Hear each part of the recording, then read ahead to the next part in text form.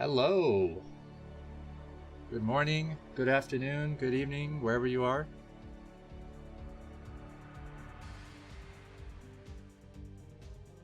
We should have a good event today. Oya vs Voddy, Dragon vs Trutacz, Dandy vs Dewalt. We'll be joined by Kwark, MasterRey, and WorstZerg. Greetings, my friends. Hope you're all doing well.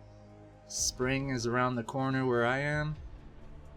Loving the sun. The warm weather is slowly coming.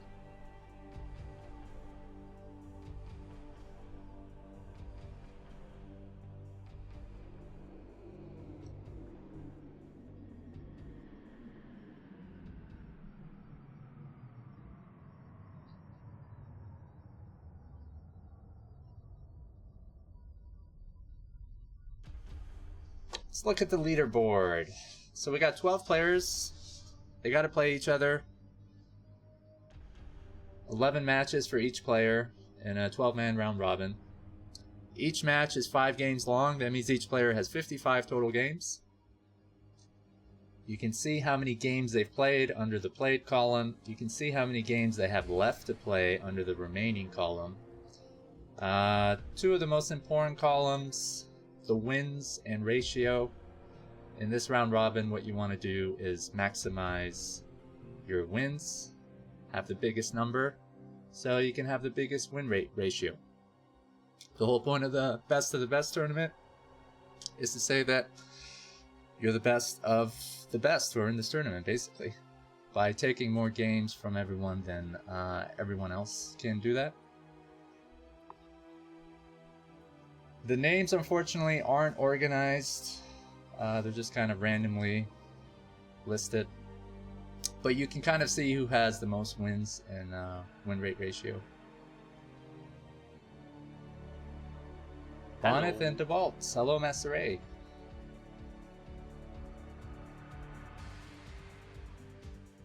Bonnet and Dewalt have the most single game wins. Similar win rate ratios. I don't think that's going to come as a big surprise to most people. But there have been some upsets. Bonnet and Dewalt have lost games. They've lost sets. Well, more than half of Dewalt's losses came from a single series with Tower. Hello, Kwark. Thank you for joining us. Hello? Okay, I fixed my sound problems. And WorstZerg. Fantastic. There's yeah, Dewalt really suffered pretty hard from that one series. Terry, you shut him out. Yeah, 5-0. I watched it last night because I'd been meaning to catch up on it for a while, and I wanted to watch it before I saw Dewalt Dandy. It was a weird series. How so? The DT Vash over and over was an odd choice. Yeah, I think he may have tried that on Neil Silfrid and Deez E-Ray. Remembering correctly? At least 2 games, right? Yeah, at least 2 games, but I think he did early DTs on Eclipse too. I could be wrong. Maybe it was Eclipse and not Neil Silfrid. I think Neil Silfrid, he may have tried to get a reverb. Yeah, Neil Silfrid, he did DT attempted run by, then he switched into Reaver and did a DT drop with Reaver. And then Deez E-Ray, he just went Foxy DT Rush. Yeah, it was a weird series by him. You mean weird, like those aren't standard build strategies that Dewalt typically does? DT Rush isn't a it's not a standard PvT strategy. Oh, on game 4 as well, he went DT Rush into Quick Archives into Arbiter Rush and lost that one too. He didn't make a DT, but that's only because the archives got scouted.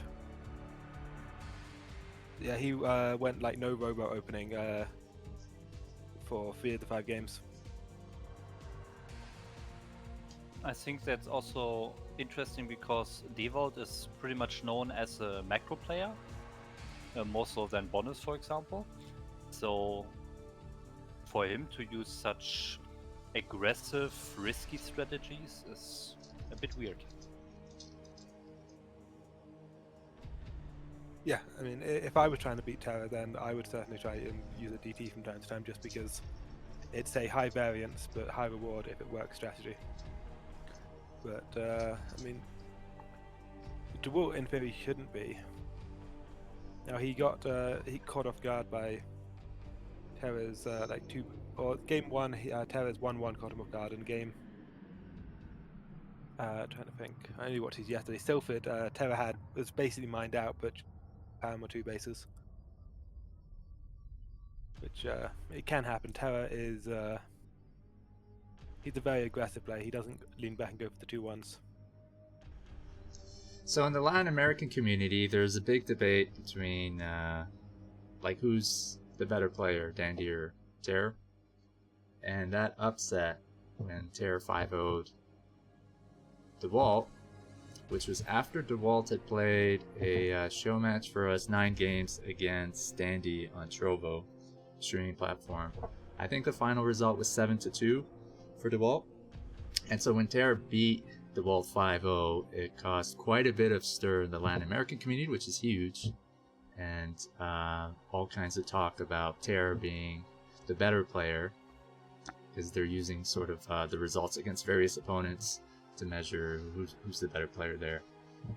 And I just wanted to point that out. Kind of interesting how, a result from our series has caused quite a bit of a stir in the Latin community. Big shout out to all the Spanish-speaking viewers who tune in or check out our results. Yeah, it's and certainly it was 5-0 is the dominant result. I'm surprised that Dewalt was playing the way he does. Although his playstyle is it's interesting. I'm trying to think how best to describe this. So he's not using the old-fashioned 2 base ARB style. He doesn't go carriers the way Bonif does. Well, he sometimes goes carriers. It would be wrong to say he never goes carriers, but he a lot of what he tries to do, I think, is like heavy mid-game gateway plays, where he just finds timings. And that's it's pretty. I was going to say it's pretty old-fashioned. It's not even old-fashioned because it.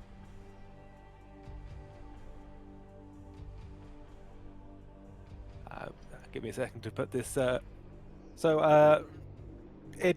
What he does is never going to work against like a maxed-out Terran army because it doesn't have the tech component to it that allows it to beat a maxed-out Terran army. However, it will be very effective at certain points in the game. For example, when the Terrans are trying to take it their third, or when they're first trying to push, they can get overrun because it's got more gateway units than they're expecting. It's an interesting style. It relies very heavily on game sense. You need to know like when the openings are and how you're going to exploit them. You need to know what your opponent's doing. But I don't know that it's going to be super effective in the late game if the games ever get there. That makes sense. We saw on Polypoid in the first game when Terra just maxed out on 1-1 mech. The Dewalt wasn't trading as effectively as he would have liked, even once he got the storms involved.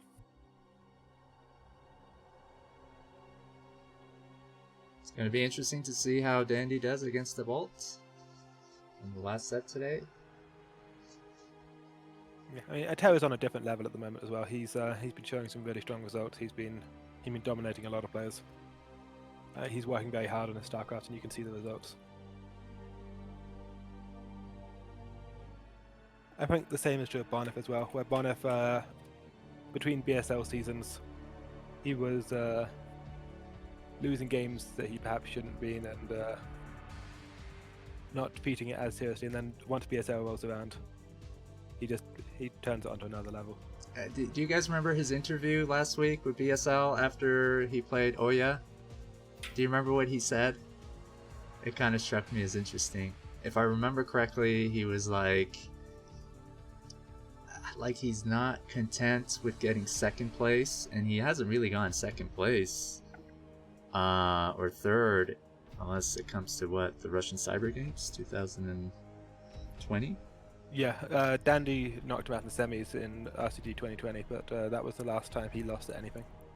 It just sounded like he's like, yeah, I want to win this, and I will win this. And I was just thinking to myself, but you do.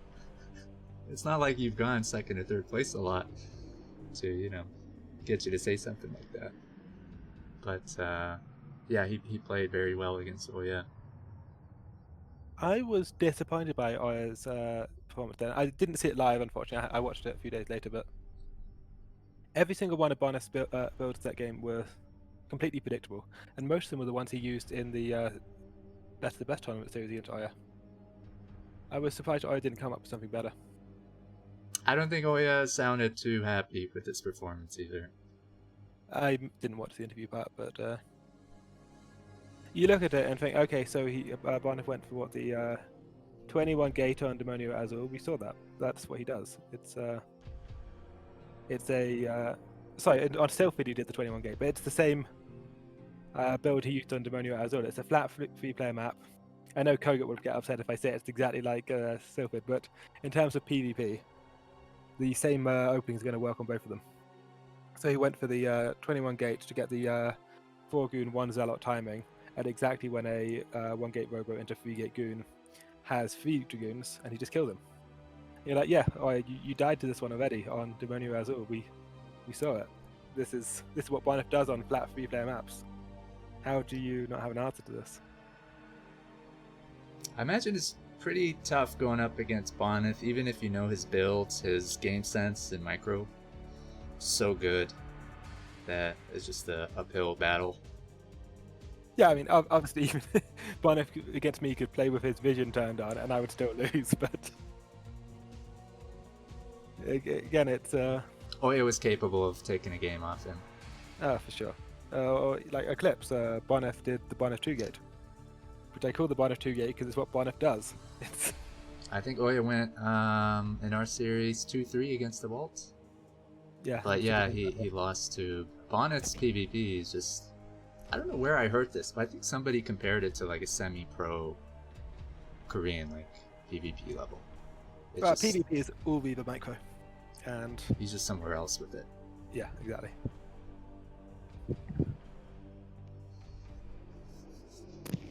MasterRey, WorstZerg, are you guys looking forward to one match in particular? We should be starting soon. Dragon versus Trutacz.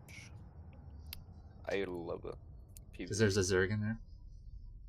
First of all that, and PvZ is just, I love that matchup. It can be very dynamic. Trutacz has been kicking some ass. Also that. He just comes out of nowhere. I don't think he's that active, but I know he does play somewhere. But yeah, whatever he's learned over the years, it's deeply ingrained, and he can just pull it out and whoop some ass. He seems to have really good game sense in micro. Yes, his Muta micro is very, very solid. Like, damn. I think he only got shut out in one BBT matchup. I don't remember what it is, but like against Oya, I think the final result was like 3-2 for him or Oya. Other matches very close. Against Siki, it was 4-1. But, you know, I asked him about his ZVZ because I'm still learning new things about these guys. And he says, I don't lose in ZVZ. And I love that quote. And it really showed that he's, I mean, so good, right? Siki is, what, top 2 Zergs with Trutacz? For him to do something like that? I'm looking forward to Oya Voddy just because I like watching Oya play. I think that Oya should shut him out pretty hard there. Well, I'm pretty happy that we have just 3 Protoss action all night long. That's very nice. And I'm looking forward to maybe Dewalt can, I don't know how to say it, redeem himself against the Peruvian Terrans and maybe That's have right. a little bit better results compared to the Terror show match. That was his last match, I think. Was it not? Against Terror? It was a PVZ versus Cross in between on the next Oh day. yeah, you're right. On the it was on Saturday against Terror, and on next Friday it was versus Cross. 2 weeks ago. 1 week ago, sorry.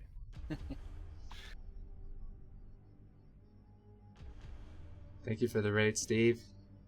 Pleasure having you. You say Pusagi, I say Tasagi. Yes. Somebody in chat wants to know how best to donate. I think Matcherino is great because your name is listed there, and I'd like to shout out all the donators. Thank you very much for considering donating to this event. All the money goes to the prize pool, and as you can see, everyone's won games, so they're going to get paid. At a $4,500 prize pool right now, I think it's about $14 a game win. So you take their number of wins and you multiply that by 14, and you should end up with a dollar figure for each person right now. As we get more and more donations, that dollar figure will increase because we're paying out players at the very end. During the last stream event, I will organize all the names in a way that shows the final rankings. I'll just probably need to go AFK for 5 minutes while you guys talk and just prepare it. And I'll try to add the dollar figures as well so we get a good sense of how much everyone has made. That'll be the last event on April 24th. It's been 3 fun months with you all. Thank you very much for casting the events, guys, for tuning in.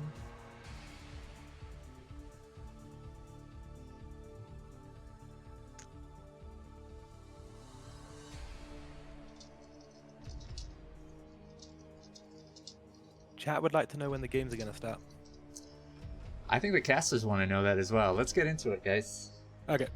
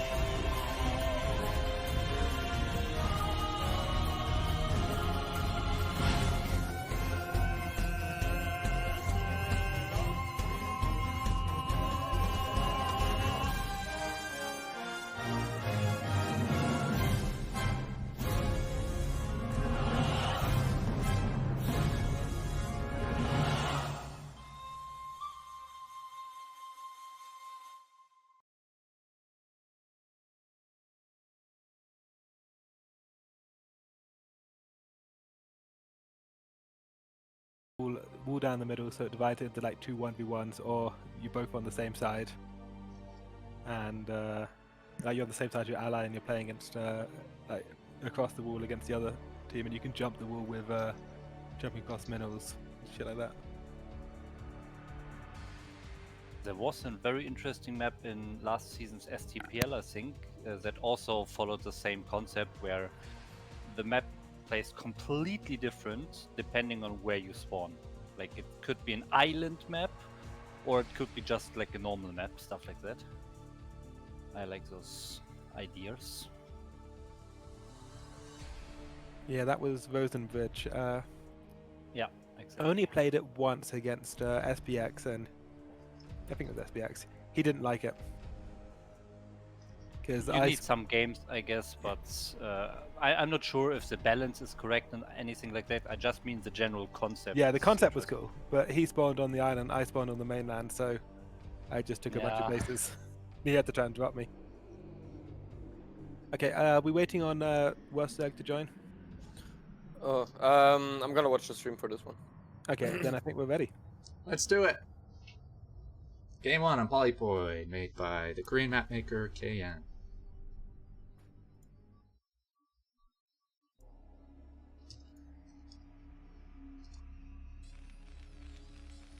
Okay, and here we go. In the bottom right of Polypoid, we have our Terran. It is Voddy.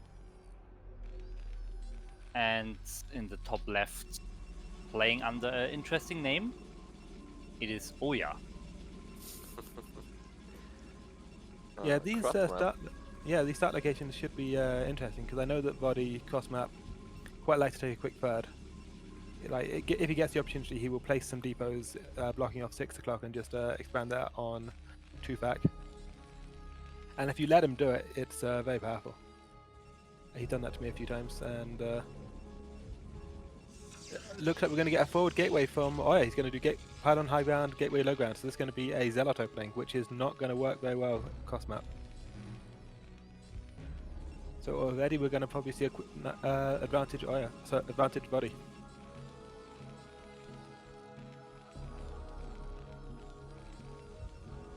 Yeah. Oh, and a 9 gate. Cross map. Yeah. I mean, it's sometimes you have to take, or sometimes you intentionally take risks if the calculation, the odds are in your favor. So in this case, he has a 2/3 chance that his opponent is in close position. So that would make this proxy gateway nice. But of course, there's that 1/3 chance that the opponent spawns cross. And I mean, you have that 33% bad luck, but that's how it goes. Yeah, Voddy going for the barracks on the low ground. Oh, that Interesting. might actually hurt him, no? Yeah, I mean that will make it harder for him to hold the ramp for sure, because his marines are going to be spawning at the base of the ramp. And I don't know where his stacking depot is going to go. If it goes to the right of the barracks, then he's still going to be able to micro that, and it's going to make it harder for the zealots to get up to the ramp. But we will see. I wonder why he built the barracks on the low ground. It feels like such a huge risk that it's just not worth it against Protoss, no? I I've think he seen a wants lot to of wall Protoss like just open Zealot. It's to punish a potential 12 next. Okay. So you can get the Marines over there faster, Yeah. I guess. And looks like Voddy's actually scouting to see if our close position, which is an interesting choice. He Okay, saw the zealot. He's definitely turning he saw around. it. Marine taking a bit of damage there. Yeah, but losing But the the probe is goes a big down. deal. Yeah. It's you don't want to lose the probe early, because with no probe, even though the probe doesn't do that much damage, doesn't have that much health, it gives the marine another thing to avoid, which makes the wall less effective. How much HP do those Marines have? They took no damage until that first zealot. So one of them has 3 hits, one of them has 2, one of them has 1 hit left before it dies. Oh! Yeah. Oh, that one. Okay, nice. Okay. Nice. Good Yeah, micro. and the second zealot's going to do even less than the first. So by the way, interesting fact: a zealot needs 3 hits for a marine. Yep. Oh, okay, hold that thought. Oh, Okay, killed 2 killing 2 Marines. marines is big. Yeah, for some reason Voddy didn't hide the low hit point marines. They've been saving that. Another one. The marine that was right at the front was the one with no hit points. Yeah, That's nice. exactly. Yeah, but the Vulture ends this rush. Yeah. Yeah, Okay, kinda miss microbiome body here, having his injured marines in the front for zealots to attack. But what I want to say, a zealot needs 3 hits to a marine, but Yeah. if you have a probe still alive, you can put 2 hits with the zealot on the marine and then 2 more hits with the probe, and it also kills it. So the probe can sometimes be very helpful in such a fight. Okay, this vulture is possibly going to get him, but it looks like I recognise it's a threat and he's putting his dragoon back. That was smart by him. He knew the vulture was out there. And just forcing the vulture from Voddy is good, because Voddy was playing as if it was 3 zealots. You'd normally build the vulture if you think there's just going to be zealot after zealot, but Oya, recognising it was cross map, recognising that he wasn't getting much done, did 2 zealots into dragoon and then expanded. And that This means that this bunker- vulture, this bunker's completely unnecessary. Also Yeah. feels very, very forward. Yeah, it's going to be difficult to repair, but it's unlikely to come up because Oya doesn't have any map presence at the moment. But still, this vulture that Voddy made, he's getting no value from it at all. He made it to shut down a Zealot Rush, but Oya had already pulled out of the Zealot Rush. And instead it's Oya's gotten away with a very quick expansion off of Ranged Dust Dragoons. And, ooh, straight into Reaver. Interesting. I was thinking Observers, but Reaver's a perfectly fine choice. This is Reaver against Vulture drop.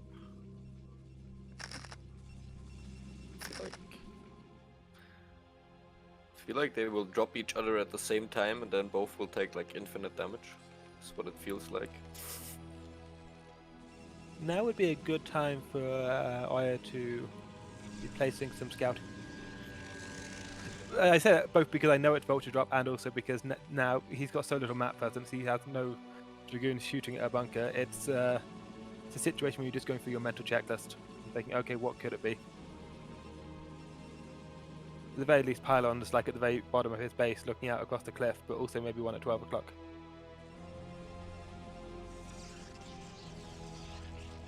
He hasn't seen the mines yet, has he? No.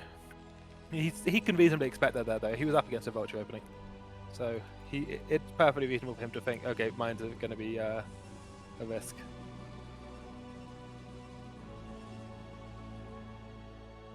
I wonder if we're going to see a Wraith after the dropship, because, I mean, Voddy should make one. Yeah, Wraith would be very powerful. Also, I think he maybe gets to see this shuttle. I think he sees it. Oh, with the Yeah. mines on the left. Okay. No, I turned on Voddy's vision, didn't see it. Oh, but now the vultures. Whoa. He sees it. Wow. Yeah, so instant Wraith now, and that's going to shut this down. But the dropship is going to... Okay, it moves out of the way. This is actually a pretty good position for Voddy, I think. I definitely got the better of the openings, but this Reaver Harass shouldn't do much, and the dropship may. Look at Oya's unit position though. Oya knows.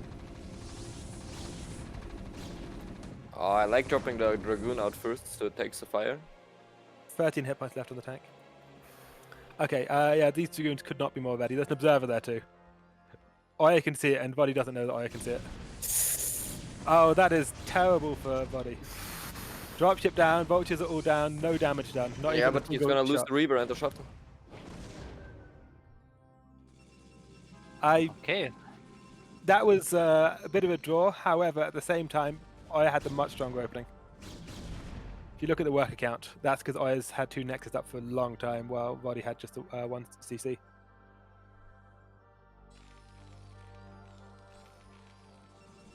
And now he's actually going into a very fast Arbiter on just 2 gateways.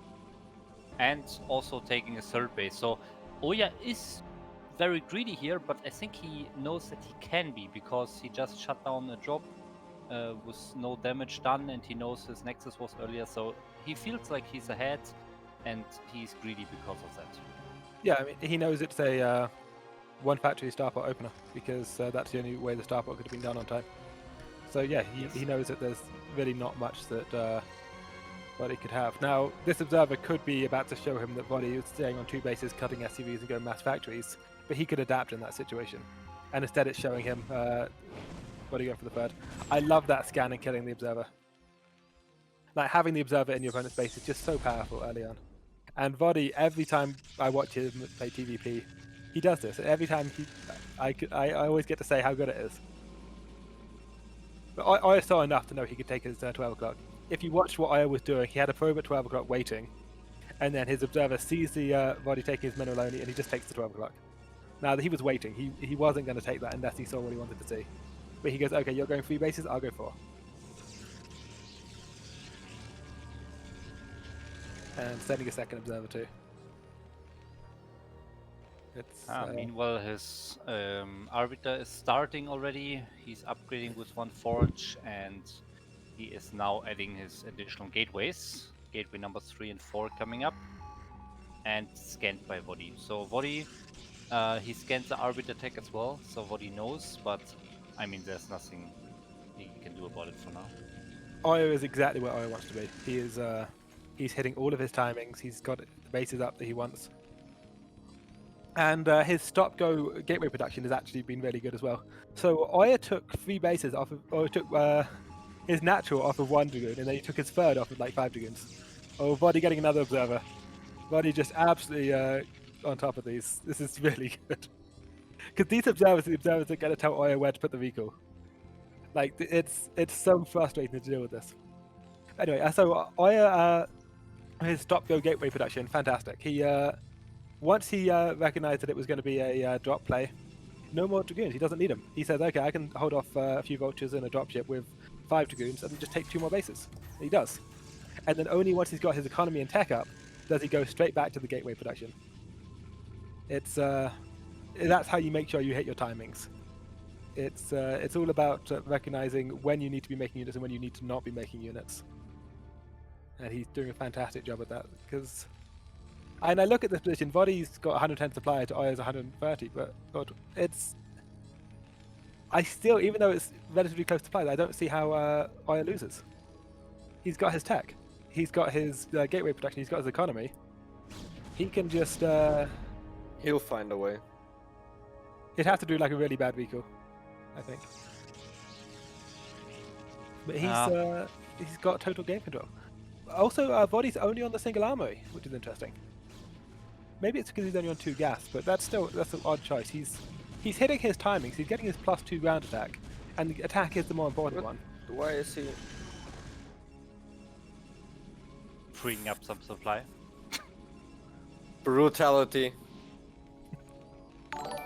But even though the attack is the more important upgrade, I'm still like armor upgrades are useful. Also, Oya getting his +1 air attack. Now he's not going carriers. However, you can't go carriers later unless you start your air attack upgrades early, because you don't want to be using unupgraded carriers against like +2 armor Terran. So he's starting these early because he knows that he's going to be on 4 gas. He's going to maybe want to go carriers later, and by starting his upgrades early, it just gives him time. It's a great play. Yeah. He's just setting himself up. He's I don't know, they're both just sitting there. It's kind of... Voddy's sitting there with like a single attack upgrade coming from 1 armory. Yeah. His position is improving, but it's not improving the way Oya's position's improving. Yeah. Oya's just taking the map because he realizes he's completely uncontested on it. So There's basically no scouting going on. We don't have that many arbiters. So Oya, even though he's lost like 3 observers, 2 wraiths, it still has good information on the map, which I like. But I'm surprised he's only got the 2 arbiters. And he's not building any more. He's stuck on 2 arbiters. He's gonna head towards carriers now, but he could lose this, I guess, because he doesn't have. The only thing, yeah. He doesn't have that much stasis, and Voddy does have a lot of supply. The one thing I also don't like about Oya's position is that he did not take another corner base. So if there is one fight that Voddy wins hard, he will push right into the top left corner of the map and basically kill Oya.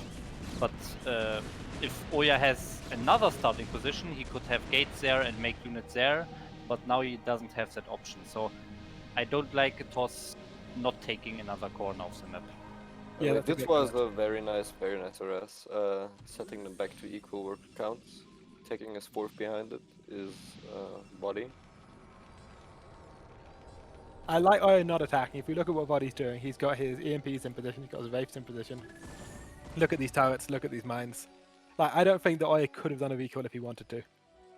Yeah. They're both in IRK, they've played each other a bunch of times. I've played Voddy a fair amount too. I know that like actually killing Voddy is awful.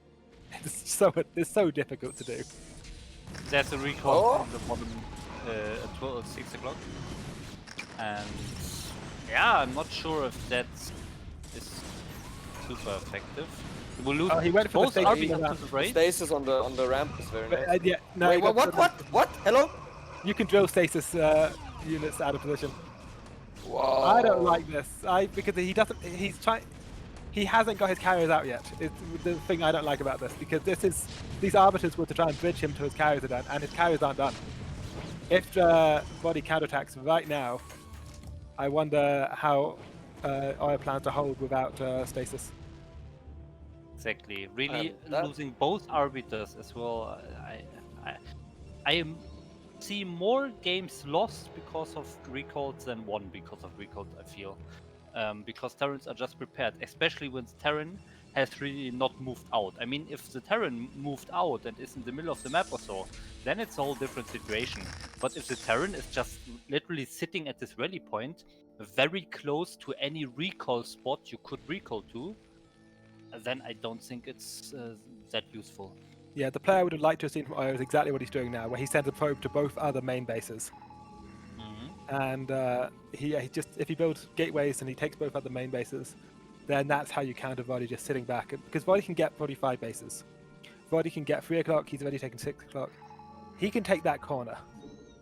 And if you really want to do that, the only way you can actually beat it is by taking all the base and going carriers, I think.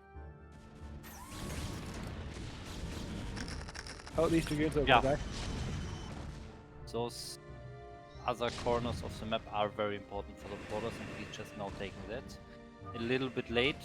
Oh wow, what? He just GG's out after seeing the 3 carriers? So, Oh, no. could you go back like 20 seconds on the replay for me? I just want to check a few things, Ox. What? That was the most anticlimactic thing ever. Yeah, we never got to see a final battle. However, okay, let's take a look at his upgrades. Voddy has 2-0 upgrades, so he doesn't have any armor. Where are these carriers at? Carriers. Oh, this is 1-0, I think. Yeah, so that you never want to be behind in armor upgrades against carriers. Does he have any Goliaths at all? He has 0 Goliaths. He doesn't have. I mean, I feel like it's very anticlimactic for us as viewers, but it does probably make sense. He has a Goliath armor range upgrade, so the missile attack upgrade for the Goliaths. He has it researched already in the end. He has a lot of turrets, so I'm not sure. I feel like Voddy was losing this, but you are right that he hadn't lost this. He wasn't dead, but I don't see him winning from this positioning of the carriers. You just leave. Man. Maybe another strong point is that Voddy did not know about, for example, the top right. I don't think he had any information about that, so maybe he just assumed that Oya has another base or so. No, he scanned top right and bottom left at the exact same time. He actually scanned them as Oya sent a probe to each of them. You know what that felt like? That felt like, watching a game of chess where the 2 people, they just stare at each other and move their rooks back and forth in the same spots for 50 times. And then one guy just surrenders.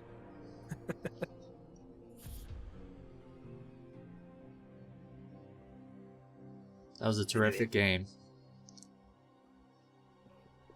It was anticlimactic, but Oya did a good job of getting where he was. I feel like if Voddy was on 2-2 though, it's a very different game there.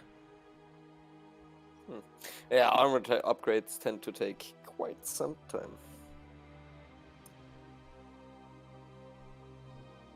Like single armory against carriers is not what you want, especially when Oya had double core. I think Ox, we're ready to go on the next replay. Okay, one moment, please.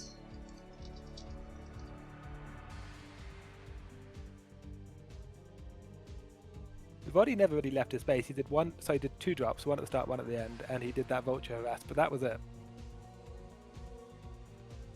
That was a very defensive game by him. And I think that had Oya not been nailing his timings, Voddy could have potentially pushed out and done some damage. But because Oya's timings were exactly where they wanted to be, by the time Voddy actually felt like he had something, he was up against arbiters in a superior economy. Terran wasn't max. That's one of the things I actually checked. Gear Kratos when I asked Ox to go back 20 seconds so I could watch what was going on, one of the things I was afraid of was that Voddy was maxed out and couldn't build Goliaths. But he had he was 160 supply against Oz 200. Also, if he Goliath. was maxed, he could just, I mean, all his tanks are sieged. He just kills 1 or 2 tanks. Or 3 tanks, maybe, in a few seconds, and then can build Goliaths. I don't think that would be the reason to leave the game. Anyways, we have a nice new game here. Dark gray versus light gray. Very nice colors. But we have different races, so I guess it's fine. In the top position on the map Sylphid, we have our winner of the last game. It is Oya. And in the bottom right, can he actually move on the map this time? Voddy. I've seen Voddy try a lot of 2-base 6-pack 1+1 plays on this map. And I've also seen it get shut down pretty hard by Viva and other shuttle timings. So we'll see if he wants to do that again. I've seen enough that I feel like it's his preferred style for this playing Sylphid, but I haven't seen it work. If we take a look at the APM, we can see that Oya is actually, how do you say that, quintupling the APM of Voddy? Try hard. Voddy's just using what he needs. He'll be happy I when, like like, 10 years later, his fingers still work. He'll be the last man playing Boudoir. Okay, we see the forward barracks again. Yeah, and this time Oya has gone straight for the gas. He's not committing to a early Zealot play. He does have the option to go Zealot here, but he's going straight core. That's fine.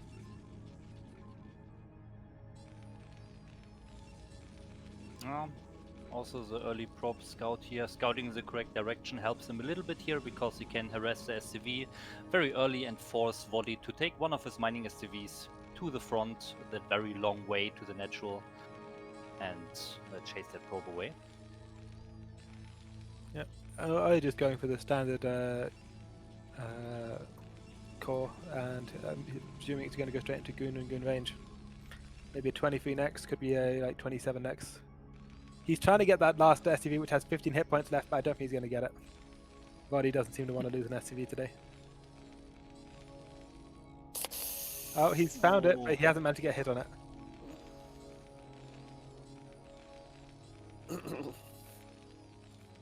Okay, Voddy meanwhile scouting the wrong position first, sadly, so... I'm surprised this probe's still alive. There are 2 Marines out. Yeah, I think he might be he's scared of that his there's Zealot. an... Yeah, exactly. Yeah. That's Okay, second gateway. Interesting. Now, if Voddy scouts this, this is going to do nothing. However, if Voddy doesn't scout this, this could be really dangerous. This is a low, like, Longinus build. And he's doing this because it's a flat map, and because he knows the Vax is the natural. He knows that Voddy is committed to... He's built this wall at the front, and Voddy's saying, I will hold this wall. And against that, you go 2-gate range goon, and you say, okay, will you hold this wall? I think you won't. But he has to deny the scouting. I would have liked to have seen Voddy just send that SCV in. I mean, I'm saying that partly because I know that that's what he needs to do, but Voddy's going to have a bad time against this. Against this, you want like a complete wall, a bunker, like 5 SCVs behind the bunker, and siege as quickly as possible. And what we are seeing is a vulture before tank, and Those Marines actually getting behind the Dragoon? Dragoons have infinite hit points, they'll just run away. I wonder what he wants to do with this, moving those 4 Marines out that far. Does he really want to cut off that goon? Is that his only... Yeah, he's trying to pick up a free Dragoon, but it's not gonna go the way he wants it to. Oh, he loses the first vulture. He's upgrading mines, but he doesn't have his vulture. And he doesn't want mines right now, he wants siege. Because if these Dragoons get up onto his wall, mines are going to be no use defensively. He needs the mines between him and... Oh yeah, he's just completely misread this situation. Okay, so the big problem is the bunker is very far in the front, and the expansion is obviously not mining yet, so there are no SCVs to pull to even repair. So those 4 Dragoons hitting the bunker, he cannot out-repair that. The bunker's going down. There's no way to save this bunker. Yep, you are correct. And now he's got no siege tanks, no siege mode, and dragoons in his face. He has those mines defensively, but it's still, this is not the situation he was after. The barracks think floating it's- over the mines is a nice touch, but Oh, Okay, I nice. am dancing against Whoa. mines he can't even see. wow, I sick, just next level. sick. He couldn't even see them, and he still dances against them. I think he saw them. I think he saw them getting placed. He's only getting placed. Yeah, but he's even not getting so- placed, but he couldn't shoot them. You usually want to click them. Yeah, he had to What? do that with No, like no, you never clicked them. You use hold you position. hold position. Yeah, but even Oh, so, sorry, like I'm it's even so, that was a beautiful play.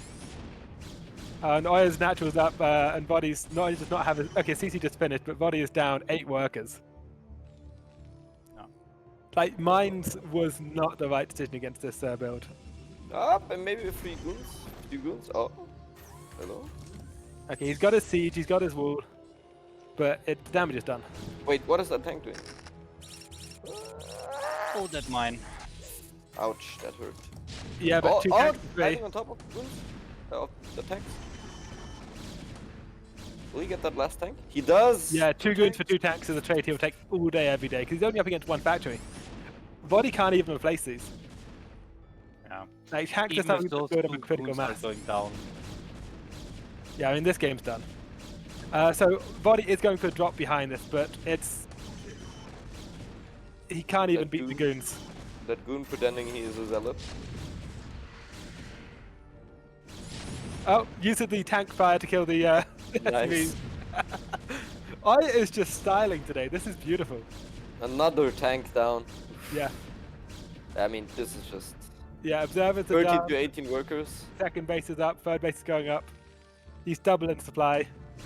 And his 2-gate goon is just pushing into his opponent's main. Oh, gets another SUV.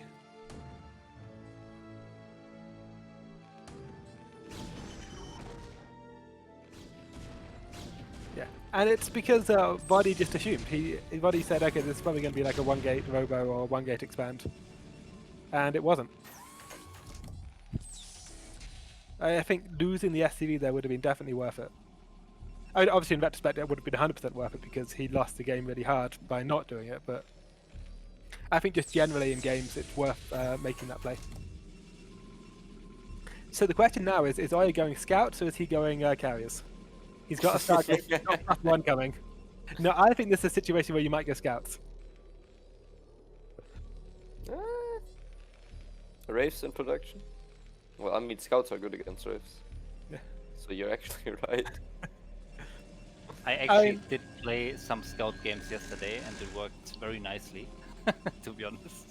I mean, but what is the cost of a scout? Isn't it like 275 minerals and like Yeah, 275, 125, Yeah. and it takes a It's year to build. insane. Yes. But when you have it, they are good. Debatable.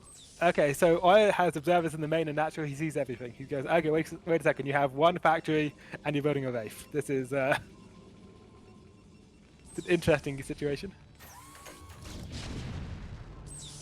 Fleet beacon coming up. No scout in production yet, so it will be carriers. Oh, I'm sad. 51 workers to 26. And if you're ever going to go scout, this is the game.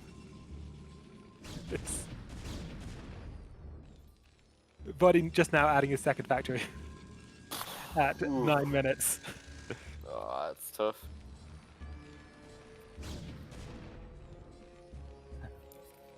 Double the worker count. Yeah.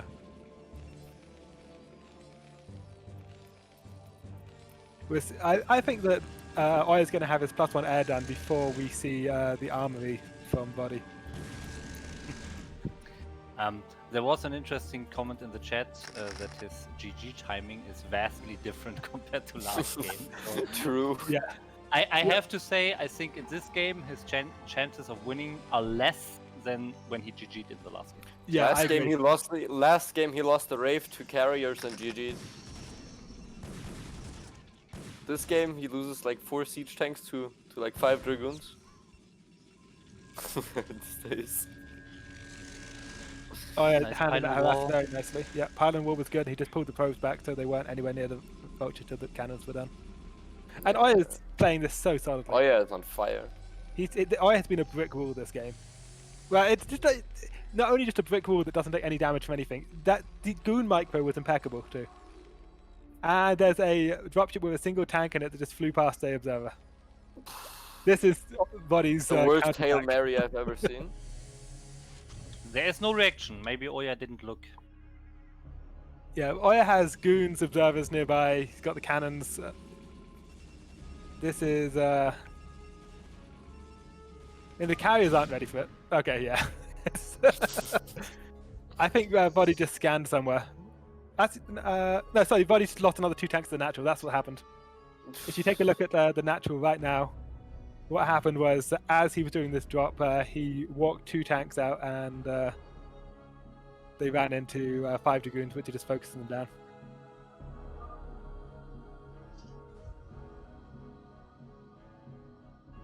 And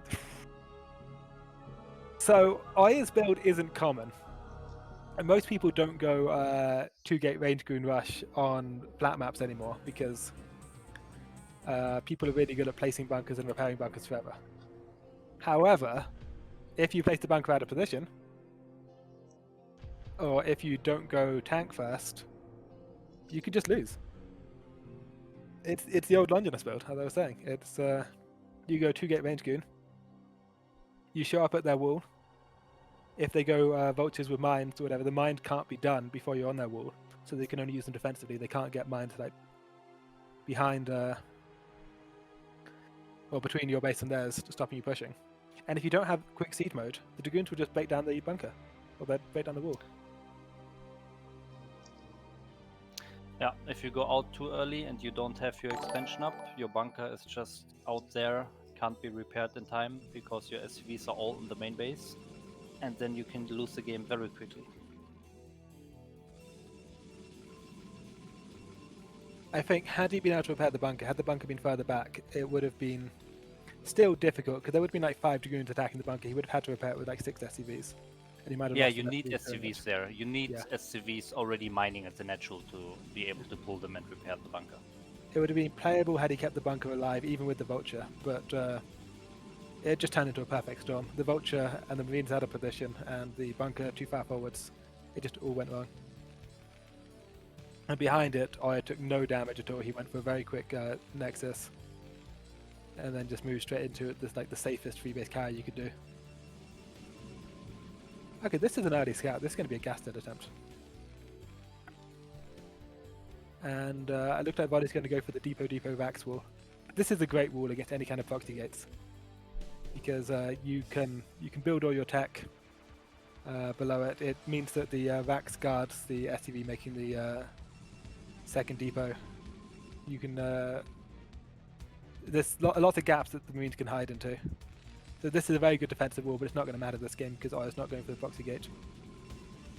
Will he react in time to get his own gas and not let Oya steal it?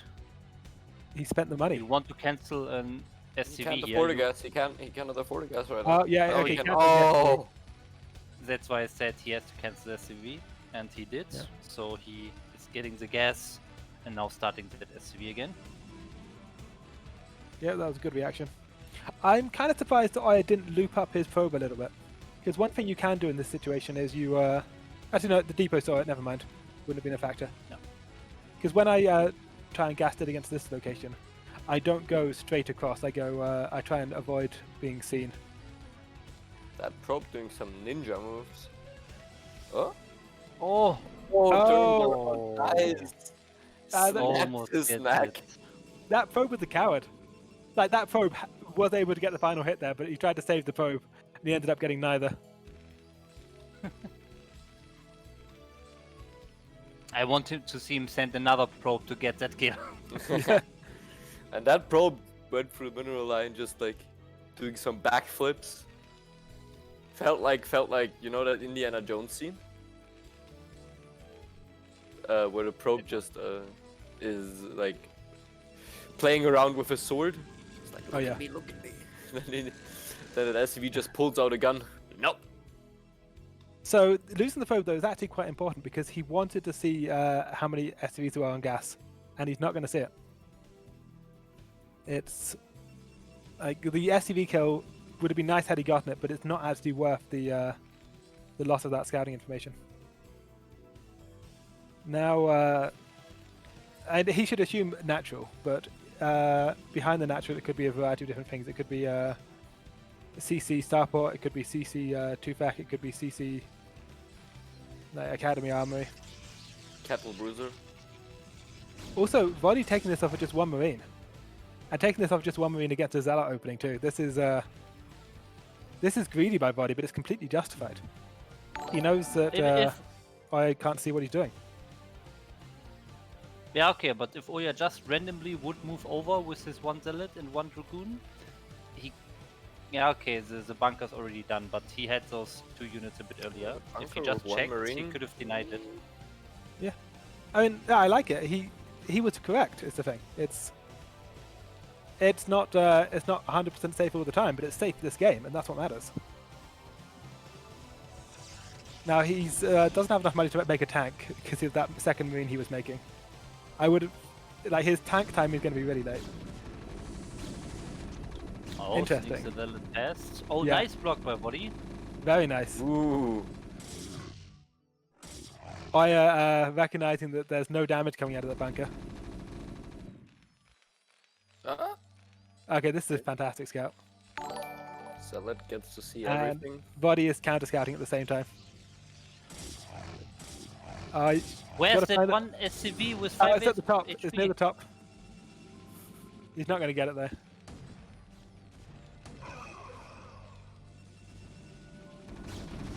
But he gets the scout and kills one SCV, so that was very nice. That Zealot paid for itself for sure. Yeah, I mean the scout there is important just because it tells Oya what he needs to be building. Voddy getting the counter scout though, which is good.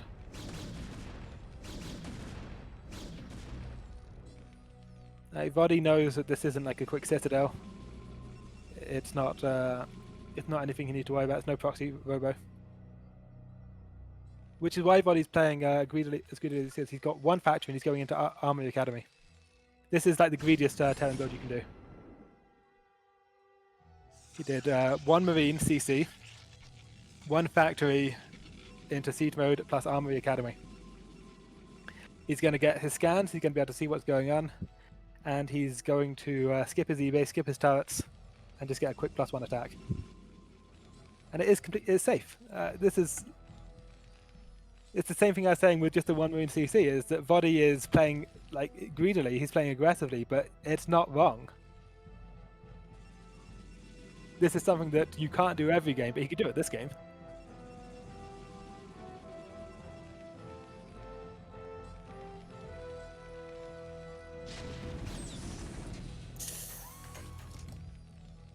I like that it was a brand new Dragoon that went in first and took the tank hit.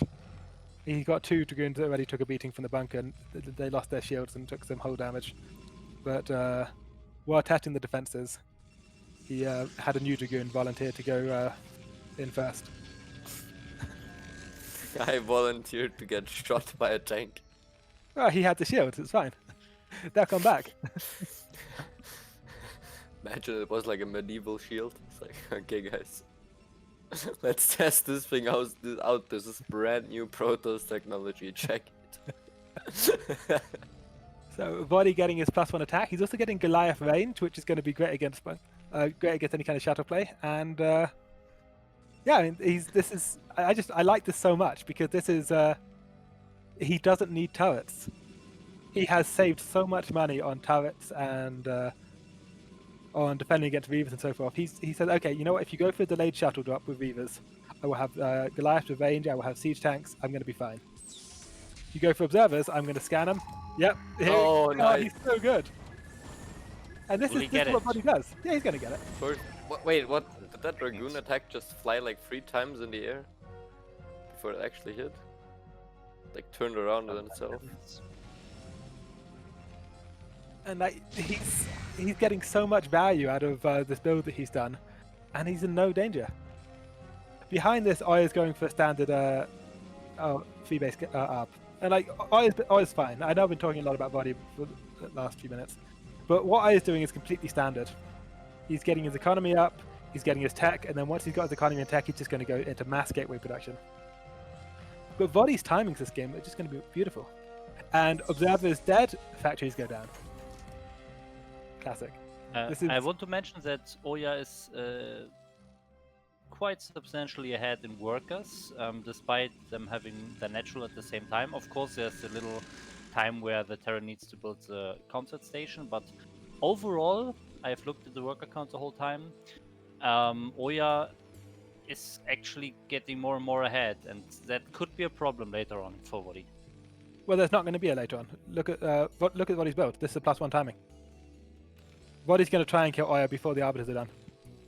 And that's one of the advantages of being able to deny the scouting, is that Oya right now needs to know if there's a CC building at the top of Voddy's base, he needs to know if there's a starport building, he needs to know if there's a second armory, and he doesn't know that. He's got this one observer that's kind of near the front, but he can't see that this is a 5-pack. And Voddy's counting on that. And again, Voddy, no eBay. This is such a tight build where he's not building anything that can't subsequently be moved across the map and used to kill Oya. I think Oya has enough units, to be honest, to defend he could well have really enough good units. But I mean, Voddy's army is going to hit a nice timing here. Diving on top of these siege tanks, but 4 goons, 2 tanks. I think that's worth it. It's fine. He took a lot of damage on the other goons too, I think. Yeah, it would be nice if he'd had some vultures to buffer that. Gets 1 tank, loses 3 dragoons. And yeah, some of the dragoons were badly injured from before, as you said. However, the tank count going down is good for Oya, because Voddy is meant to be buffering with vultures and not losing tanks right now. And he has been losing tanks. Even so, this is such a dangerous army. Yeah, but Oya has been cutting down the siege tank count by quite a lot. I don't like the starport and science facility behind this. I think Voddy is pulling his punches. I think he's pulling out. Voddy, you should have gone for it. I think you had it. Because I mean, Oya is nowhere near stasis right now. I don't think he needs stasis. I think he has too many units, anyways. To be honest. He probably does right now. I would have much preferred it had this been a no starport. Just he starts with +1 armor, but he just keeps going hard. Because now looking at it, Voddy's build doesn't really have any punch that to it. mine just killed like 5 bolters. Manual targeting on the tanks, love it. That's something that Voddy does as well. It's something that I always love to see when I watch Voddy play. Is the moment you get your speed lots among his tanks, he is manually targeting those tanks. He's not taking steady damage. He will direct those tanks through the dragoons, just shift click one after the other. But yeah, he's pulled his punch, and now the timing's completely gone. Because he had a nice timing setup where he was going to get a +1 push against Oya when Oya was going Arbiters but didn't have any stasis. And now he's accepting that he's going to be taking a late third to get to quick third, and not going to be pushing. Oya has all the map control in the world. Oya's taking bottom right and 12. Oya's got his first Arbiter out. He's gone added a second Stargate. This position that I was saying was really good for Voddy is terrible for Voddy now. It's unplayable. You can't go for a 2-base all-in and then just pull out. Well, you can. The question is, how good is it? Yeah, because he had a timing. He had a timing where if he kills him before the stasis is done, and if you don't attack until after stasis is done, that timing no longer exists. This is just a late third. Like if he wanted to do a late third, he could have done a quicker. Could have done a quick third. It would have been just as good. Or if he wanted to go for a 2-1 timing, he could have gone double armory much earlier, and gone straight into starport and silent facility off of 3-fac, not 5-fac. What he's done has no upside to it, and it's because it was such a tight timing attack build where he just bailed. Nice little vulture run by there, getting a lot of pro. Yeah, 3 cannons though was the perfect number for that. Like in terms of the actual mineral exchange, it was basically fine for Oya. And he's got what 4 Nexus going up to 5 Nexus. He can take the trade. Double Stargate Arbiter. I mean, I don't see any way that Voddy wins this now. Oya has all the money in the world. He's got all the tech he could need, and his +1 air's on the way too, which means he's not even locked into Arbiters. Job in the bottom right now. Job ship flying into a cannon. So he can deny the 5th base at least for now. Yeah. This is nice. This means that Oya doesn't have both sides of the map. It makes it easier for Voddy to push. Like this is one of the things that Voddy needs to do to win the game, but at the same time, I feel like his position from here is so weak.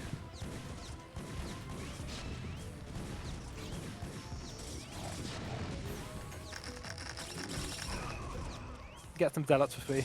That's nice. Yeah, it kills like 6 Zealots as well as the cannon and probe. Ultimately, it's going to make the keeps the difference. dropship, which is good too. So Oya's moving around an Arbiter trying to find it, but he has pulled out of it. And it looks like the science vessel's coming in to try and find the vehicle. Oh, loses his first science vessel. Okay, now vehicle is back on the menu. Yeah, there are no mines in main. And Voddy sees this, it flew over the minefield, its science vessel started moving, it's only got 80 energy. Science vessel can move if it likes, but it can't afford a vehicle, so it can't afford an EMP. Oh, and straight for the armory. Okay. This is going to be very mineral inefficient, and I still love it as a play. Oh, it denies the upgrade. It was almost done. Yeah. And the reason I love this is because behind this, Oya's going carrier. He has 4 carriers building. And that's... if you have carriers and they don't have upgrades, the game is done. It's not playable. So yeah, he threw away a shit ton of Zealots for that upgrade, but he's no longer planning to win with the Zealots. The Zealots aren't how this game's going to end, so it's fine. He can build new Zealots if he needs them. He's got more money than he could ever want. But it's the upgrades that's going to win him the game. I want more money than I could upgrade. Meanwhile, he's also taking the bottom right base again during this recall. Cannons are already up, Nexus is almost done as well, so very nice multitasking as well, not only focusing on the recall, but also keep the growing. So Voddy hasn't replaced the army. Voddy is on 1-1, and he's got his +2 armor coming. Meanwhile, we have +1 attack from Oya with +2 coming. And he's already on 3 carriers, he's got 4 more building. This game is done. And Oya just had so much space. Oya's had just all the space he could ever want to do whatever he wants. Because Voddy's build was... it was such a good timing on it too. That's what frustrates me, is that Voddy went for like the most narrowly focused, cutting everything, biggest possible punch timing to hit before Arbiters. And which means that that build just backfired horribly, because it meant that when he doesn't do the push, he doesn't have anything else. That's the flip side of the build.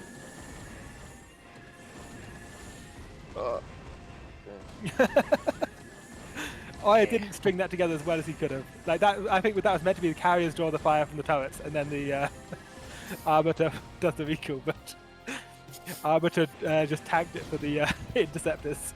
Doesn't matter though, because Voddy's on 1-1 upgrades against +2 ground and +1 air. Oya don't attack into the tanks. No, yeah, there's still a lot of tanks. He cannot win that fight. Why is a lot of tanks? Yeah, and I mean, Voddy does have a maxed out army, it's just the upgrades. The upgrades are what I don't like about Voddy's situation. You look at it and go, okay, yeah, that's a really nice army you have there. However, how are you going to kill these carriers? Oh, he's on +2 armor, so that's good. Oya's on, what, 5 gas, and he's going High Templar now? The carriers are only 1-0. They're about to be 2-0. So only... but yeah. Okay. And the Goliaths don't have the attack. Oh, and also so the this tanks is- don't have the attack. This is gonna The be armor so of many the carriers. area. Within the next 2 minutes, it will be like 10, 12 carriers. Yeah. I'm surprised we're not seeing a second cybernetic score given number of carriers. I do have to say, the armor upgrade, in my opinion, is even more important for Terran against carriers. Because Yeah, it's a carriers, 20% modifier per upgrade. Yeah. So he has that +2 armor, that's very important. And he has still a lot of tanks. So, and the ground army of Oya is not that big. He has a chance here, maybe.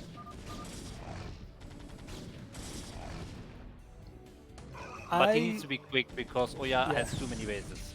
And Oya has High Templar kicking in now. And also there's a vehicle coming at the bottom of the map.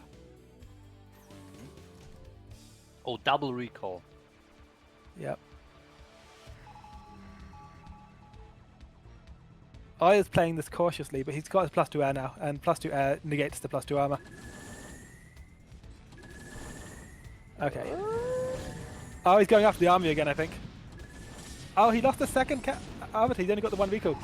Yeah, well, he recalled like 5 Dragoons. You can still kill the He's also army. not focusing the armory. Yeah, repair. Where's the repair? Repair the armory. Focus it, Oya. Focus it. Repair it. Repair it, focus it. Both players No, doing both absolutely players. nothing of the likes. Okay, it's not going to matter. Look at this carrier fleet. This is 9 carriers going into its body's new expansion. Yeah, this is... 9 He carriers. loses with +2 bottom upgrades. right, but does it really matter? If Oya wanted to lose this right now, he would need to have forgotten carrier interceptor capacity. That would be, I think, the only way he could manage it.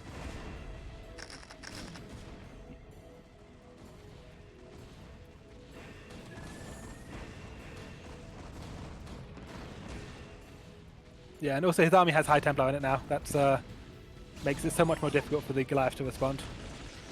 Yeah. Oh, nice storm there. Yeah. Storming the SCVs. Oof. They're all dead. Yeah, and Oya's got. I mean, they both have bank, but Oya's bank is a renewable bank. Voddy's not so much.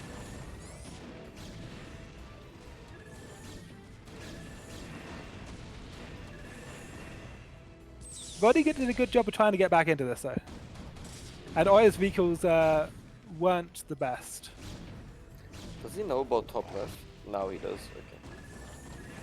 I think he's just sending a probe there to expand to it, so he doesn't know about it, but he's like gonna find out in a second. Oh, there goes the High Templar. Well, bye bye. Well, I mean, these carriers are just doing work. It's not gonna matter. There's no SCVs mining at Voddy's third.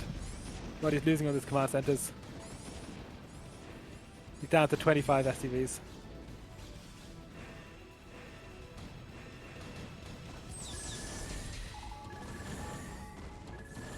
Chat saying that Oya needs Storm. I mean, it is he does need Storm, but the thing is, he needed the gas first. You don't go quick Storm while going for Stargate Carrier. That's going to end badly for you. He went for the Storm as he took the bottom right, and that was the correct timing for it. I think Oya played this fine.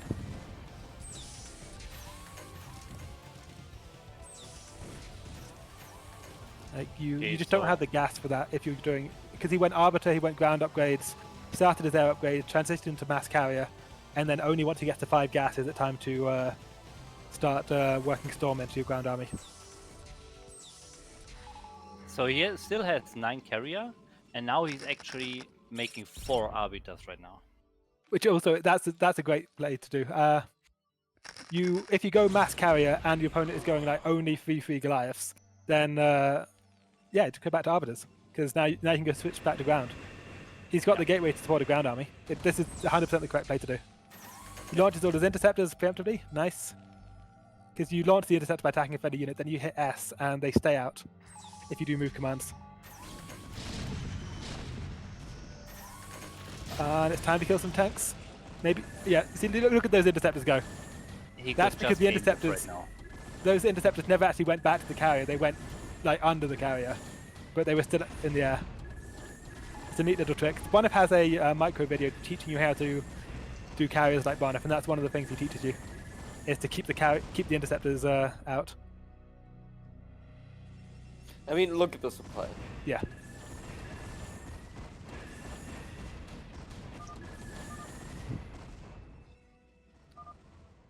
Well played. Man. That was a Oh, very yeah. clean game from Oya. But Voddy, I hated his build. Or rather, I loved his build until I hated his build. I think he lost too many tanks to the goons. Like Oya Yeah, did maybe. such a good job at sniping the tanks. He sniped like I think 5 or 6 tanks from that initial push out. That Voddy decided that it's not going to work after losing that many tanks. So he Yeah, just 'cause he tries had to pull one. out of a build. He was on one machine shop for a long time, and then he added 3 more factories, which would have been like able to flood the vultures he needed to screen for his tanks. But the vultures weren't out when he lost his tanks. He started pushing, with the vultures planning to reinforce as he pushed across the map, and Oya fought him immediately before the vultures were there. But just 2 more things that I noticed. The 5th factory was actually super late. He only added 2 more factories to go up to 4 factories, and then added the 5th later on. So maybe that was one. I don't know why it happened, but I would say maybe a mistake. I'm not sure. Definitely made his push weaker, and also even if Oya doesn't even kill the tanks, but just the delaying was very great as well. This moving in, and Voddy didn't really move forward. He just sieged, unsieged on the same spot the whole time. And Oya was on 8 gates during that. 8 gates versus 5 factories. So the delay as well just made it worse for Voddy. and things like the 2nd factory and the starport, so the 5th factory and the starport, ended up delaying what he was adapting out into, if that makes sense. If he wanted to just go into a 3rd base, he could have done a 3rd base much more quickly off of 3 facts. He didn't need to. The 5 fact push he started doing actually ended up hurting him a lot because it ruined everything else he could have done. I still love it. I still love that he had no DT defense because he didn't need it. He goes, I'll go for late academy, it's fine. Or I'll go for early academy, use my scans, then have the option to scan if I need it. I love that he goes quick Goliath range and just positions Goliaths for maybe shuttles.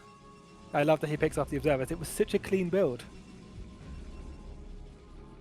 This is a 5-game series, chat. The questions are always happening. Nice. Okay, so this is game 4. Which means We are get on new Demonio viewers. Azul. What? Which means we get new viewers, which is nice. New people in the chat. Or very weak memory viewers. Anyways, we have game 4 here on Demonio Azul, with Oya being in the 12 o'clock and Voddy in the bottom left here. So far going for wall here. So Yeah, this is his first defensive wall opener. He's done like offensive Vax as a natural, and or tried to do like a Vax wall expand in a few games. He's done just Vax by the CC, but this is the first game he's gone just for wall. And I'm actually, curious his why. Rex is a bit too far to the left, so the Zealot can fit through the bottom there. Maybe Zealots are pretty intentional, fat. I'm not sure. Are you sure? Zealots are fat.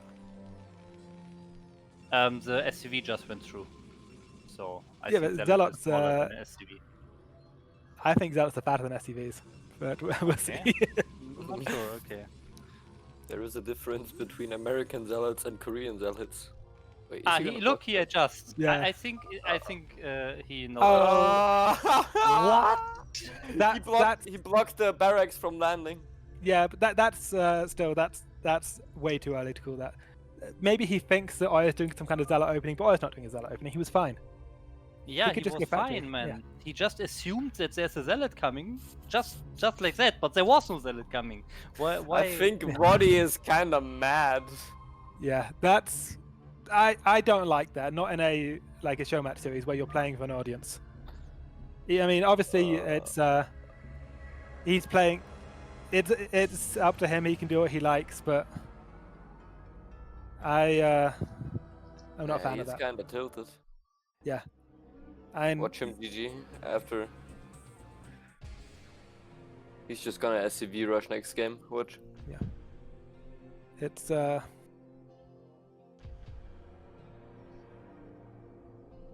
Not a lot has gone right for him this series, but even so, it's even if you're frustrated and having a bad time, it's if you're playing for money, you should lose. You should lose properly.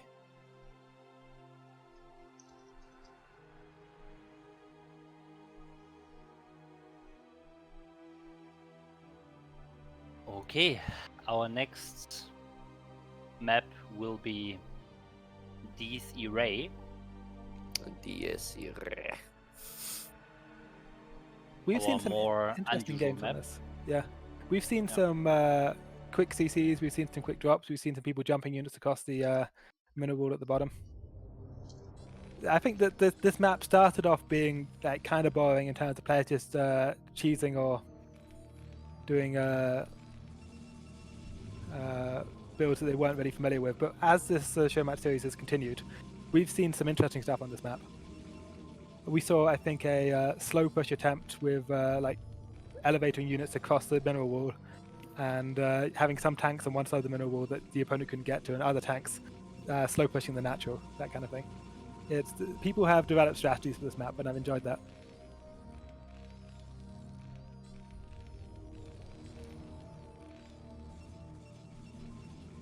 It is a map that 12nex is very strong on. I think 2fac's weak on this map, although we also saw Bonnet lose to, I think, Dandy's 2fac on this map, where I said that 12nex beats 2fac and then Bonnet went for like the greediest 12nex ever.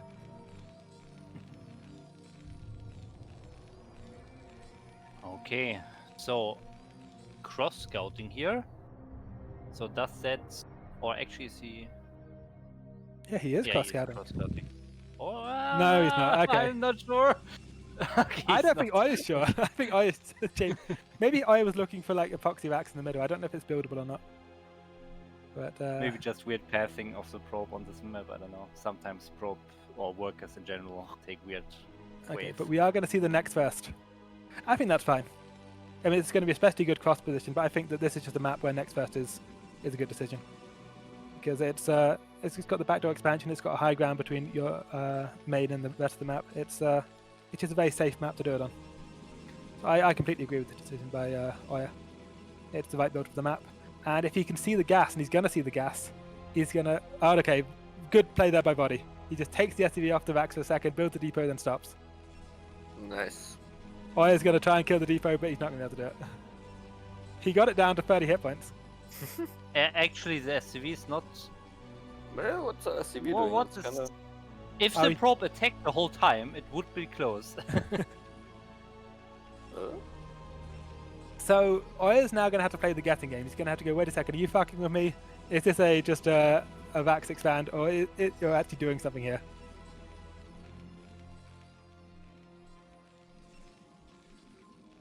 Oh, low hit point SCV on the wall. Oh! Whoa. Dangerous game here. Dangerous. Yeah, he switched out the yellow SCV for the low SCV one. That was interesting. But okay, in the end, the SCV survives and is building the factory now. So But I of would course, like he to has see... not scouted Oya so far. Oh, and Yeah. he's not using his SCV in the right way. He Oh just yeah, he sent it to shift-clicked. the bottom left. Yeah. I would love to see Oya just do a pylon jump at the back and just get in that way. Because he does need to see that this is the factory. And also this could be factory expand, this could be 2fac, this could be factory starpot. And it's so much easier to play against if you know what it is. Now he's playing as if he knows it's a expand of some kind. I don't know about this straight into cybernetic core. Maybe he's rushing the robo. Now, of course, looking at what Voddy's doing something that's worthless. Voddy is going, okay, so I'm doing a build that beats nothing. I'm going to have one factory for offense, I'm going to have no marines, and I'm going to have a late CC. This is not... What Voddy's doing is not a fast expand map. So a fast expand build. It's... Okay, we're seeing a engineering bay at the bottom. What? I mean, I was expecting like a starport there for epoxy vulture drop. Oh, he's going to jump. That's what this is for. He's going to drop the eBay onto the minerals as with vultures there to jump them across. It's the only thing it could be. Okay, this isn't awful. This could work. Oya going for defensive 2-gate goon range. This is like the anti-2-fac approach. This is fine. But he's got such an economic advantage that I don't know that killing a few vultures or killing a few probes with vultures is going to actually matter. This is... I don't like this opener the Voddy's done on backdoor expansion maps. I don't see how it works.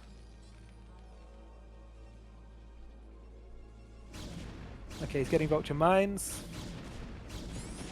Confirms 2-gate, confirms goons at the front. Where's our robo? No robo yet. This could work. If he gets the mines on the ramp because the goons are in the main. Like, this could do a lot of economic damage. Can he do it? Can he jump the vultures across? Yeah, we've seen quite some funny glitch attempts with those minerals. Yep. And he seems to If think he again. doesn't get... Watch him glitch the eBay. Okay. Gets Yeah, both of them on the first try. Oh, nice. And then mines on the ramp. Oh, this is nicely done. The thing is, Voddy has... So, Oya's starting off with like a 10 worker advantage. It doesn't actually... It doesn't matter so much that he's taking this damage. He's going to get his observers done. And he's going to retake his natural. He killed like Oh, 5 okay, or so. Oh, he lost the vultures immediately. Okay, yeah, this is fine for Oya. The probes just go back to work. Yeah, I mean, he placed the mines there, so he knows that the goons cannot go. So he could just let the vultures stay alive in the bottom right corner to deny the mining time. But now he lost them, so Oya can go back to mining. Oya's going to try and show off. And if you got the skills, you might as well show him. It's... I don't know about this one, Oya. This might be a mine too far. Voddy going in for another attempt, but I mean, the goons are here now. And he knows the goons are here. Nothing to see here. He saw those go goons. behind these trees. Okay, so the worker count has been kind of evened up. He got like 5 probe kills, so he's only 4 workers behind. However, Oya just has more. He had 2 bases mining for so long. He's able to add cannons to his mineral lines now to protect against drops. He's able to get his +1 started. He's got obs out. He's got a huge army of goons. Oya can do anything he wants from here.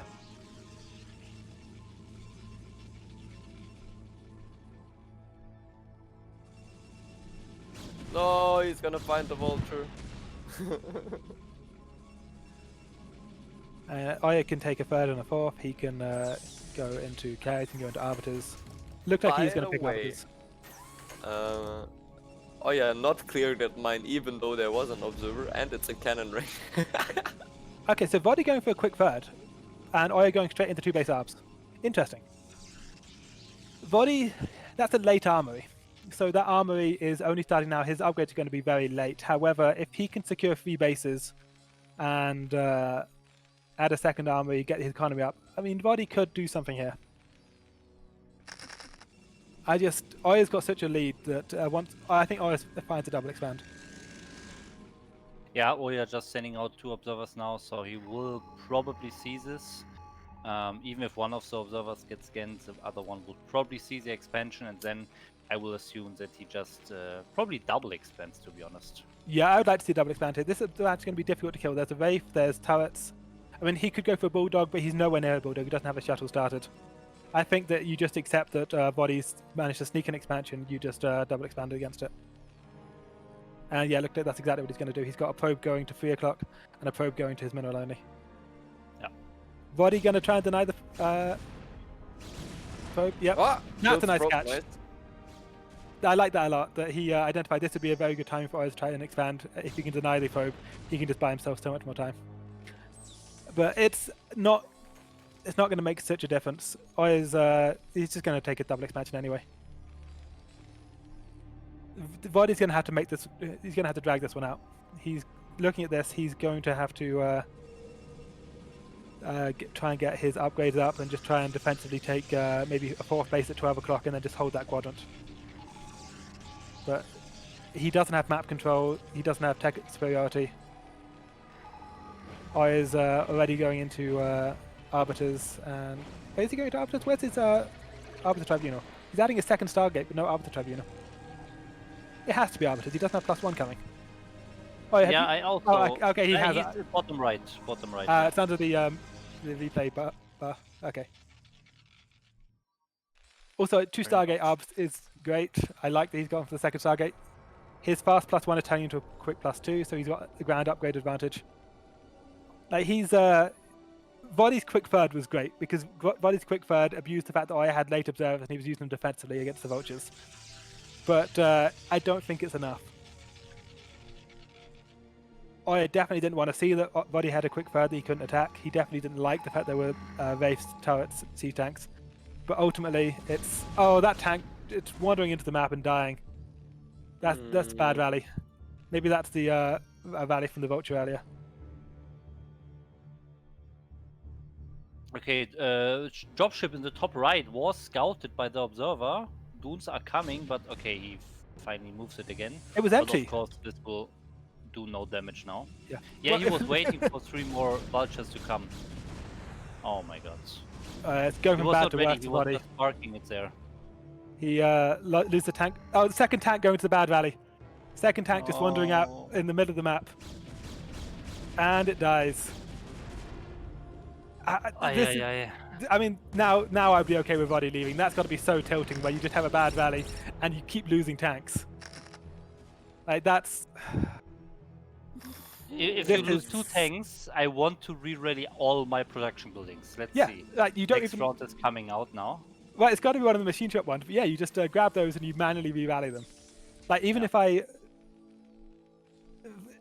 have like 10 gateways, if I have one bad valley, I'm just hotkeying them 1 through 0, and then I'm going 1 right click, 2 right click, and so forth. Yeah. Because he can't afford to lose tanks like that.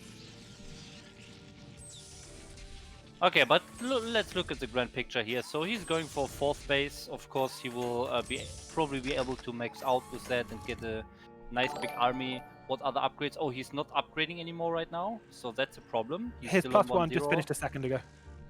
That's why. Okay. Like, he just had But upgrade complete. He Second should armory start is again. also not here, right?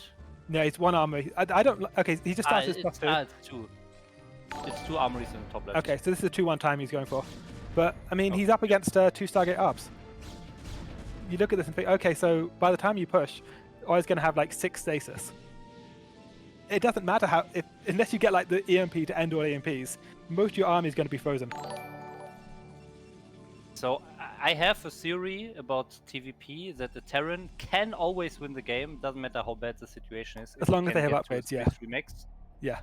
If he just never pushes in the middle of the map, but just slowly creeps around the edge of the map towards another corner of the map, and then secures that one and gets for the split map scenario and wins in the end. By Yeah, I agree with that the theory. opponent. An upgrading Terran always has a chance. Because 3-3 mech are just so efficient. However, in this case, Oi is setting himself up for success. He's got an Arbiter at 12 o'clock. It's waiting on 50 more energy, but then it's going to do a recall at that, probably the natural. He's taking 12, so he's taking 6 o'clock. He's taking top right. He's got a huge gateway count. He's mass producing ARBs. And I like that he's just sticking with ARBs. He's just going, okay, I've got enough gas here that I can make a lot of ARBs. Because Arbiters are already... Arbiters, it's very difficult not to get value out of them. If an Arbiter stasis is 2 tanks, it's paid for itself. And they can get 2 stasis, so it's quite difficult not to stasis 2 tanks. Yeah. What I really want him to see is taking both corners. That's the best way to counter the split map possibility that the Terran has. So even if he produces all the right units, gets all the upgrades, has a lot of arbiters, if he cannot kill Voddy, and Voddy can somehow secure another corner, he can still lose. So he needs to take both other starting locations, in my opinion. And we saw that in the Sylphid game, in the Polypoid game, he did not do it. And here again, he's not doing it. So I'll recall at 9 o'clock. One weakness, I would say. Oh, that's a huge recall. Big recall. And then if the second Arbiter survives, he'll be able to do a follow-up recall on the main. 9 o'clock. Oh, and then recall at the natural. Oof. Yep, that Arbiter he had at 12 o'clock waiting is ready. Now, he almost had a third recall, but he lost his Arbiter to the last turret hit at 9 o'clock. because there should be a vehicle going into the main through the gap that he carved out at 9 o'clock. But it's not going to matter. I mean, Oya's on 4k bank. Oya's taken all the bases he wants. It's and this is the beauty of having double Stargate arbs. A lot of players will get their arbiter tag and then they build an arbiter and they're like, okay, done. Oya, if he's playing arbs, he's playing lots of arbs. GG, 5-0. Damn. Somebody in chat asking who Voddy is. Voddy plays for IRK. He's a Swedish Terran. He's pretty good. He's like low S rank. Like he was in, I think, BSL. He went out in the round of 24. He can get like 2350 on ladder, I think. And he can take games off of top Photos players. He beats Bonif, Oya, and so forth. But right now, I think partly because of BSL and partly because they're just very strong players, I think the Photos at the very top of the scene at the moment have upped their game a lot in the last few months, and Voddy hasn't kept pace with them.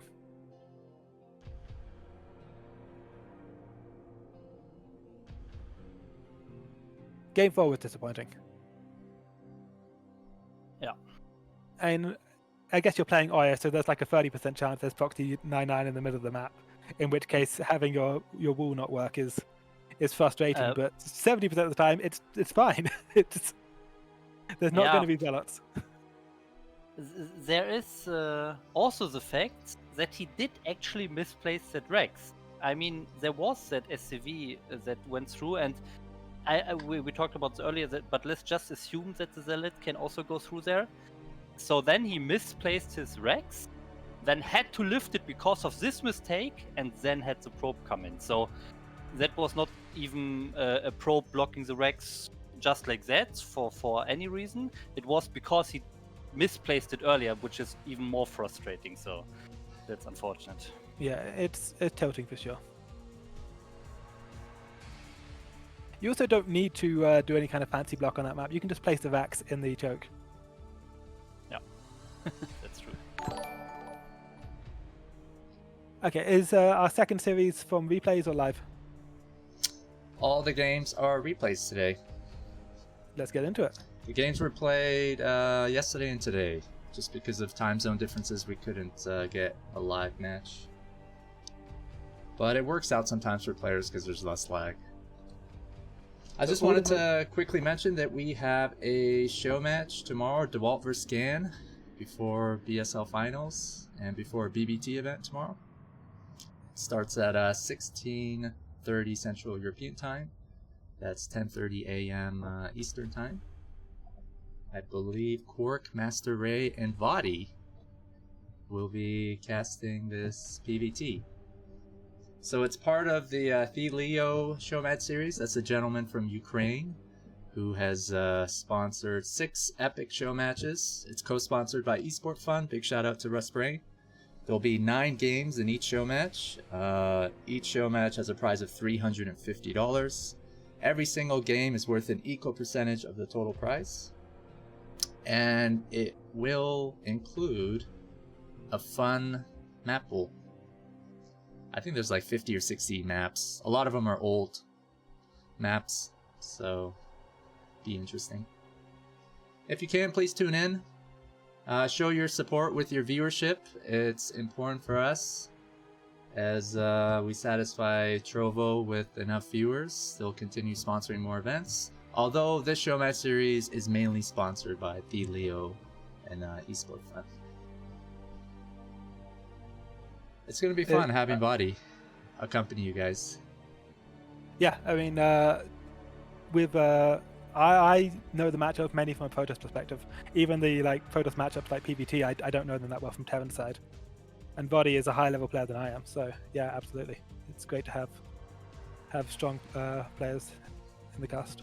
I've been trying to get some of the BBT players and other high rank, S rank players to cast, because we feature different, more people in our casting team, just to give it a fun community feel. But it's hard to catch them because they're busy as players and whatnot, and they have personal lives. But I'm slowly getting more and more of them. So just watch out. Maybe we'll have Oya, Terror, Bonif, and others cast some games. One last info about the show match for anyone who has problems with the time zones. It's 4 hours earlier than now, right now, minus 4 hours, but tomorrow, of course.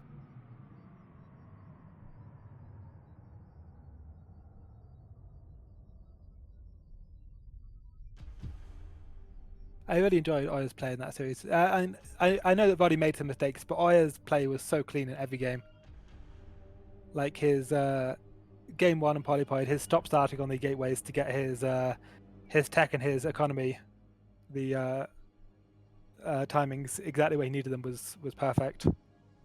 Game 2, his goon micro against those mines was beautiful, and just he executed his 2-gate goon attack flawlessly. He read what Voddy was doing. He just nailed it. Game 3, he let Voddy get back into it a little bit, but again, his arbiter timings, his recoil on the armory, his quick air upgrades, he went through the checklist. It was that's, I think, something that I like to see more than like the really stylish plays. It's just a very methodical, just well executed win, where the player just knows how to play the matchup, and they go through the checklist. They say, okay, I need to do this, done, and so you look at it and you're like, yeah, how do you beat this guy? It's just so solid. Yeah, it was a pretty strong performance. And he already got a lot of wins in this tournament. Now he added 5 more to his win count. And remember, guys, every win counts around $14 right now. So that's $70 in his pocket. Sadly, Voddy this time gets nothing, but of course he also got a lot of wins in the previous show matches. And now we are transitioning to the next match, which is Dragon versus Trutacz. We see a PvZ here. So far, I think Trutacz with a little bit more success, around slightly over 50% win rate, I think. Dragon, however, sitting at around 35%, if I remember correctly. But of course, it's still pretty close. What do you think about the matches, guys? It's going to be interesting for sure, because Dragon plays both sides of this matchup. He plays PvZ and he also plays ZVP. He's our only race picker in the tournament. And that means that he's going to have probably a better understanding of the matchup than basically anybody. Trutacz, obviously, is a fantastic player, but I think that the race pickers who play both sides of a matchup just will understand it on a different level, because they understand what they lose to as well as what they win against. It's they know what beats them when they're playing Zerg, and so they can exploit that as Protoss. Trutacz, I think, might be the better player, but Dragon, I haven't been watching it, but Dragon's been showing some very strong results in, I think, Rogue's Gallery. I don't know if either of you have watched that, but... yeah, he's been kicking ass. Yeah. I think he did pretty good in Ascension, too. I had tournament organized by Artosis. I heard that he was up against Hawk in the finals of something, and that's obviously a PvZ. So yeah, Dragon to PvZ is in good shape at the moment. Because Hawk is no So what slouch. are your predictions? This is going to be I think 3-2. I don't know which way though. WorstZerg, what do you think? I want to go Trutacz. I love Trutacz. I haven't seen too much of Dragon, to be honest. And the games I saw of him, it wasn't that strong. I'm sorry for not talking that much right now. I bruised my ribcage at work, and I'm kinda in pain. I'm on painkillers. Yeah. The dedication of BBT casters is just phenomenal. So Dragon's ZVP, I think, is unusual just because he plays it like he's a Protoss. He makes way more workers than you'd expect, and he rushes plays defensively until he gets his spellcarters out, and then he starts using those like High Templar. But it's his PvZ is very strong though, and he plays PvZ standard. Okay, we have NAS Dragon as the orange Protoss at the 7 o'clock location on Polypoid against IRK Trutacz as the pink Zerg at the top left 11 o'clock location. And already Trutacz is going to get the first scout. These locations I think are good for Zerg because not only is he going to get the first scout with the Overlord, he's also going to have the high ground mineral only, which means that if he goes for a quick free base, taking the mineral only, which is the most common style that Zergs will take on this, it's going to be very difficult for the Dragon to assault that high ground. Like the mass goon styles that a lot of Protoss use are going to struggle just taking the high ground against Lurkers or Hydra. I believe Dragon favors the Gateway expand, but this quick probe scout implies otherwise. This is what you do if you are going for a forge expand, because the Gateway expand normally you keep it for a 9 gate, or you send it back home to mine a crystal, then you go for a 10 gate. So we're going to see a old-fashioned forge fast expand. I don't like that too much, especially because it's gonna be first scouted. So It's Trutacz manages to deny the scouting, which, I mean, Dragon is gonna have to double scout with this. I'll have to if you go for a... Actually, no, you wouldn't do a 12 to a 12 with sending the scout probe, would you? Yeah, this is going to be a double scout. You are correct. So, I mean, I like the Forge Expand for myself. I know that the Gateway Expand is more modern and it's better, but I do use the Forge Expand personally. I would like to have seen an Overlord scout with this. But he knows what he's doing. The issue he's going to run into is that Trutacz is an old player. Trutacz remembers the Forge Expand. If you run into like some of the newer players and you're playing your 2010 style, then that can be effective for sure. But it's when you're playing your 2010 style against more modern style. I don't think Forge Fast Expand has fallen out of fashion for that long. It's maybe been like 3 years, but not 10. At the pro level, it has been. Okay, so this is interesting too. Dragon is still making probes. So this is an overpull. You can actually go even close position. You can go 13 next, 13 cannon against overpull, as long as you were ready with the probes to buy some time. Now what Dragon is doing is he's going for a 15 next after cannon. This is late. And this is going to have a knock-on effect on all his timings. If he wants to keep making probes, he's going to need to make a pylon. If he wants to stop making probes, which is what he's done, then even then his gateway is going to be late. This isn't how I forward fast expand. Now, Dragon is a really good player. I'm open to him showing me that I'm wrong, but this is not how I do it. This double scout into late next. Probe getting stuck on the egg there for a second. Wow, it would have been rough if he lost that. Like, he's a lot of hits. So his gas is going to be late because he needs that second pylon for the probe production. Again, this is not how I do it, and we're seeing Trutacz is just taking very quick 3 hatcheries and just making 4 links just to kill the scout probe. He's going to kill the scout probe, and then it's going to be pure drone into maybe Hydra. Scout probe dead. Nice. Yeah. And this is going to play into a limitation of the Forge Fast Expand because Dragon doesn't have the free Zealot pressure. Dragon's not going to get any scouting information until he gets the Stargate. And the Hydra Den is already down. Yeah, that's what I was expecting. Yeah, this is exactly why you don't want to go Forge Fast Expand in 2021. It's because not good against Hydra Busts. It's not getting its Hydra Bust because you have no map presence. There's nothing you can do to stop this from happening.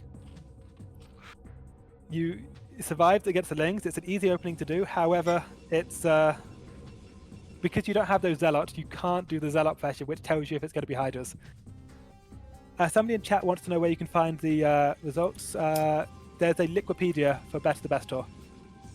And it shows both the standings overall and the individual match results. What you also can do to remove that weakness that you don't have the scout information is, of course, you send out another probe or maybe a zealot, especially if the Zerg doesn't have speed links. You can usually get it across the map. And then if you just stay at least in front of the natural, you can see the Hydras coming out, and you can usually get your cannons in time anyways. Of course, this way is but I think that's what someone has to do. He has to do that, but he's not doing it, so I'm a bit worried for him. Yeah, I I'm mean, the extremely first worried. for him. Corsair only starts now, so he's not gonna scout Yeah. with that No, either. I think he's dead. I think he's. Yeah, I think he's dead too. Another thing you can do is, as your first scout probe dies in the main, if you have vision of a crystal, just right-click a second probe on the crystal, and it will drill through, because you need to know if it's free Hydra, and he doesn't know. And the reason he doesn't know is because his opening was forward fast expand. He had a late gateway, and he's got one cannon. That's not going to help. He's got a +1 that's never going to finish. Yeah. He didn't have any thing outside Trutacz base. If he had like an early warning probe that would tell him when Trutacz were pushing, that'd be something. But he's got no idea this is happening. His I like Corsair what is Robo flying out works did now. in chat. I mean, Dragon at Yeah. this point he can like ask the Hydras to go home and be nice. Yeah. But that's about all he can do really. Yeah, just I'm gonna Dragon go to just cannon. Cannon yeah. is gonna go down, and I mean, it's just this was a lesson in why you don't do Dragon's build. Because this is going to happen every single time. Is the thing. If you do a forward fast expand with a late nexus and a single scout probe that dies early, this will happen every single time. 100% of the time you play it, and you will never win. Oh, his actually, Hydras a lot of are Hydras not going really, down. and not really But micro the correctly. cannons are just not getting up. Oh, and all the zealots down now. He gets to hit that cannons for free. One zealot though. I mean, look at the minimap though. There's Hydras just flooding across the map. The probes are being The pulled. bottom cannon is actually- finishing. Yes. Yeah, look at the Actually, Hydras. one cannon goes up. Look at the Hydras flooding across the minimap. It's not going to make a difference. And again, this is why you don't do this. Like, I don't think there's any A rank Zerg who couldn't pull off exactly what Trutacz has done here, and that is an issue if this is your opener. If your opener can't beat A rank Zergs, then GG. it's not a valid opener. Yeah. I didn't GG. like the build, and I mean, it doesn't work. Should I ask the Hydras to go home? So if you want to do that, you can't build those extra probes, because those extra probes, they give you extra minerals, but they slow your gateway, they slow your gas. You have to build an early second pylon. They slow your core, they slow your Corsair. And if the Corsair is the first way that you're going to know there's Hydralisks, and you slow your Corsair, you just die, 100%. So there are three things. So the first things you can do, the first of the three things you can do as Protoss is choose another build. We have that explained by Kwark a lot already. The second build, the second thing is having some unit, Zealot or Probe outside of the Zerg Natural. He did not do that. And the third thing is just make extra cannons early, just because you have to. And he also did not do that, so he dies. So you need to choose one of those three things. Yeah, I mean, the third option is kind of meta, because it's, you say, okay, this build I've done is so bad against Free Hat Hydra that logically he's going to go Free Hat Hydra, and so I can hard counter it. But sometimes when you do that, you end up in a really embarrassing situation where you're sitting on your 6 cannons, and then no Hydra show up, and you're like, well, this was this was a mistake. But it's... Yeah, just gate first just provides the TOS with way more information. Also, just going for the gate first, it forces the Zerg to make links and to micro a lot. Which can throw the Zerg off his build as well. And, I mean, you give yourself the chance to deal damage for, I mean, the cost of, like... You just have to get the Zealots behind the mineral lines and they already have done their job. What surprises me is because Dragon plays both sides of the matchup, Dragon knows how he... Dragon knows what he does against that. Dragon knows that when somebody he's playing in ZVP goes for a late Nexus, shit ton of probes, forward fast expand, he kills it with Free Hat Hydra. So I'm surprised that he tried it knowing that it loses. Hey, he's not gonna do that. Only I do that. Okay, so Dragon as the black Protoss at 12 o'clock on Sylphid against Trutacz playing as the pink Zerg at the 4 o'clock location. But I mean, that first game was not what we were looking to see from Dragon. See how the next one goes. And Trutach's micro was fine, he hit all his timings, but honestly Trutacz didn't show that much skill that game just because he didn't have to. I mean, he killed the scouting probe. Yeah. That's enough for me.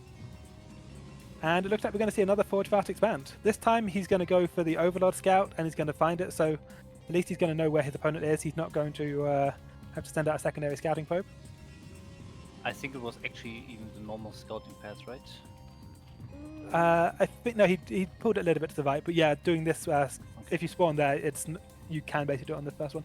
And Trutacz is going for an 11 hat. This is a mistake, I think. Because Dragon... Will the probe block it? No, okay, it's fine. Yeah. He didn't react on time, so... Yeah, so he's gonna get the Trutacz hatch can get up, away with it. and... Nice. Okay. But, I mean, he's just going to go next first himself. This is just as good. Also, had it been a 12 hat, it wouldn't have been able to get there in time. The 11 hat is the adaptation. But I feel like if you know you're going to be first scouted by a probe, you don't go for a hatch first, just because it's a difficult situation. So Dragon going straight for the Nexus, and he will have to follow this to a forge because the pool is already down. He's also been producing probes this entire time, which is good. Okay, now Dragon, build me a forge. There we go. Probe looking for the drone to move out to the third base location. And Gonna try Trutacz to is going to deny have that. the advantage that he's going to see what's going on here. He's going to know that this is... At least I hope he's going to take a look and see what's going on. Okay, he can see the forge. This forge timing tells him that it's not a gateway expand. He knows he doesn't need any links, but he doesn't want to make any. So he can go straight for a third base and keep making drones. And he is choosing the gas base for that. Okay. Very common. Probe very being easy stubborn, to staying in the detect. main base. I like it. Yeah. And I also like Trutacz's choice just to make 2 links. He said, okay, I'll just send them to chase the probe, that's fine, but if you're going to make cannons, I know it. I'm not going to pressure it. I've got 3 hatcheries. I can just make all the drones I need. He's just going straight Over. into his economic opener. Going into the main right now, looking what the tech will be. I like that a lot too. Seeing the gas timing here. Yeah.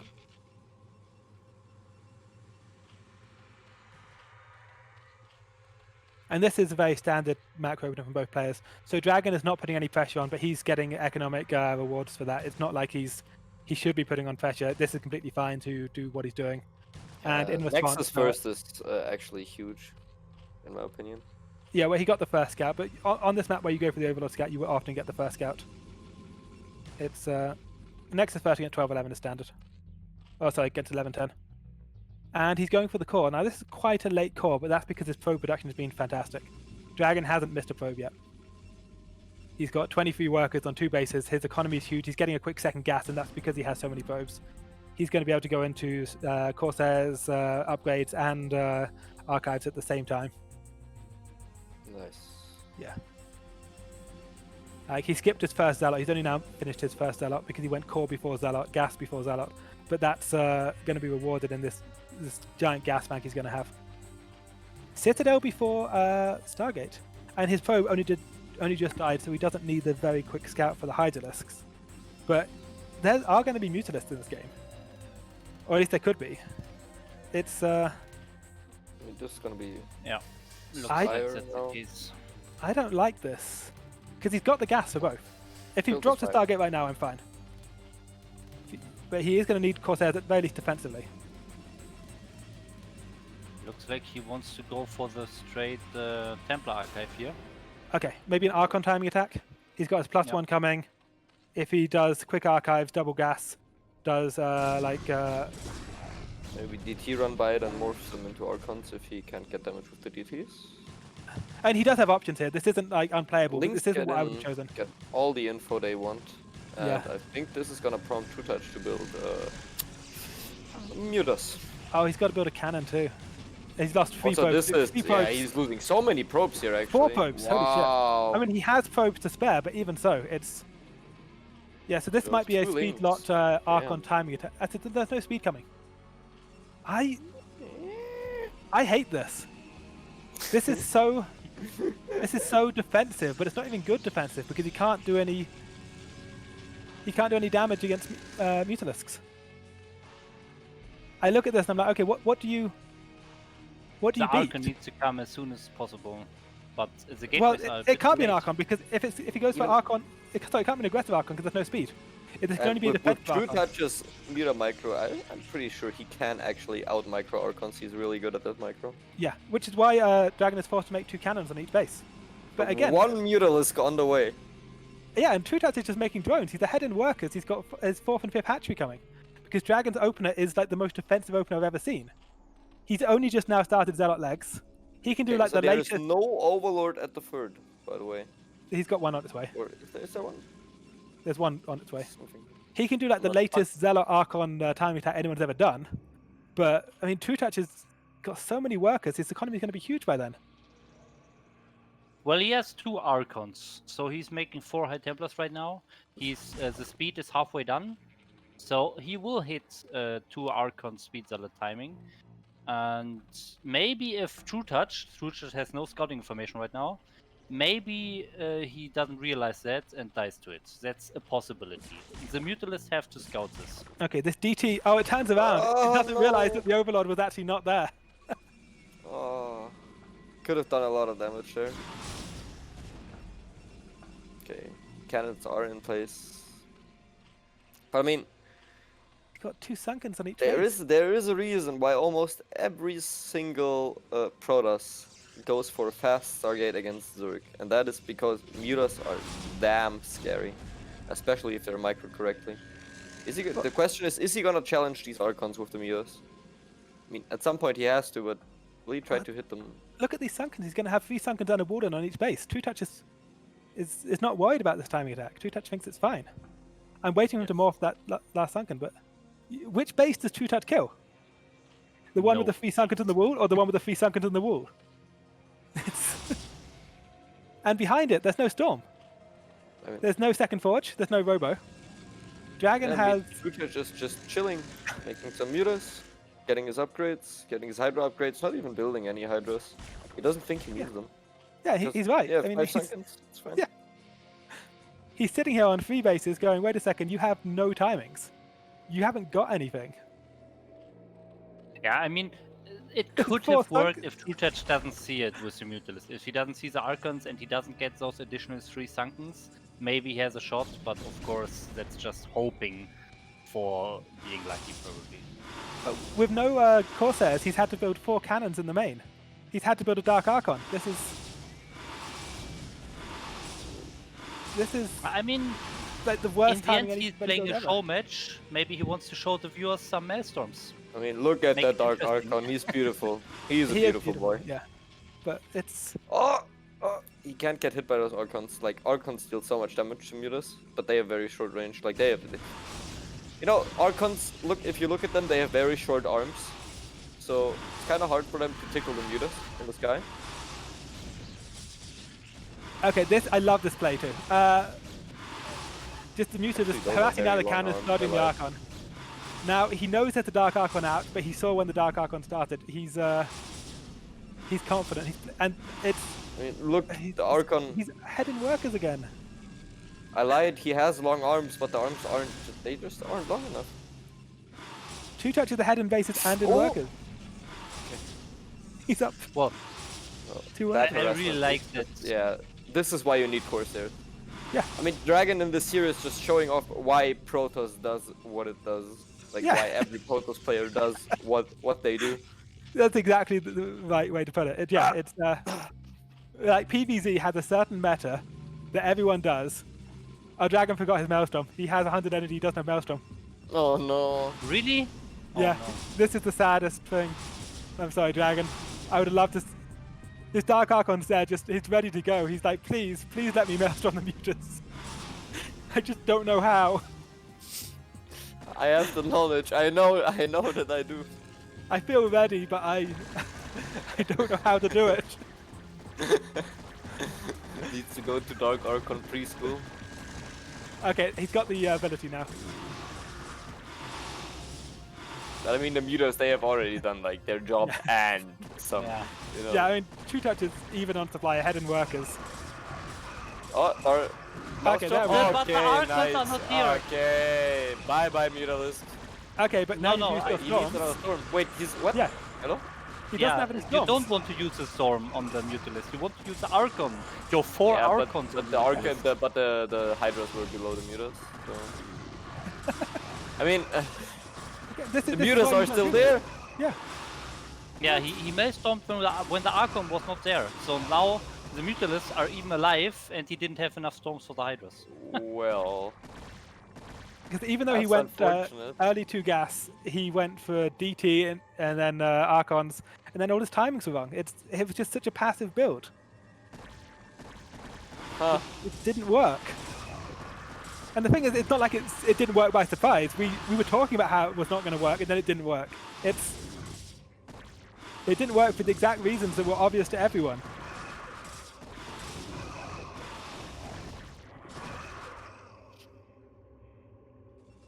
I mean, he killed the mutas, so he's got revenge for his probes, but He doesn't have any Psy Storm. yeah. He's behind 20 supply. And Lurkers are coming, and he doesn't have the robotics. Yeah. Doesn't have a robotics, doesn't have a Stargate, no tech. GG's. Okay. Yeah, so essentially, guys, this is why we always see Protoss go. Gate first with a fast Stargate to deny the mutas, into a +1 timing attack with speed Zealot legs that hits at a crisp timing with a lot of Zealots. Yeah. Well, also, the Dark Archon is actually countered by mutas. It's weird that that's the case, but as somebody who did Dark Archon for a while, if you're playing against a very confident Zerg, they will just identify the Dark Archon in one place at a time. If you have 11 mutas and they have a Dark Archon, you can either kill all the High Templar by the army, or when they're pushing, you just go into the base and kill the cannons. Because 11 muta will take down 4 cannons with no difficulty. The Dark Archon counters the mutas only if the mutas get caught. If the Zerg knows where the Dark Archon is, mutas are absolutely the counter. And I mean, we saw why. We saw that Dragon was forced to make like 4 cannons in his main, 3 cannons in his natural, and even then, he loses all his cannons in the main, loses all his probes. Archon does nothing. It's Mutalist counter Dark Archons, and Trutacz has been around the block. Trutacz knows this, and he just showed us why. I just want to quickly mention that we have some pretty fun channel rewards if you want to claim one. We got the MasterRey negativity cast, the Kwark positivity cast. We found them when they're both The worst activated. timeout casts, but I'm not even talking that much. Because it hurts to talk. And a few other ones. Did you feel the need to mention this because you heard Kwark saying, "I hate this" one too many times? I think when they're all activated at the same time, it can be pretty funny. Yes. But unlike Kwark, my opinion of Protoss is the only good Protoss is a dead Protoss. So I really enjoyed that. Jesus Christ. I was baffled by it. I mean, also, he lost so many probes to those speed link. I don't know how that happened. Because he had a Zealot. The Zealot didn't join in. The probes weren't getting pulled correctly. It was like 3 lings killed 4 probes. But we have ourselves a new game. We might need to change the colours on this. It is peach against pink. Never mind, we can't. Do you prefer both yellow? They're melee. Yeah, okay. So we have That's Dragon as almost the peach Protoss in the top right on Eclipse against Trutacz as the pink Zerg in the bottom left. I will be right back for 1 minute. And I'm curious if we're going to see another forward fast expand, because we've seen 2 of them and neither have gone well. I don't know if it's because of the game 1 was because of the way he forward fast expanded with the very late. He built like 16 probes before in Nexus, but game 2, I think, had he gone Stargate instead of Citadel, he would have been fine. The Citadel was the really bad choice because it doesn't give him any map presence, and he didn't even get speed after it. He went 2 gas archives. And looked like we are going to see a gateway expand because he has sent his probe back home. I like that he's showing us the different openings. I just wish he was doing them well, because I mean, I use the forward fast expand and it's great, but You Mine lose the don't- probe, you get Hydro busted. yeah, it's just that's Good luck in the rule. esports. Okay, 10 gate. This is standard. Okay, we're back to the gateway expand. Hooray! And that's an overpull from Trutacz. So this is the standard right now. Yeah, well, Trutacz has done overpull all 3 games. No, he doesn't. Oh, sorry, 11-10 to game 2, you're right. He did overpull game 1, and then 11-10. I'm sorry, I'm lying to you, and I'm lying to the viewers. I'm back. In the end, if you're lying to people, are you only lying to yourself? No, I'm lying to them. He's going to get the hat trick down. Nice. I can't laugh. Be careful. Oh. It hurts so much. And we're seeing 2 lings and then into drones again. Now, this is going to be different because the last 2 games he went for 2 lings to kill the probe and then kept droning against a forward fast expand. This is an unscouted gateway expand. There will be Zealots showing up and applying some pressure. And if there are no lings against him, that's not going to go well for the Zerg. But his Overlord will scout this eventually. And it looks like Dragon might be wanting to go for a 3 Zealot Nexus, which involves a pylon as well. Because normally you... Okay, no, it's going to be 2 Zealot Nexus. Okay, this is like the defensive fast expand gateway expand Yeah, build. he doesn't send the zealots across the map, which I actually don't like that much. It's to get to overpull, but it's to get to overpull with no links, so yeah, I agree. Overpull with no I'd links, love you can at least force them to make Watch him links. put some pressure. Also, the links do get in. Oh, no. That's sloppy. He had the 2 units there. They need to be side by side. He knows the placement. Okay, he's added the 3rd pylon, but it's... Trutacz has no intention of pressuring this, I think. Trutacz is completely fine with... Actually, I'm wrong. Actually, Trutacz made the 6 links. More links. Kills the scout probe, which wasn't moving.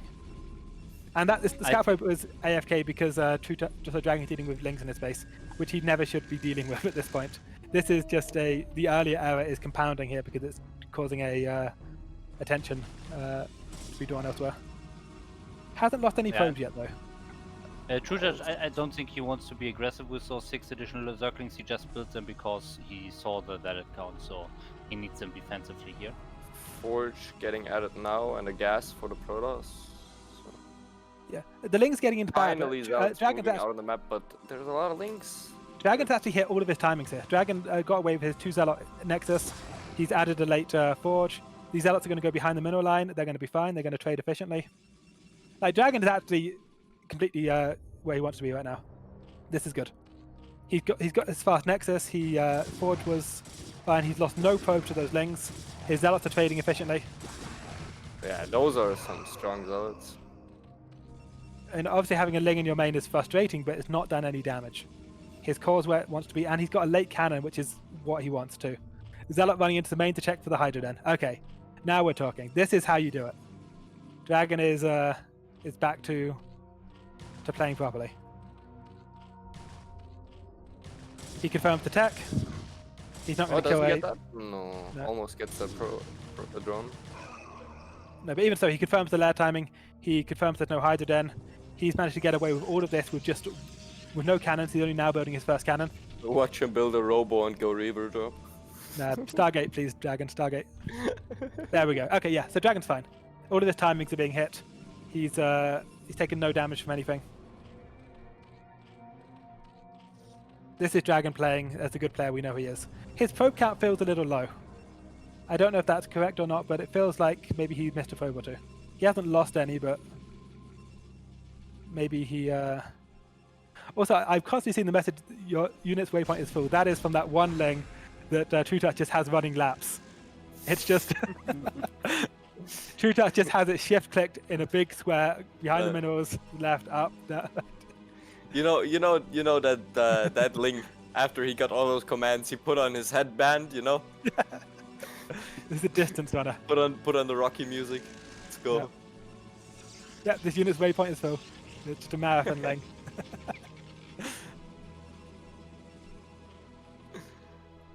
And Trutacz has had perfect information this game. Now, Dragon is doing what you would expect Dragon to be doing. It's not actually... Okay, there is zealots there. I just can't see them because I have no eyes in my head, apparently. Yeah.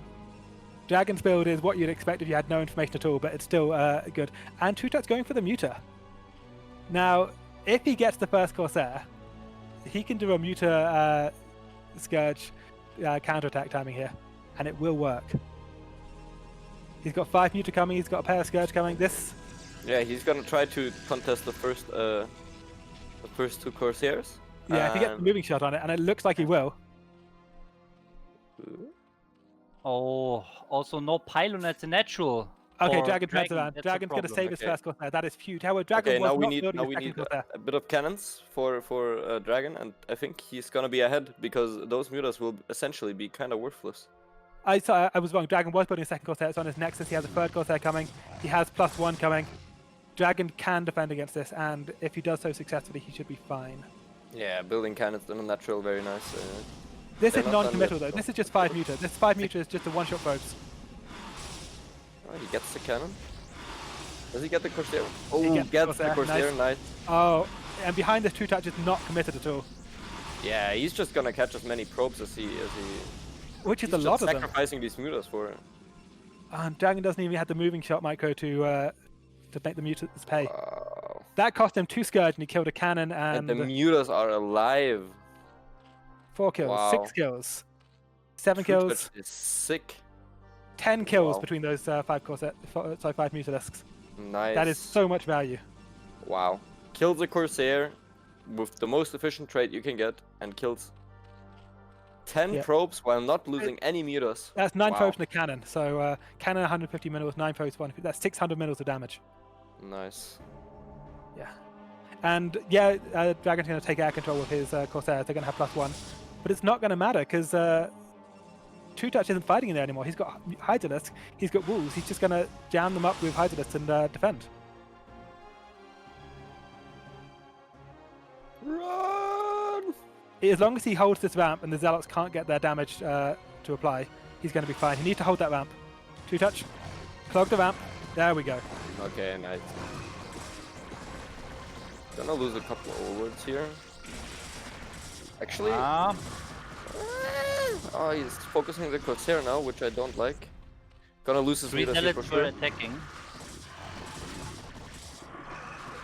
There's a lot of Hydras though. This is 5 hats. Yeah, he holds, okay. Yeah. Only now drilling the drones, funnily enough. Didn't lose any drones. He's gonna...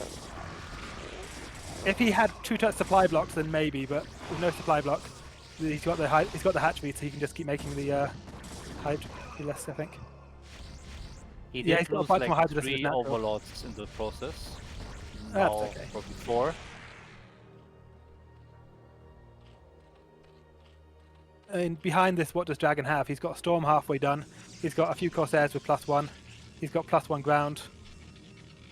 Dragon doesn't have a follow-up punch, is the thing.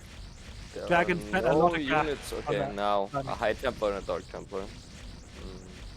I think he's just dead. I think Dragon's just... Oh, he doesn't have Storm. actually, he's killing a lot of overlords here. Yeah, but there's no Storm. Storm is like 80% done, but 80% done ain't done. Oh, There but is an Trutacz overlord is at the not front here, committing. right? Okay, true. Okay, that overlord needs to die. If he kills the overlord, oh, there's another one. Okay. Storm is 95% actually done. Yeah, And the Storm is Templars, 95% Templars are done. gonna die. Storm is 100% done. Now. Okay, he has one storm, Oh. 2 storms, No, that, his high temperature energy will die. or is that fresh? And you are. That's a fresh Templar too. Wow. Damn. Those muta did so much damage. And it was just 5 mutalisks in a pair of Scourge. And they did 600 minerals of damage. And then they escaped. Yeah. That was just. If you include the Corsair, then it was 750, 100 damage from 5 mutas and 2 Scourge. And the mutas got out. I think one of the main problems is also that he didn't have that pylon in the natural, so he couldn't start that cannon. Yeah, the cannon Early wasn't enough. up. Yeah. Yeah, and if he had the pylon there and he started the cannon as soon as he sees the air units from the from Trutacz, then he actually has that cannon when the mutalisks arrive. But since his pylon was still building, he could not start the cannon, and that lost him 10 probes. Yeah, that's a really good point that you mentioned at the time, and I didn't recognize how key that was going to be. But yeah, the moment you saw the Mutalist, you said there's no pylon in the natural, and then I started talking over you, and then he loses 10 probes, and you are 100% correct. That was critical, because everything else that Dragon was doing was standard. His Stargate timing was good. He He got away with 2 Zealot Nexus. He got away with a late Forge, late Cannon. He got his +1 air. It was a clean build. His +1 speed dot timing attack was on time, but he just took so much damage from the Mutalisks. And I mean, you read it, and you were completely right. Okay, that makes it 3-0 for Trutacz. I liked that a lot more than I liked games 1 and 2. Dragon was actually playing a real game.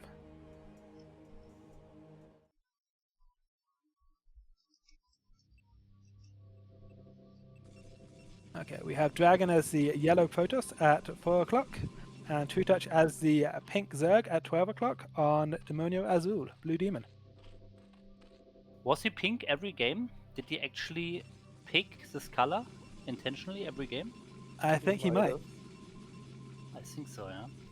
Although actually, this might be peach rather than pink. Are you okay with this color preference, MasterRey?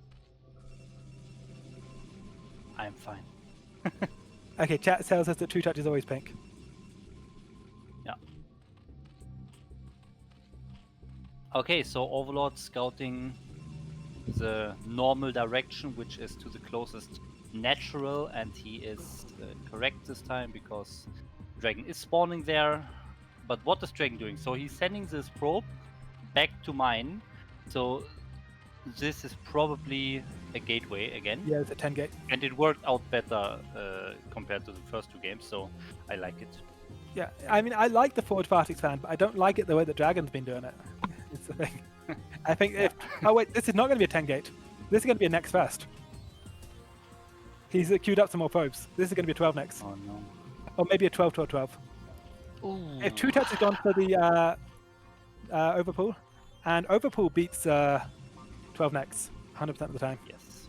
Yep. Now 12-12-12 with the 12 first row being the Forge is okay. You can get away with that. But I mean, we'll see what Dragon does. If this is the 12 next, I hate it. Okay, 12-12-12. This is fine. He's going to see the Overlord. He knows where his opponent is. Okay, is he adding another probe? Dragon, what are you doing? He did the same in the first in the Sylphid game where he went for a 50 Nexus, right? He made a cannon now. Well, the 2 more Sylphid game, probes? he had a first scout and knew it was a hatchery first. Okay, So- he's actually making the Nexus now. Okay. The reason you go 12-12-12, not 12-13, is because you want to be able to build a cannon now, and he has 150 mils. His cannon is going to get delayed, and there are 6 lings, and they have just hatched, or just hatching now.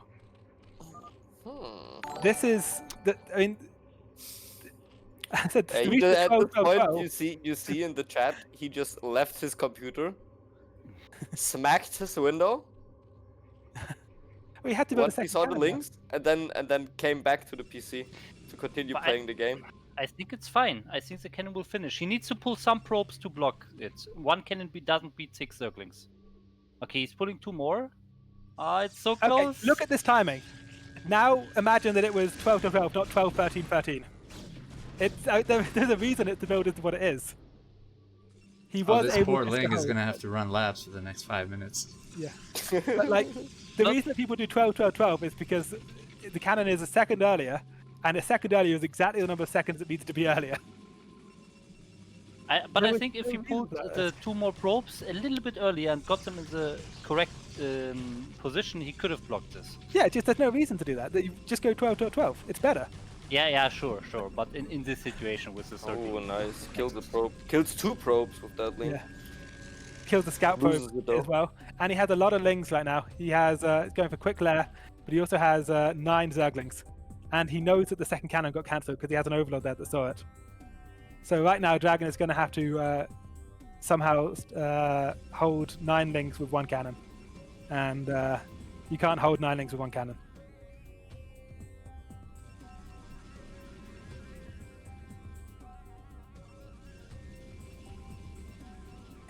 He's gonna die. There's no. He's just gonna die. Watch. Yeah. Well, Yep, he's dead. bye-bye. This isn't how you do the build order, Dragon. Because okay, he had to add a second cannon because he was afraid his first cannon was gonna die, and then he cancelled his first cannon after he got some probe kills. So after he got some link kills, If you go 12, 12, 12, you can get away with one cannon, put the gateway in the wall. Gateway is much faster. Have 2 probes block, and then start building zealots. You're fine. This is Dragon, once again, Not good order. showcasing why your CPL coach shouts at you when you build your buildings in a different order. Yeah, it's the 12, 12, 12 is a build that I stole from Stork. I watched it in a ASL game, and I thought that's really strong because you don't need to scout, and it's the cannon is perfectly timed against a close position overpull. It's amazing. And if you go 12, 13, 13, you're saying Stork is wrong, and then you lose. Because Stork isn't wrong. Stork knows how to play this game.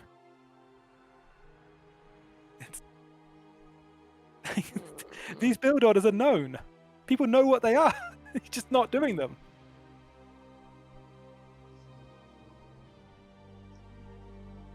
Are you sure, Dragon? Well, will we have another 5-0 here in our second show match of the night? That's the question. And we'll find what out. Dragon just pick Z and make this a ZVZ, no? It's just Okay, I'm tired of links. I want links of myself. I want links of my own. well, this is silly because Dragon's micro and macro and multitasking are all great, but his build orders, they're just people. We do have. Yeah, go ahead.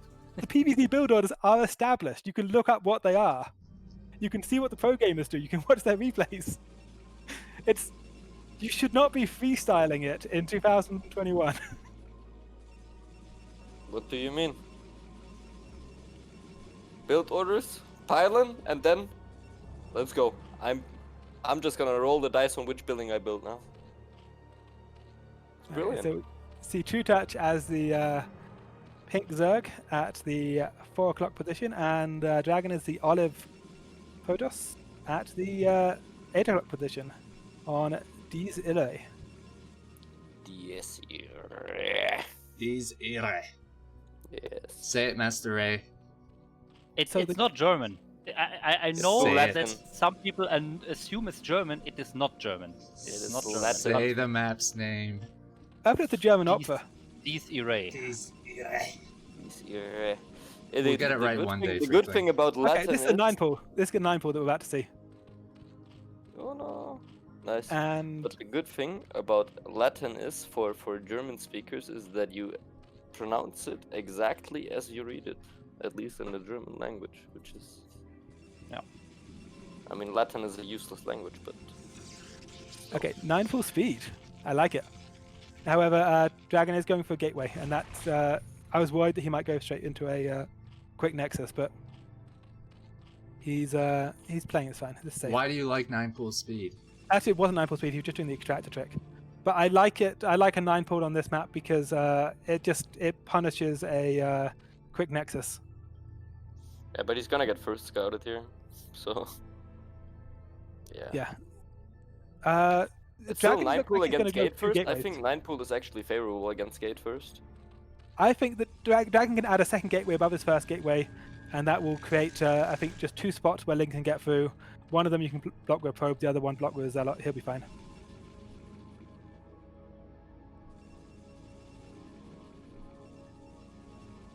If he did gate above forge put a below, that would forge. work. But Okay, add Yeah. the forge. I don't know about that. But I mean, Dragon's a You good player, think wasn't he? there's a gap between Spore Okay, and killed. Forge? Star probe. Just snaps its neck. Nice. I think that 2 gate would be a better wall, because you can have a much narrower gap between them. Now the probe dying is huge, especially given there's no speed, because Trutacz is just going back into drones. Like getting the first scout probe and killing it, especially with slowlings, is such a huge advantage. Because Trutacz, the Dragon has to play this incredibly defensively, but he's actually not under very much pressure. Trutacz isn't trying to kill him anymore. Does Trutacz know that there's rocks beneath the... Oh, 2 links for free. Nice. Okay, and the second scout probe's going to get in. Dragon correctly identifying that he can't play this blind. You can't. Okay, I think can't play Dragon against pulls Marco. ahead here. Yeah. Unlike game 1. Well, Dragon, if he, I'm waiting for his Nexus to go down. I'm actually surprised that he's still making Zealots, because he's still making Zealots. He has to make more pylons, And because he's making more zealots than pylons, he has no money for a nexus. It's going This to is be a surprise for Zealot attack. if he held on 23 out of 25, he could have skipped that pylon. He could have a nexus up by now, or nexus started by now. Okay, It's now cost him it's saving up. that one zealot cost him 200 mils. If that makes sense, because of the pylon. Well, he wants to be aggressive, and he wants 4 instead of 3 zealots, and now he's actually making another one. But anyways, what does Trutacz has? Trutacz did not see this. This is important. He did not see it. He didn't have a Zergling in front of Dragon's And Choke he's here, still making drones. and You he are has correct. no idea making drones. Exactly. I think that So he can this is a kill the problem. third hatchery. It's not going to get cancelled because it's too close to completion. It's just going to die. I mean, this is the latest Nexus known to Yeah. man, though. Like, this is like 6 Zealot before Nexus. But yeah, this hatchery's dead. Yeah, that's very good. Perfectly calculated attack by Dragon here, perfectly on time for that hatchery to finish, and for Zealot's perfect number to kill it. Yeah, you're not wrong. I just don't know that it's... I don't know that it's worth MasterRey it. positivity cast. Yes. But that's the default. I know. Like, okay, Trutacz loses this, but at the end of the day, what's... That's very painful. What's What do you mean? Well, he can just build a new one.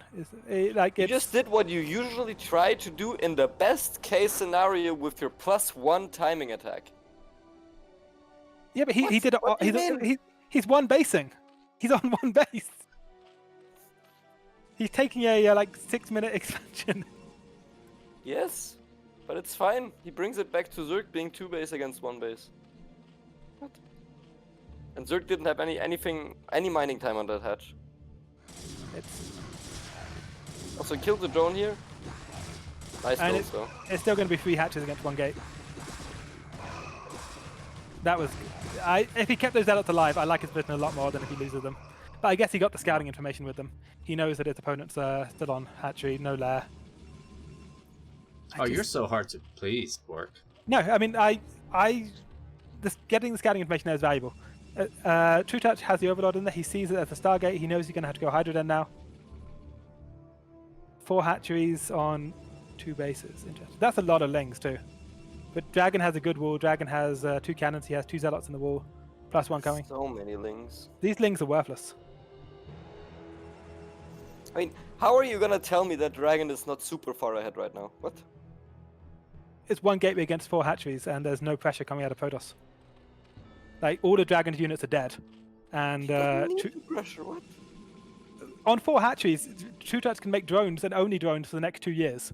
He's 2 base to 2 base economy. I mean, now. I guess but we'll see. Trutacz could go to like 35 drones in 1 minute and overtake Yeah. Dragon. That's Quark's point here. Yeah, because 1 gateway against 4 hatcheries, there's no pressure coming out the gateway, and the hatcheries are doing a lot of. The hatcheries allow you to be pumping so many drones, as we're seeing. And look at this.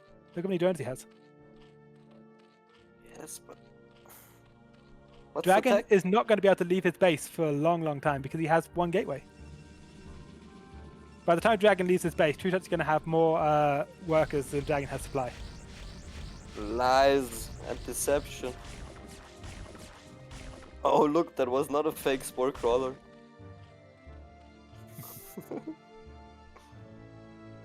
Nah. Look, he's still making only drones. He's gone from like 17 drones to 28. He's got 4 hatcheries pumping nothing but drone. His 5th hatchery is about to come online. And behind this, Dragon's been making 1 gateway zealot, so he's going to have +1 speed dots coming soon. But I think Trutacz is about to switch into hydras. Yeah, Hydralis upgrades are starting, the +1 range attacks and the Hydralis speed. But now he really has to start the Hydralis. He's making 6 more drones here. He has to start now, otherwise it's too late. Yes. He's already overtaking Dragon at this point because he has 2 more finishing, 2 more drones, so he needs to start Hydra now. He's got so much production capacity. These hatcheries, he's got 6 lava in the main, 1 at the natural, got some more lava at the third. He can make so many hydras and make them all at once. Nice reaction there from Trutacz. If he gets supply blocked from this overload getting picked off, that's going to be unfortunate too. 9 hydros in production should be enough. He needs to make that sunken. He is Okay, he's making the sunken. now. Hydras need to be making their way to the Here third. comes the pain train. Sunken is not done. The sunken could have been done. He just made it late. It is done. Hydras are not moving from the main. Yeah, Hydras, you got to go bail this out. Okay, they're on their way. Oh, Hydras nice have started. drone drill. Actually not that nice. Not that nice. There's no more Hydras building. idea No more was Hydras in nice. production. Yeah, because he was supply blocked for a while. Now He he's waited moving them. one production cycle too many drones. Sunken goes down. He's gonna jump on top of these Hydras actually. Since Yeah, freeze are- it's just one production cycle too few. Yeah, Well, and the third base goes down again. Tell Yeah, me again, okay. how Oh, the Protoss not in a overlords. good position? I was hoping that Trutacz would make one less round of drones, start the Hydras slightly earlier. Because if he gets that ramp, the night 3 o'clock clogged up with Hydras, that sunken on the high ground does way more damage. He was just too aggressive with the drones. I said 35, but he made 38, and that's a problem. Yeah, those three Yeah. drones were the problem. No, but yeah, Kwark is right, of course. One too many round of drones, and now he pays for My it. by losing the 1400 third. MMR knowledge shall reign superior. Ow! And now he's in a bad situation, obviously. But in 5 hatcheries, you can get a lot of drones out, and then you can switch into Hydras in a second, and you get a lot of Hydras out. Okay, it's going to come down to how well he can pick up the High Templar. If he can get the High Templar, he'll be okay, but I don't think he can. There's a lot of High Templar here. He's not in the correct position. There's 5 They storms. do not have energy, or do they? They have Hold 5 storms. 5 High Templar, 5 storms. And if this goes longer, it's going to be 5 High Templar, 10 storms as well. They're not even 10 Hydra. That's 6 High 6 Templar. High Templar. Yeah. Yeah. That's a bit too much High Well, Templar. in Trutacz my has opinion. really good High Templar sniping. We saw that in BSL. Like, Trutacz was like, At this point, it's not High Templar sniping, it's High Templar are half of the army. yeah. I mean, I'm no longer a Trutacz believer on this game. You're This no one here, longer a Trutacz believer. Yeah, Have this you one here I turned- like Dragon's position. Oh, High Templar going in first. High High Templar's Templar going first. Actually, down! in this Be position, down. Zerg is in High quite the Templar nice down. spot since he got to kill 4 High Templar. For nothing. Kwark, you are dooming yourself with your prediction. Oh no! High Templar just the first 4 one through the High wall. Templars. Those were 8 storms going down. 8 storms. A dragon doing everything possible. Like these players, they're just listening to the cast. Like they looked into the future. They thought like, okay, what can I do to troll Kwark the most? Those High Templar were just like so manly. They're just into the breach. It's I mean, attack moving the Templars into the main base, right into the Hydras. Classic, I don't I mean- know, like, Zealots, get behind me. I'll handle this one. Just aggressively stares at the Hydras. Do you know that Carbot animation? Where it's like the Templar walking towards the Hydra and the Hydra just getting scared? You need to watch it. So good. Yeah, no, Okay, he can't. Dragon's third got denied. Dragon's gonna Trutacz gonna take 3 o'clock for a third time. I mean, he's got a lot of hatcheries. He can make a lot of units. Dragon's macro is also where he wants it to be. He's got what, 4, 7, 8 gate. 8 gate Protoss is scary. This is 8 gate Protoss with a single forge. But even so, he's got Dragoon range finished. He's got his observatory. You know exactly that you're dooming Dragon right now after you doomed Trutacz for a while. I mean, I don't know anymore. This is. You're cursing them as you go. I mean, Like once you switch sides, the other player starts winning. the things I'm saying are like using basic expectations, like High Templar will cast Storm. Well, I mean that's a far reach. Okay, a 6 o'clock's going to get denied. The Overlord saw it, and the so the Hydras have enough damage that they can just pick it up. That's a lot of energy on these Templar. Oh, Lurker block, but he's just going to storm the Lurker block. Yeah, I mean you can just storm that. Yeah. Will he storm it? Oh, he has High Dragoons, Templar, he do you doesn't have need to storm. do you have your T key enabled?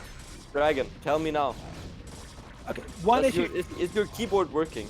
Trutacz is 4 hatcheries, just taking a 5th hatchery against 8 gateways, though. Like, in terms of unit Look at production, this Templar again, staring down these Hydras. in terms of unit production, there's no way Trutacz can keep up. Even if he has good Hydra micro and good movement, you cannot beat 8 gateways with 4 hatcheries. It just can't be done. Like Dragons, if you look at the Yes, supply, five now. Dragon is accelerating. The 5th one just came online. You are correct. He is going to make drones out of that, I think, though. Like, it's Dragon's army supply is just going to accelerate. Yeah, but I mean, he has lurkers on the high ground against in a small choke, so He'll it's lose not like the Dragon can Storm. really push There up are so there. many storms, and Storm is probably the best Protoss, the best unit Protoss has. Yeah, Trutacz is just going to sack the 3 o'clock. It's And gonna try lose to Trutacz counter very again. nicely identifying that he has to deny the 3rd base of Dragon, otherwise the game is lost. So he wants to keep Dragon on 2 bases and plays this 2 base against 2 base. Yeah, he's going to get some but nice two army base pick against off. two He's base going to kill all favors these the probes. Protoss. Also, this army is stuck here now. He needs to run with most of the Tyrants. He needs to snipe the Nexus and run with the rest of the Oh, Hydras. he's going to kill some High Templar. And he's gonna run into. Okay, please, Okay, please I was try to expecting kill a Templar. one Templar Okay, down. nice. 1 Templar. 2. Okay, 2 Templar. Gets the Nice Nexus. storm on the Also, look, Zealots. look at the worker count. He's actually killed a lot of probes because there was like 15 probes that went to 6 o'clock and they all Ooh. died. Can kill that Nice. one full energy High Templar. No. Okay. But again, the 120 supply to 74. This is just the hatchery count. I think Trutacz should have built like 2 more hatcheries inside his main at this point. He's trying to take 3 o'clock before he starts macroing up, but 3 o'clock isn't happening. Is that the 6th time that he's taking 3 o'clock? This is the 4th time. Third or 4th time. Yeah. He has some Doesn't lurkers need a out third. on the map. Oh, Okay. this is a He- scary he- army. There's only Where's 2 Willie lurkers. Miller? out army. too many lurkers. 2 lurkers is not enough for this. Not even Where's close. his army? Gonna flank? No, but he's gonna be fighting up around. Yeah, I mean, There's he's like a it's million double storms. If It's they get double used, that is. He just never got his hatchery count up. Yeah. I think it's GG. And you? Yeah, it's GG. Good call. Is it though? Like those Yeah, zealots, no, this is over. those zealots just got on top of the sunken at 3 o'clock.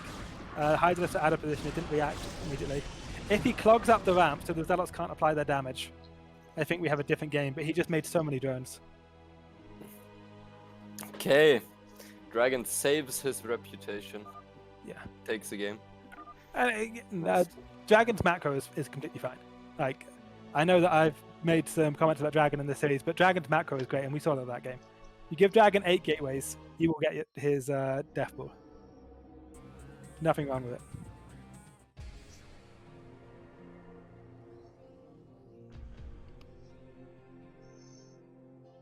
Guys, if you like what you see and what you hear, subscribe, donate. All the money goes to the prize pool, and everybody's getting paid. Trutacz is getting paid for his 4 game wins, and Dragon will get paid for his single game win. We'd appreciate any revenue that people can offer. And we're about to go to our 3rd match, and I think this is the one that people were most excited to see.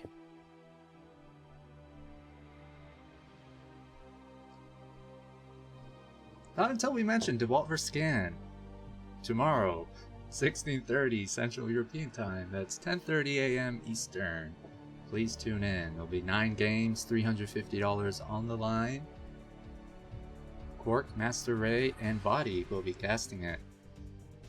This will be on trovo.live/TeamThinkQuickTTV. They're contributing to the prize pool a little bit. But this show match, along with other ones, have been paid for by wonderful gentlemen by the name of Leo and sponsored by Esport Fund.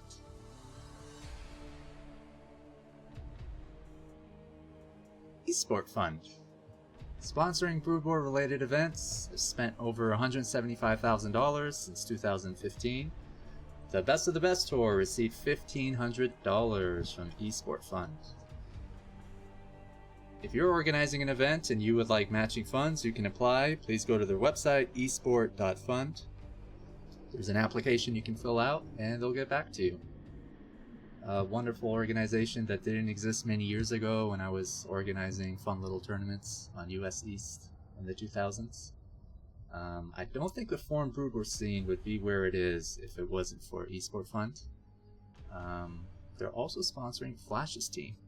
And they're selling t-shirts that have been autographed by Flash, Sulky, and I'm missing one or two other names. There's a thread about it on Team Liquid in the general forum section. If you're interested in purchasing a jersey, Esport Fun, signed by pro gamers, you can find all the information in that thread.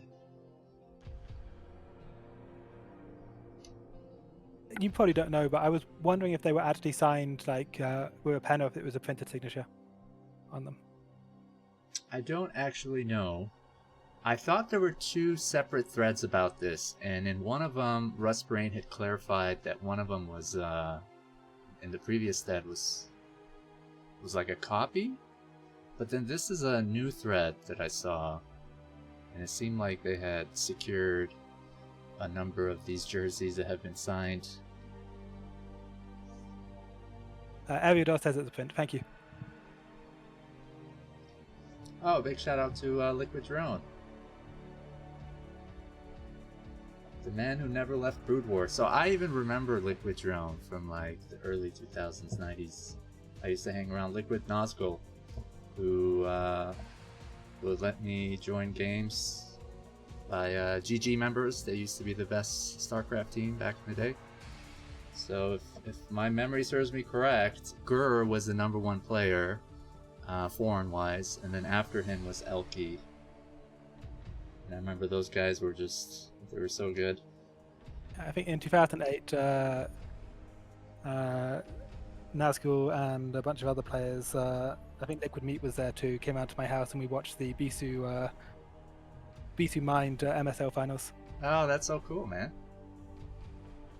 Look at you nerding it up. Yeah, it's too bad that Nazgul isn't involved in Brood War anymore. Really nice guy. He's turned Liquid into like a pro gaming institution. It's like worth $1 billion these days or something. It's got like a bunch of famous basketballers who have invested in like ownership stakes in Team Liquid as part of their venture capitalists. I'm not an expert on it, but I'm vaguely following what's going on with the actual Liquid brand, and it is apparently a huge institution these days. Yeah, they have a very pro gaming Dota team as well. They won several big tournaments like the International in Dota, winning like 20 million. Everything but Brood War. Liquid Drone, everything but Brood War. Where's your pro gaming Brood War team? Yeah, so Team Liquid was actually up there as well. I don't know how Liquid Drone got into Team Liquid. I'm just joking, man. He used to be a phenomenal player as well. It's the Van Dominator. It was a good time. Of course, now Eriador being these days in the best team that there is, Team Red, also my team. I didn't know that he joined your team. He's betrayed the He's Liquid brand. Yeah, he is a Liquid Drone, that's his Team Liquid account, and then he's Red Eriador, playing BWCL for us sometimes as well. I didn't know that was And allowed. CPL. They should kick him out of Liquid. Well, Team Liquid is not a Yeah, current just team joking. anymore. It's such a legendary team that...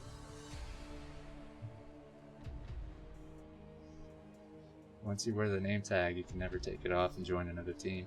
I'm pretty sure that's how it works. Are we waiting on anything for the next series? Or are we just chatting? Because I'm down to see some StarCraft. Alright, let's do it, guys. I'm just preparing some things. Overlays. Okay. Yeah, this is the main event.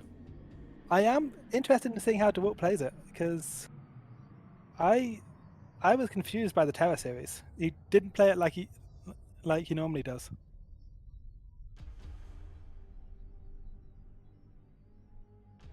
Yeah. Guys, tell us, what do you think? What do you think? No, wait, I'm not pronouncing that correctly. What do you think, guys? Who will win this next match, Dewalt or Dandy? Put your scores in the chat. Come on, let's get some predictions in here, guys. It was played 2 hours ago. I tried to get it live, but just because of lag and time zone differences, it was impossible. If Dewalt hadn't just done a 0-5 against Terra, I would be saying 4-1 Dewalt. Now I'm not so sure. And just on name and reputation, like for me, Dewalt is the better player. But I don't know anymore. I will say it was a fluke, and he's still winning 4-1. So I'm also saying 4-1 Dewalt. 4-1 or 1-4, depending on if Dewalt brings it or if he doesn't bring it, I think. No 3-2 possible, yeah. I think, well, if Dewalt is dominating, then he will dominate, and if Dewalt is off his game, then it will go the other way. Alright guys, let's get into it after a short promo video.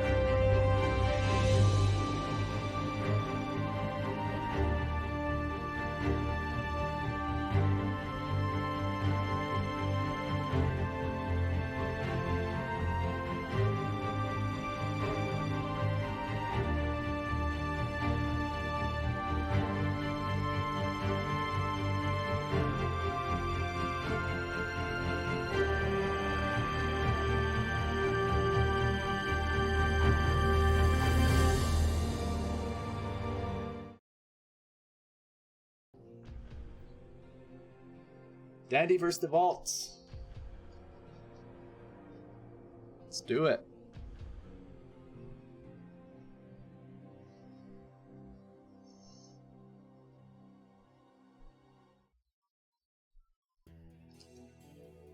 Okay, we have Dewalt from Team IRK as the yellow Protoss at, let's say, 7 o'clock.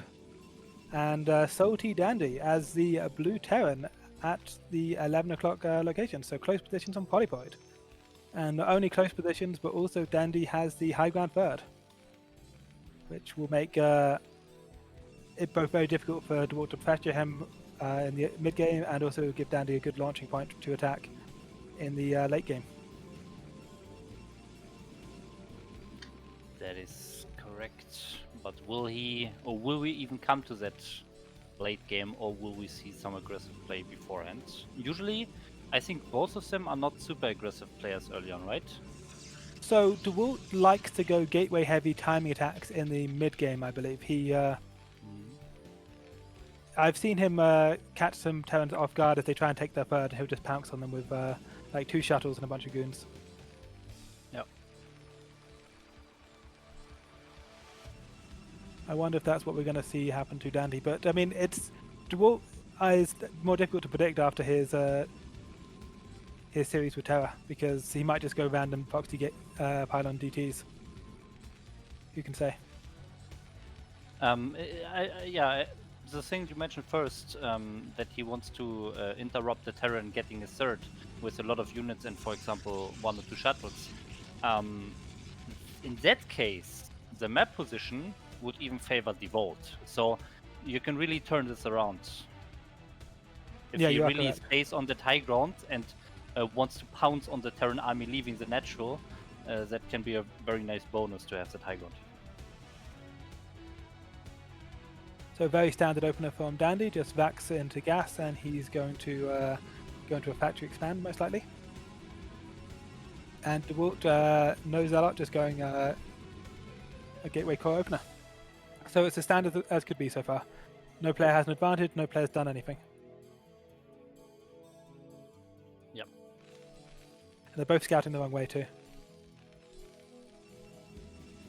Now this scout direction means that it's unlikely Dewalt's going to be able to see inside Dandy's base, so he's not going to know if it's anything weird. But it's most likely not going to be. Oh, he's going factory before marine. Is that standard? That feels a little aggressive. He's going to get away with it though. He's not going to be punished at all. The marine's going to be there in time to defend against the probe, and he'll be able to build a bunker before the Dragoon. Yeah, but of course Dandy will also not get scout information in Dewalt space, but of course Dewalt playing super standard for now. Yeah, Dandy should be able to confirm there's no nexus at least, and that tells him a lot. And only one SCV on gas, so it looks like Dandy is going straight into the bunker expand. Well, I guess it could be a siege expand, but most likely a bunker expand. I'm expecting Dewalt's Dragoon to try and pick off the SCV because he knows the SCV's out there and he knows he can't do any pressure. But it looks like it's going the other way. He's going to try and disrupt the bunker placement, I guess, but 3 Marines is going to be enough.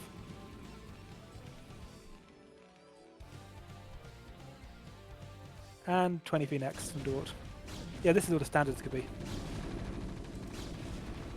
That low Marine is probably going to back off. Never mind. Dewalt's not trying to focus it down. And there's the CC. Yeah, this is completely standard from both players.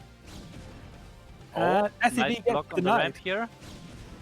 There's actually nothing behind this that Dewalt is trying to hide, but it's good that you deny it anyway, just to keep them off it, keep them uncertain. And Dandy going straight for the vulture. I don't know about this because Dewalt's going to see it. It's the thing. This vulture's going to run out onto the map, and Dewalt should see it with his Dragoon. So far, if it goes out to the right, he will not see it. Yeah, Dewalt moved at the last second. Okay, and there are 2 Dragoons on the map.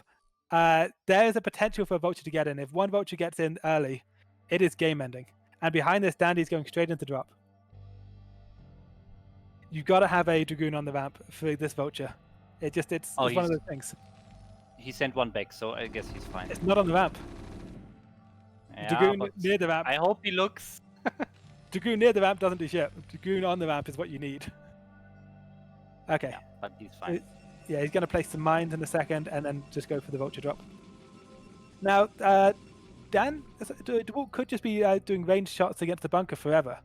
And that would also act as a tell to tell him where the Dandy's doing this, because there's no siege tank. As a Protoss, if you're shooting the bunker like 5 minutes into the game, you start going, wait a second, why is there no siege tank? What is this? And it tells you that this is a drop play. Or a vulture run by play. This is... The fact that he hasn't left a Dragoon just shooting away at the bunker is limiting his scouting information. His SimCity's good though. That's a very good point. He's got the right of the gas cut off. He's got a wall that's about to be closed off with the observatory below his nexus. He's going to be in a good position to control vulture movement. And this is such a crucial thing to do as a Protoss player. Early in a PvT, you have to be placing your buildings in such a way that you can control vultures.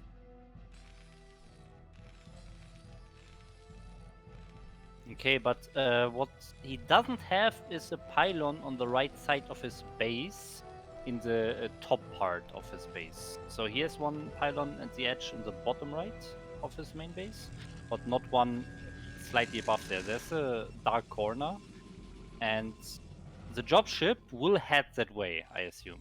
Yeah, the dropship and the observer might overlap. I mean, okay, the observer's stopped. Some mines. Yeah, okay, and that's fine. He's clearing mines. It's good. I was just slightly worried that it was going to overlap. But look at Dewalt's Dragoon placement. He has a mental clock that just went 6:30 dropship time, and it's 6:30 is dropship time. His Dragoons have repositioned into the anti-drop location. What if he just drops into the natural? There's actually nothing. That one observer just came, but if the dropship just flew to the natural, there was an observer that went up the left-hand side of the map. Dewalt knows what's up. He's got his mental clock tuned perfectly. 4 Dragoons. Oh, that dropship did not deserve to get out there. Yeah. Dandy is getting way more damage done here than he deserves. 2 probes, 3 probes, 4 probes, 5. And 5 probes is way more than he deserved from that, because Dewalt was in such a good position.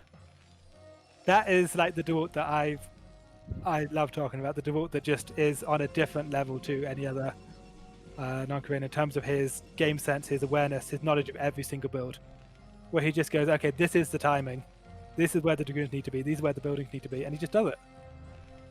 Makes it look easy. And then behind this, he has the observer above the factories. He sees the third CC coming down. Dewalt is in a great position. He knows exactly where Dandy is. He knows exactly what Dandy's doing. I would expect him to take 6 o'clock pretty quickly. And yeah, his gateways have gone offline. He is just teching. He is expanding. He's getting his. He's setting himself up for his win. And what he's not doing is making a bunch of units that can't get anything done. I say that he just starts 3 more dragoons. I don't know. I don't think that he can stop Dandy from taking a third. I think these units he's making aren't actually useful right now. And as far as it's difficult sometimes to have idle gateways, you see gateways, you want to make units. But like, he's got a probe at 6 o'clock, he wants to expand there, but instead of expanding, he spends all his money on dragoons. And it's not going to help him. These dragoons can't do anything. I think theoretically, with that dragoon count he has now, if he stays on the high ground, then he only has 4 tanks, so he maybe could have taken a fight. But since the dropship survived, he has to leave his goons in defensive positions and can't use them aggressively. Yeah, that dropship surviving is a good point. It only survived on 1 hit left, and also had 3 vultures in it when Dewalt switched his target. I was surprised he didn't finish it off. Here, imagine 5 more goons now, sitting on the high ground, together with those 10 goons he has already. 15 goons. Terran don't die. From the high ground against low ground, I think he could have taken that maybe. It's hard to tell, because it depends so much on tank focus fires and similar. Okay, but now with the bunker and so on up, it doesn't matter anyways, and now he has 6 tanks, so yeah, he delayed his 4th base a little bit for that. Dropship flying in again, gets killed at the bottom in Dewalt's base. No bad damage done, very nice defense. Yeah, Dewalt's SimCity is great there. 6 o'clock feels late to me. Like, he could have, he invested a lot of extra money in units that have done nothing, instead of getting towards, he could have, I guess, accelerated his arbiter timing and also accelerated his 4 base timing. This is a very even game, I think, because of that. Now, Dandy's drop didn't do the damage Dandy was looking for, but Dandy has got his 3 bases up. He's got a bunch of factories. He's going to add a 2nd armory, I think, and a science facility. So it's, I'm hoping he's going to. Okay, no, he's just adding 3 more factories. Dandy's going for 1-1 timing. This is interesting. Interesting. I don't know if I like it. The thing is, Dewalt has all the information. There's no, he sees everything. There's no comstats. The academy is only just being built now. Well, just not fine. This is going to do so much damage. Why is there no comstat? It's 10 minutes in the game. He's just starting them now. Yeah, looks like he forgot about them. That's unfortunate. This is when oh, the mine! Oh, it's so much damage. This is where there are some players who are just shouting at their computer about how the academy didn't build. It's this must be so frustrating. And like Dewalt just had the observer inside Dandy's face, and he goes, "Wait a second, there's no academy, there's no upside. I could just, if I can get a DT in, I can do so much damage here." He's right. And now Dandy has absolutely no push timing, because Dandy doesn't have a science facility, doesn't have any science vessels, and Dewalt has arbiters. So this is going to be a situation where he's got no scan energy, no detection against arbiters. It's not going to go well for him. He needs to go into 4th base. Okay, he wants to push. I think he wants to hit before arbiters are out, but I thought the first arbiter was done. I thought that was the 2nd arbiter I was looking at, but that's the first arbiter I'm looking at. So maybe he can get something done. Yeah. Oh, you don't want to go. Oh, there's a DT. There's 2 DTs in the sea tanks. Just killing all the sea tanks. Oh. Yeah. He has no scan energy. That one DT drop just completely ruined Dandy's day. That was such a smart play. That's not part of any regular build. That's just he had an observer there and he saw it and he goes, yeah, I can make something happen there. I can drop some DTs and wait till their scans. It just works. From now, no single tank to be seen, so this is it. Yeah. And Dewalt's got his 4 base, he's got his Arbiter. He's even if Dandy holds this, there's no upgrade coming for Dandy. That was such a weird thing to happen. It's good for Dewalt for seeing that, but it's weird that that was a thing that was out there. So for anyone crying Protoss Imba, DT's Imba now, it is actually possible to have a comp set 10 minutes into the game. We want to mention that. For anybody who's trying to copy that build, the 10-minute 2 Zealot 2 DT drop PVT, it won't always work. Not every Terran skips their academy. That's not a lot of that game you can copy, but that one bit with the DTs, I think, is that was game specific.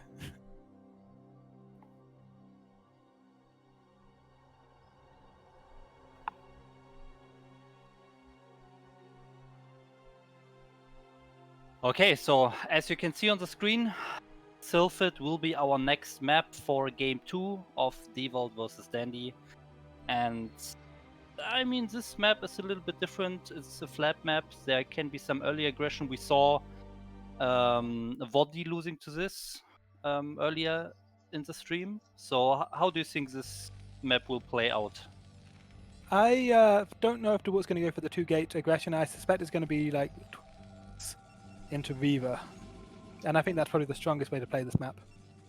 But it really does depend on Dandy's opening, because Dandy, as a Terran, does get to set the tempo.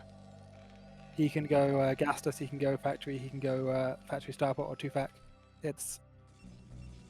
I feel like as Protoss you are often responding to what Terran does, because Terran is hard to punish. So they tell you how the game's going to be played and you have to play against that. But we have Dandy as the pink Terran at 12 o'clock and Dewalt as the... Is that lime green or is that white? I guess white. At the 8 o'clock position on Sylphid. I think Ox has it on red and blue here. So Should I change it back? What do you guys prefer? I prefer red and blue. And Dandy just going to go for the depot with the rack to the left of it at the natural, or the choke I'm thinking. And Dewalt, are we going to see a gate? I'm assuming so. Yep, no fast nexus. Yeah, this is very standard from Dewalt. I think we're going to see openings like the last game. Just Dewalt going for 20 next, which is I think the safest and the best PvT opener. yeah, very standard. I don't know if we're going to see Dandy go drop again, because I mean Dewalt was on top of that. That anti-drop play was like, it's beyond textbook. That anti-drop play is what you watched when you're writing the textbook. It was just as the starport timing happened, Dewalt blindly goes, okay, it's 6:30. My watch with the alarm clock is it's going off. Time to put the Dragoons in the anti-drop position, and it just works. Like it's. Dandy was lucky to get the vultures out of the dropship at all, and he got like 5 probes, but it was more than he deserved for that, given how good Dewalt was. So I would be surprised if Dandy tries another drop, because Dewalt was just on top of it. We're seeing a single Zealot. Interesting. It's going to be 2 Zealot. It's going to be Core, then a second Zealot, then a Dragoon, I think. That's interesting. I mean, he can see that he has that position where the Rex is left of the supply depot, so he can micro marines between them. But the factory is pretty far away from that spot, so if a Zealot gets in, can harass the SCV building the factory, without being hit by the Marines in that tight spot between Rex and Depot. I think this is just to delay the bunker, because he's going to, his second Zealot and his core are timing up together. So he's going to make a Dragoon after this, and then if he can delay the bunker, then he can get a lot of value out of his Dragoon and delay the Nexus. So delay the command center. Trutacz behind this though. Dandy is faking that he doesn't like what's going on, but actually he's fine with it. He doesn't want the CC. He's just pretending to be interested in taking a CC. Let's see if Dewalt can beat it. This is an interesting spot. I like Dewalt's build. However, I feel like Dewalt must be wondering why Dandy hasn't taken it natural now. 4 Marines and SCV is enough to push back a Zealot. And there is the second gateway. No Nexus here for Dewalt, so Yeah, looks like Dewalt smelled Dewalt something. could be fine here. Dewalt has smelled that something is going weird this game. It's for a while Dandy was going, oh no, I wish I could expand, but you're just stopping me. But Dewalt doesn't believe that anymore. Okay, second machine shop. We're going to see double upgrades. It's going to be mines, vulture speed, maybe 3 tanks and mass vault against 2 gate goon with range. And So will he get the SCVs robotics now? 15 SCVs is a big deal. There's 1 SCV per crystal. There's 3 on gas. There's 1 at the front. This is the most all-in thing I've ever seen. Dandy can't even afford to send any SCVs with the push. He can't afford more depots. He's going to be supply blocked after these 2 tanks. He can't build another 2 tanks, but he can't afford a depot. This is questionable. This is all in, but Dewalt is reading this like a book here. He's getting the shield battery in the natural. Very nice. Yeah. Well, but at this point, the CC is way too late. But there's no... Like, Dandy has built 1 too many Marines. Dandy built an extra Marine, and now he can't build a Vulture. He wanted his... Maybe he could kill an SCV. The probe just scouted both machine shops, by the way. Okay, he's going for siege mode behind us, so he's just going to try and establish a position and then slow push it. But he doesn't have a depot. Okay, he's just started one now, but this isn't working. It's 15 SCVs. You can't push on 15 SCVs. I'm a bit worried that Dewalt is not killing those Marines in the front. Yeah, he does have Dragoon range. He should be skirmishing with this. Yeah. Or flanking it, going for the tanks. But I guess he's waiting for the shield battery. Picks up the mine. Nice. Picks up the second mine. Picks up the third mine and the vulture. Oh yeah, this is just not working.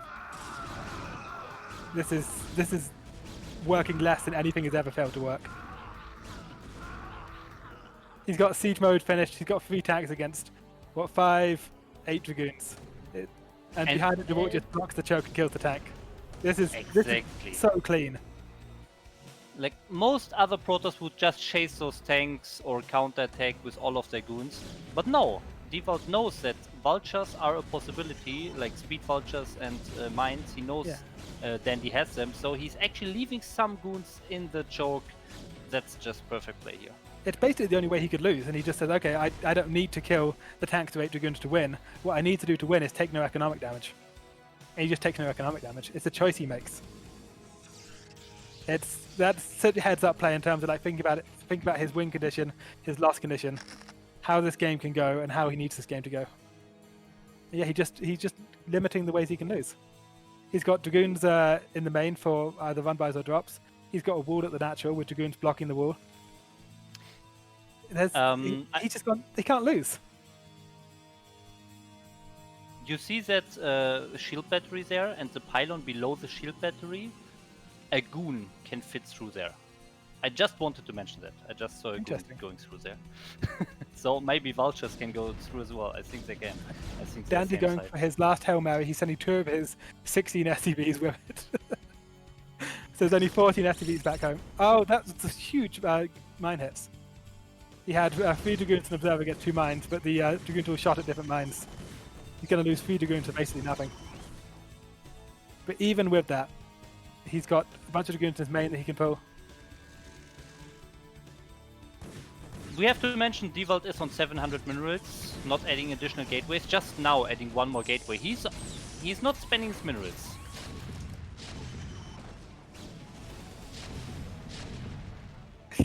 I mean, there's only 2 sea tanks. There's no mines in front of them. He can bust this. If there was a giant Yeah. mine code blocking it, it would be a different story.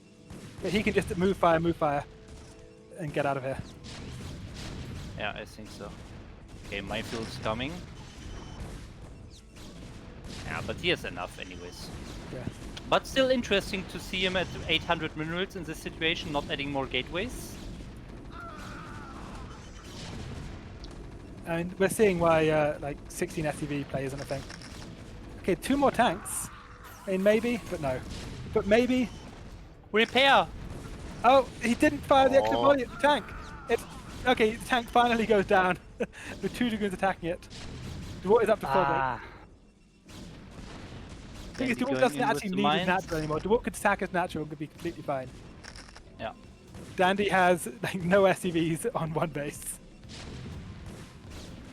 Of his 18 SCVs, 3 of them are with the push. Yeah, Dewalt just pulling the ball. 4 of them with the push. Dewalt can just kill this with probes. It's kind of funny. Good attempt, Dandy, but you know, SCVs are a good unit to make, and sometimes you can use them to mine minerals. It was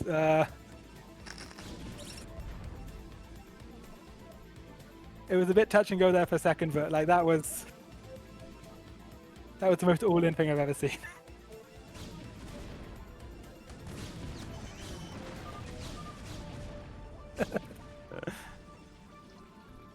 Great read there by Dewalt. Because Dandy was trying so hard to telegraph it. And go, oh no, you've got 2 zealots and a probe. I'd love to make a bunker and take a CC, but I just can't right now. Well, obviously having 2 packs behind it. But Dewalt doesn't believe him.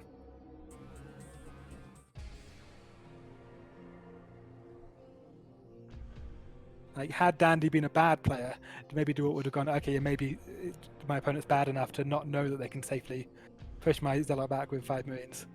But against Dandy, they're like, no, Dandy, you are too good at this game to be pretending that you can't expand right now. You don't want to expand. Yeah, I mean, when he has 5 Marines, then I'm sure he knows 100%. But even before, I think he started the shield battery or added the second gateway at least, even when Dandy was still on 3 Marines. So that was really interesting. So yeah, great feeling there, game sense by Dewalt. And 2 Gate Goon just hard countered the 2-pack. And there was no economy behind it. Okay, we have Dandy as the blue Terran at 1 o'clock, and Dewalt as the red Protoss at 7 o'clock on Eclipse. Also, I think the question of whether Dewalt's playing well today has been answered. We haven't seen any Foxy DT nonsense. Dewalt's just playing solid standard builds and is hitting his timings. So with this in mind, I think 4-1-5-0 are definitely on the cards here. Yep.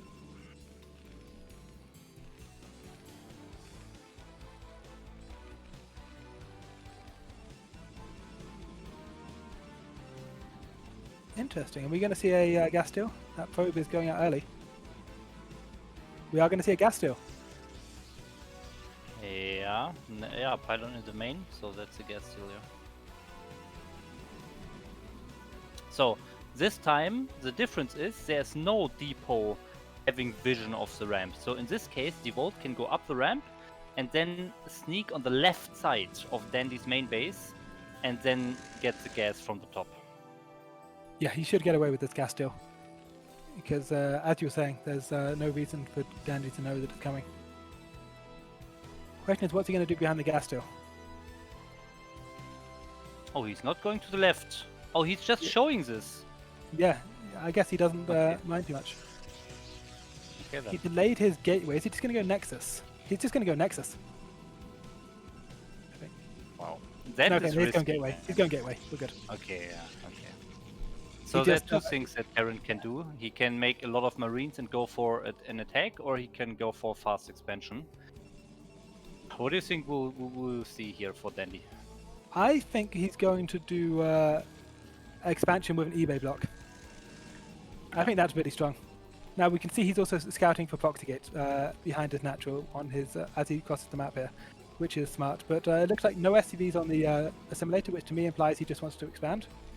And if he can stop his opponent from expanding, that's going to be huge for him. I think you can actually go for gas steel and an eBay here. Okay, eBay Yeah, straight yeah. away. Love it. Very good. Yes. And Dewalt is banking money. Dewalt is planning to take his own Nexus. He has no idea there's an eBay here. He's 350 minerals, his probe wanders out, he sees the bad news. So what do you do now? Do you just place your Nexus in another position, or do you add the gas and the core and maybe another gateway? He's got to go gas, but the thing is, he wasn't planning on making another Zealot. He was going to be supply blocked. If you look at his supply, he was going to spend his 400 minerals and then place a pylon. He was going to build the Nexus first. So he doesn't actually have the option of building a second Zealot. He never had the second pylon. Okay, he's That just not really using his unfortunate. mineral at all. Yeah. Interesting. He can't, because he can't make any units, and he's taken his assimilator. That's all he can do. Yeah, I mean, he could have gotten like a cybernetics core and then a second gateway, for example. Yeah, with no gas, there's no point. I mean, that lack of second pylon made that eBay so much more effective. Because Dewalt was certain that was what he was going to do. He didn't have any backup plan. And then he just, he couldn't make any units and he couldn't place the Nexus. Yeah, and we also see a big difference in the worker count already, with Dandy like 2.5 workers ahead here.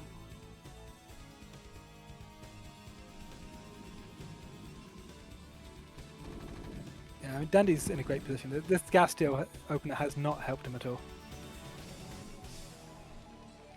Now, Dewalt did get a slightly faster Nexus, but like Dandy has more workers, and it's just taken less damage overall. Dewalt has 3 Zealots. Okay, are they going to kill the SCV? They're going to kill the SCV. Oh, that was sloppy. Dandy needed that SCV to be wandering around Dewalt's base for a while until the Dragoon came out. Because there's no Dragoon, no range, straight into Robo. He would have loved to have seen that Robo. Just because that Robo tells him it's not a Citadel, or it's not being some kind of proxy. Okay, 2 factory going up here at the same time for Dandy. Still no Dragoon range, but I guess Dewalt's tight on gas. He took a very late gas and then went straight Robo. I quite like going Robo immediately because he will get the Observer in, and he does want to know what Dandy's up to. Rushing the Observer here is good, and also, I guess he's not worried about moving to medics. There's no reason for like a Reaver for that purpose because he knows that his opponent took a gas. So the Reaver is not like a defensive essential, but it is still good to have.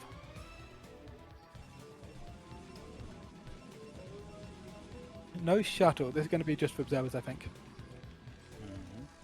Because you'd expect him to save up 200 minerals and then go straight shuttle if his Robo was offensive. Yeah, just the observatory. Yes. Observatory, second gateway. So he's going into a normal mid game here. Yeah, this is just defensive. He needs to know what's going on. He needs to know where he's at. He's got the one goon just scouting for a push, but he's worried that it could be drop, it could be a quick third CC, it could be upgrades, it could be mass factory. And Dandy, for his part, is just going for an eBay. So again, quite defensive. Not opting for the Academy armory choice. Even on workers. I mean, this gas steel has been a weird start to the game, but it has turned into a very normal game. Yeah. Dandy was ahead 3 workers earlier. I mean, the Nexus of Dewalt was a little bit earlier, but I think Dandy might have missed 1 round. But yeah, anyways, now we are in a very similar game here, and we are heading into the mid game. First Observer crossing the map now. Observer's a bit late, as you'd expect, just because he didn't opt for a quick gas of his own. And Dandy going for the CC. Now, Can will he the get the turret ring turret get up? ring? Yeah. Yeah. If the I love that we're on the exact same page in terms of what you need to see as Protoss. Because the turret ring goes up, he doesn't see the CC. It's a very difficult game. However, if he sees the CC, he knows exactly what he has to do. CC, you just expand, you build a shuttle maybe with some speed lots, you delay their CC, or you delay them from taking their third, and you just go macro. But if you don't get the observer in, you have to play as if it could be 6-back. So yeah, he knows what's up. Exactly.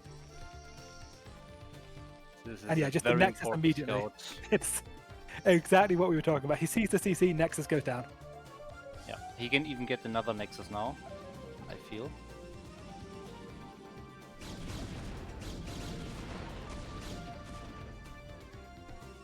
He's going to scout that there's no armory, I think, as well. And it's going to tell him that this is he's not too worried about an early push. Add in the support bay. Interesting. This is like a very Dewalt thing to do, I think, as well. Just going for the delayed Reaver.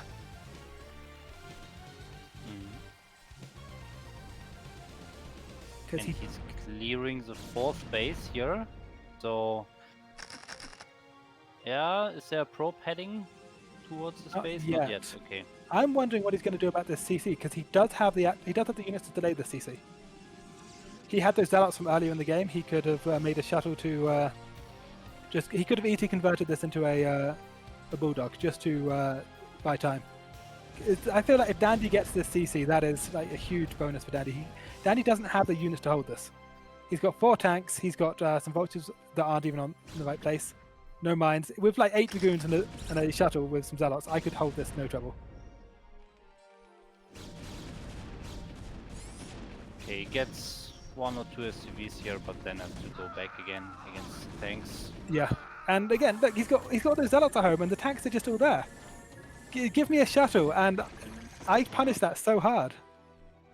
Yeah. That was a missed opportunity, because Dewalt had everything he needed. I mean, obviously, he's still in great shape. He took his third in good time. He just saturated it. He's got 50 probes. But I look at that and think about what could have been. First Reaver's done. Shuttle speed is mostly done. I think we're going to see a pair of shuttles running in, trying to cause some havoc. Question is, where are they going to get in? Because this is a good turret thing. Yeah, I don't really see a good opportunity for now.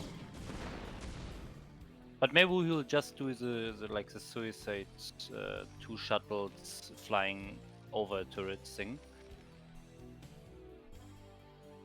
Yeah, this is one thing that I think that one mistake I think Danny's making is when we saw Terra play Dewalt, I think 2 weeks ago, Terra did the pair of turrets side by side.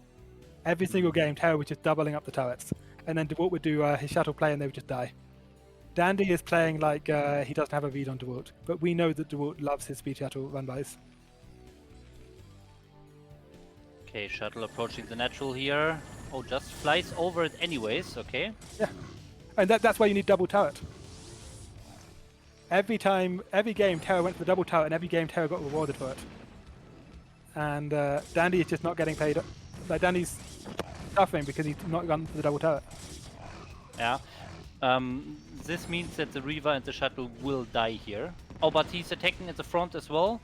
I'm not sure if I like that. There are too many tanks here. No, there's a lot of tanks. And the Zealots don't have speed. The Zealots have speed like 99% done. He's going to wait for speed, then he's going to try again, I think. Oh, okay, the turret at the natural was killed, so this Reaver can actually get out here. Yeah, there were 2 SCVs repairing it, 1 Zealot attacking it, and 1 SCV trying to kill the Zealot. It was an interesting little duel that they were having down there, but the Zealot does eventually out DPS the repair. I mean, Dewalt's in such a strong position here. He's taking his 4th, he's got Zealot legs, he can actually overrun this army whenever he wants, and he's rallying mass-producing Zealots back home. He's got another shuttle for the Zealot bomb. I would be surprised if he doesn't just wipe out that tank army. SCV with the kill. Okay, but yes, you move. Yeah. SCV has 1 kill as a Reaver. He's getting his revenge. But 61 workers to 39. And yeah, Dewalt has loaded up this shuttle. That's a speed shuttle with 4 Zealots against all of those tanks in a neat row. And that's just not... This is going to end awfully. Ooh. He's yeah, just gonna, Vultures are not even here. No minefield as well. Nothing yeah, here tanks for have to Dandy to unfeed, defend. and then the goons just run in. When it's done. This is the Bulldog that we were talking about earlier, and it's just as valid now. Double turret. Double turret makes all the difference there. Yeah. It's I think that it's something that if you're playing Dewalt, it's just a way you change your style based on your opponent. And we saw Terra do it. We saw Terra make that adjustment.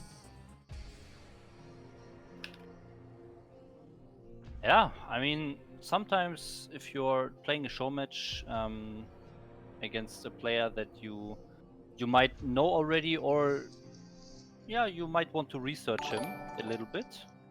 And if you know that Dewalt likes his delayed speed shuttles or speed shuttles in general, then you can make that adjustment and get some easy $14.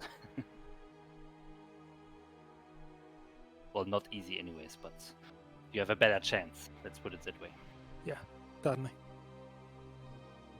Dropping that one Zealot as he flew by as well to clear up his exit path is a really cool play as well. I've seen a lot of players do that, but I always appreciate it. You 2 Zealots and a Reaver, 1 Zealot drops on the turrets. Reaver and Zealot micro against tanks in the main, and you just fly back out the hole that you opened. It makes you look like you're some kind of genius, even if everyone does it. That's true. Okay, our next map here is Demonio Azul, game 3. No, wait, game 4 Game 4. already. Yeah. We have a 3-0 lead for Dewalt.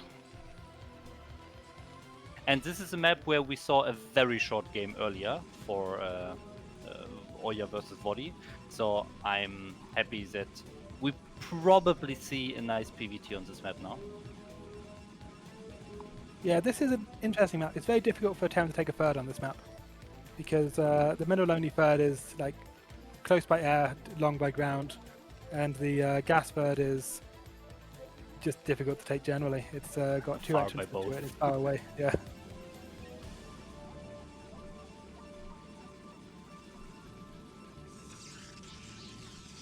So I wouldn't be surprised if we saw some kind of 2-base timing from Dandy on this map, just because 3-base timings are hard to do.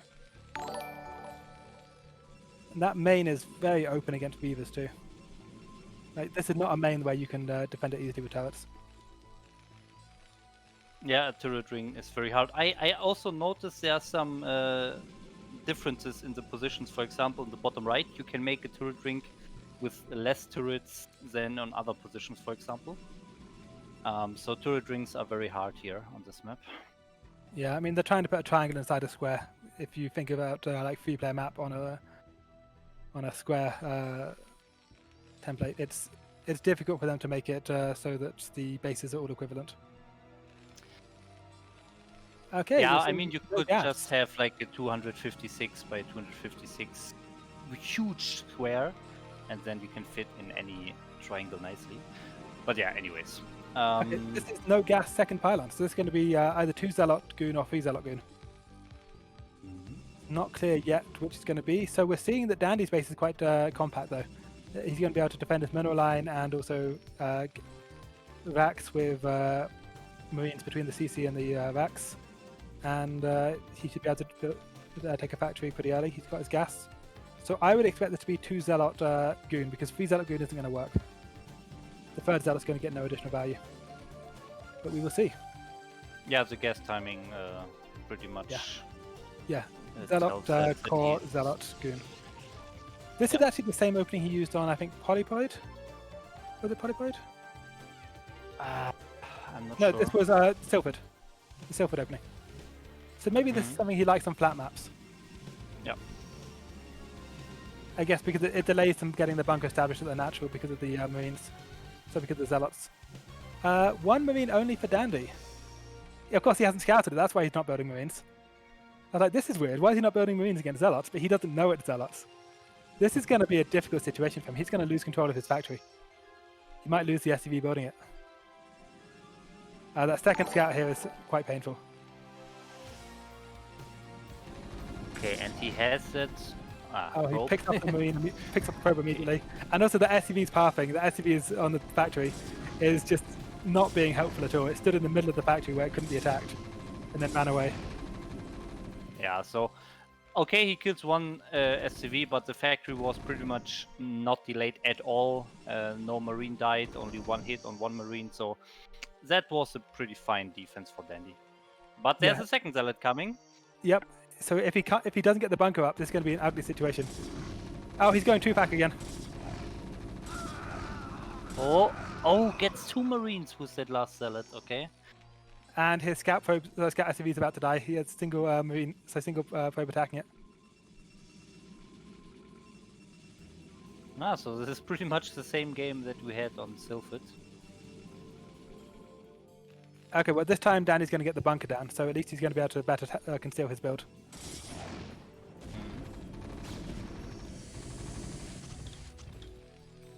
Okay, so we need to see Dewalt sending the goon in a little bit past the bunker to check the command center. I think the move that he did just now didn't confirm any command center. No, I mean Dandy has an SCV waiting there as well, which makes it look believable for Dewalt. If a Dewalt comes in and sees this SCV, he was going to think that okay, Dandy wants to expand. Right now, he just is a bit late. Whereas of course we know that it's not an actual attempt to expand, and Dewalt has taken a Nexus. That is risky. That is problematic for Dewalt here. He has no idea this time. On Sylphid, he had a very nice feeling or read, and adjusted accordingly. But this time he's completely in the dark, even adding a robotics after the Nexus. So he's on one gate. Yeah, that could be game already here. Okay, he has a probe to work as a early warning alarm. Once Dandy pushes out, he's going to see that there's more tanks than there should be. It's meant to be like 2 tanks, 4 tanks. He's going to go, wait a second, this is wrong. This has to be a 2-pack. But it's not clear that he's going to be able to hold it. Oh, but he's actually not scouting in with the probe, he's just waiting there. So he will get that information very late. If he saw the racks flashing, which he doesn't, that would also tell him. Yeah. Like Dandy building an extra marine there, I think is wrong. Because if the racks flashing this late is a giveaway. Yes. Okay, 4 tanks. Yeah, okay, now Yeah, but now yeah, but now it's pretty much too late. He can't really add gates now and defend it. I mean, he has to anyways, but they will not finish. So he only has those 2 gates to defend this, and oh, he's going for this will be very hard. He's going to see if he finds an angle on the tanks, get some damage there. And he knows that the tanks are going to be up front, and then there's going to be a Vulture reinforce. If he can cut off the Vulture reinforce, he can prevent the tanks from getting the buffer they need. But it looks like the mines are cutting off the goons here. First observer's halfway done. Yeah, these goons are cut off. Okay, I love the wall. He's playing for time. He knows his observer's not done. He knows that he's got more goons building. He just needs time. Okay, Goon's dishing out a lot of damage so far, not getting shot by the tanks. Okay, now Dandy moving his tanks forward. Observer is done, he can clear out the mines now. And takes that fight. Maybe pull the probes as well. Blocks the run by too. Oh, but the bunker finishing is really, really hard. 2 tanks down. And there's not like there's any siege mode behind this. Oh, Dewalt has 4 gateways. 4 gateways against 2-pack. And these vultures keep trying to run by, but they're not getting in. Every time these vultures try to run by instead of just fighting. Oh, huge mine hit, and then the second mine just dies right before it explodes. I think if that mine explodes, the game is over. Yeah. This is such a close game. Yeah, I agree that the vulture run-bys are not the He just needs good mines in decision front here, of, I he think. needs mines in front of the tanks. That's all he needs. Exactly. He doesn't need to run into the main and kill probes or anything. He needs to actually kill the units and make sure the tanks can dish out the damage for as long as possible. Yeah, he needs to make this push stronger. He needs to make it so this push can't be overrun by Dragoons. He doesn't need to kill probes. You're 100% right. Because this push right now doesn't have... Siege mode's about to finish, but it doesn't have that much staying power. It's not until the minefield's down and the siege mode's done that this push is going to have staying power. Yeah. Okay, what's Dewalt going to do about this? He's still going 4-gate Goon. He's got no shuttle, no support bay, no citadel. So if an eBay gets added, and there's an eBay building at home right now, then we can see turrets, we can see this turn into a very hard contain. No minefield. If Dewalt can get on top of these tanks, then the hard contain just isn't going to happen. And he's getting on top of them. Oh, There's just 2 tanks. If he can kill the 2 tanks, then yeah, there's no minefield. He just runs through. yes. Those vultures. Yeah, Those vultures did not get the value they needed. microed. Well, he was microing them. He was trying to micro them in the wrong way. He was trying to get both a That contain was a push mistake. and also a harass push at the same time, and he ended up with neither. Exactly. Oh wow. Like, with siege mode coming, if he just makes a very, very strong contain, adds turrets, adds more siege tanks, gets siege mode, Dewalt can't push out of that with pure goon. If Dewalt spends the entire time trying to chew for a minefield, the tank's going to kill him. But there was no minefield. Yeah, but now he has a minefield, he has a turret, and he also has more workers by now compared to Dewalt, so I think Dandy's in a very good position. Dewalt trying to elevator his units out to maybe cut off reinforcements here or do some counter damage. He's actually scouting the natural of Dandy with an observer, so he's confirming that Dandy is still on one base.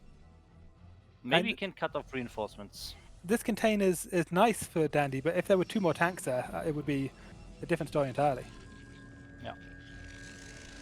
Okay, those 4 goons on the map. Those are the key here. Can he pick off like 2 tanks now? Then he can actually push out. If not, he will probably die. I like the unsieged tanks in the main. I like the tower. Also, I like the mines that are, like at the Reaver drop spots around his contain. But he was not expecting this elevator. This is going to be difficult. He is leaving his tanks in the main, so he is fine here. He has 2 more Yeah, tanks he's not gonna die. finishing, so 4 tanks. So he's not losing tanks. That's very important for him. Yeah. There is a Reaver coming though. Dewalt is playing on one base, which isn't ideal, but Dewalt is... Oh, Dewalt has a Reaver. Oh wow. Oh, he's actually going for it, flying into the turret. Oh, the SCVs are manning up. Oh, the Oh, scarab! they're so manly! Oh no, the scarab darts! These are just basketball playing SCVs just punching the scarab out of the air. Oh. That is such a sick defense with those SCVs. Like, who blocks scarabs with SCVs? That's... Normally you do the exact opposite. Normally your SCVs are running the fuck away from scarabs, but no, this time the manliest SCVs out there. Dewalt could just elevator out and then pop this container. There's only 2 tanks, there's no mines behind it. He has enough goons, and he has goons on the map. He could just crush this.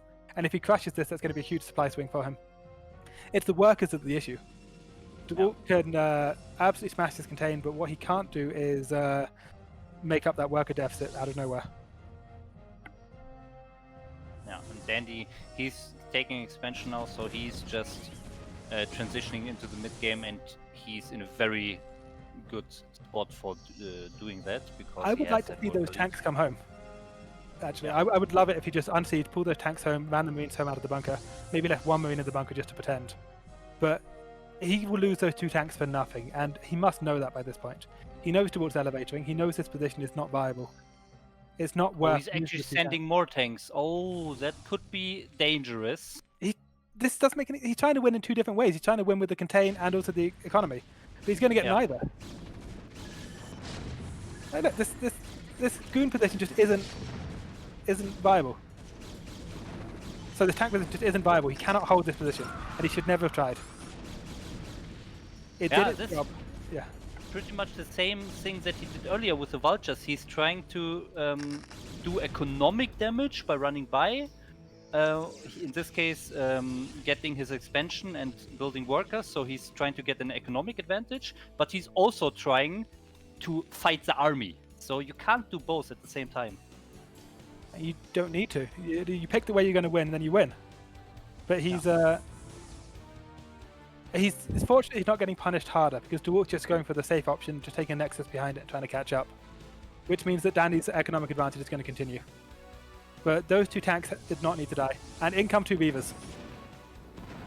Dewalt has found an opening. Can he snipe the 3 depots? Maybe yeah, he's going for it. Yep, and there's no tanks anywhere nearby.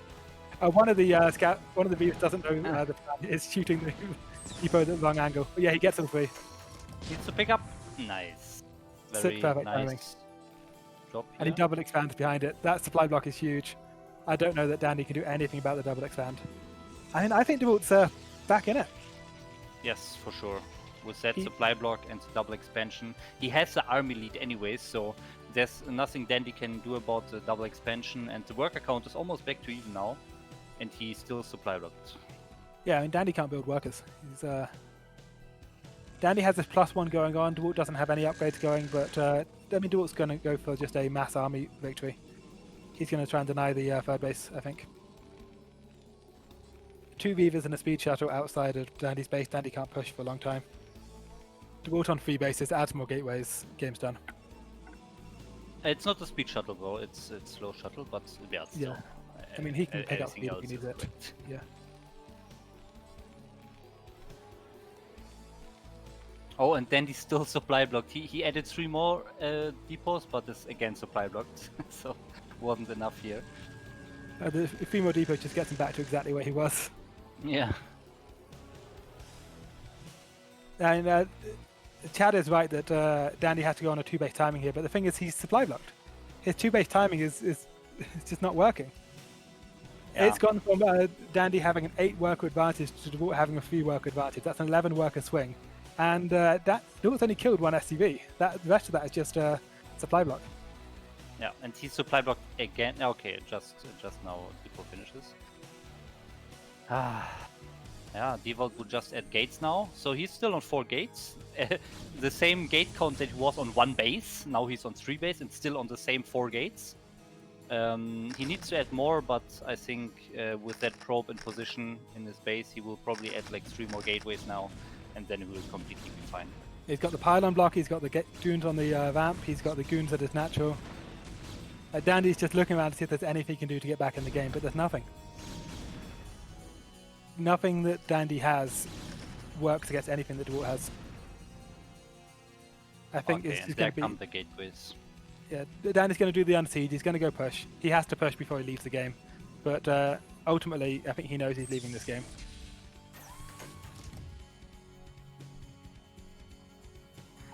Oh, we see a forge and a citadel.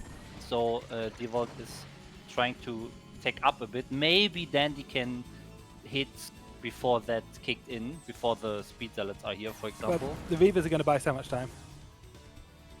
Yeah. So Dandy's +1 is about to finish. He's got all 5 factories producing. He's doing all he can. But I mean, look at that army. And it's not Yeah, like there's a narrow push angle that you can push on here. If you are pushing on this map, you are getting flanked as Terran.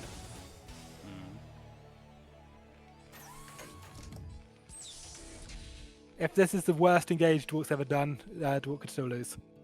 I mean, If he, it's like, pure runs up- goons with the Yeah. Reavers, of course, against tanks, but Oh, okay. that was a nice Yeah. scout there. The Oh, and a flank- second nice scout. Good. Yeah. Yeah, that's it. Yeah, he picks up the shuttle, but he doesn't kill the Reaver afterwards.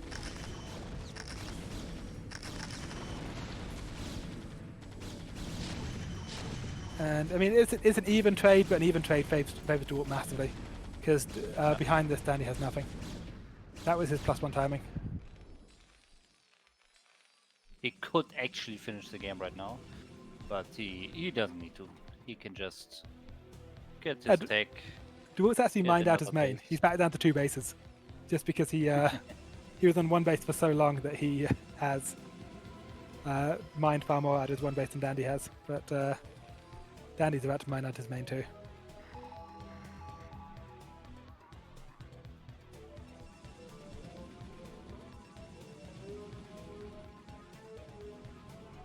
Okay, Vultures trying to get in, but yeah, both ramps are blocked.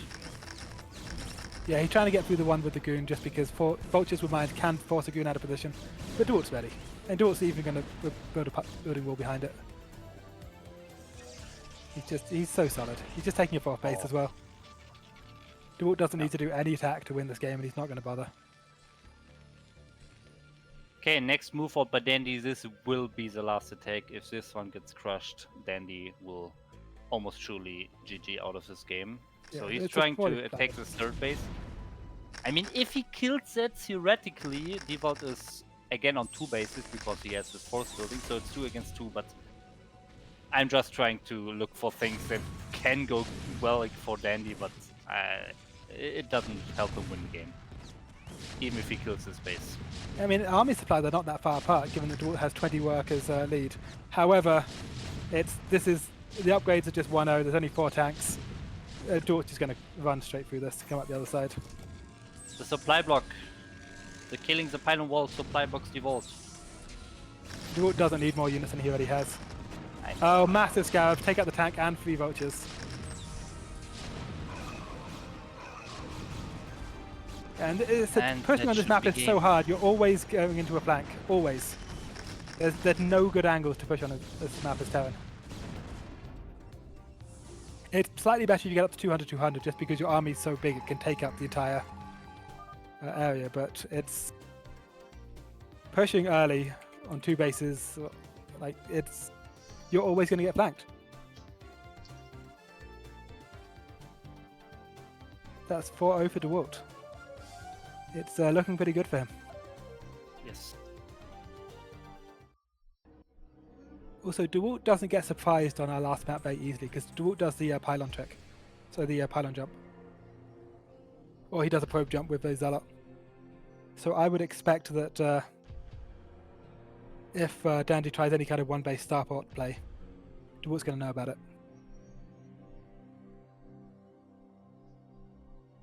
Yeah, but maybe he knows about it and actually blocks that jump through the back middle.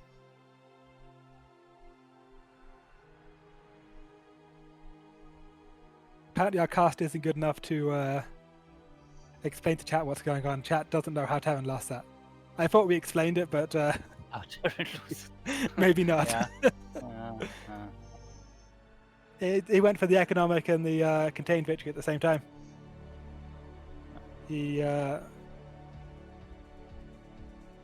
trying to win in 2 different ways, and he divided his resource and won in neither.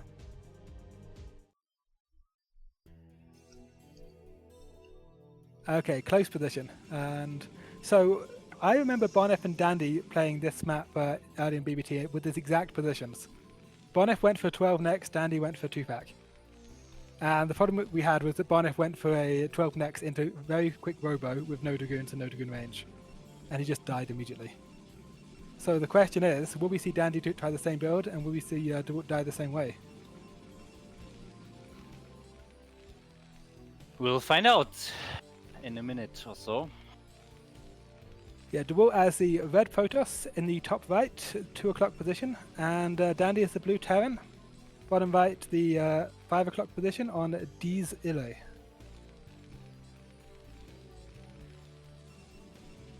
This is a backdoor expansion map. We are looking for the possibility of fast expand openers, but then you get into a weird meta where quick attacks punish fast expand, which punish late attacks, which punish quick attacks.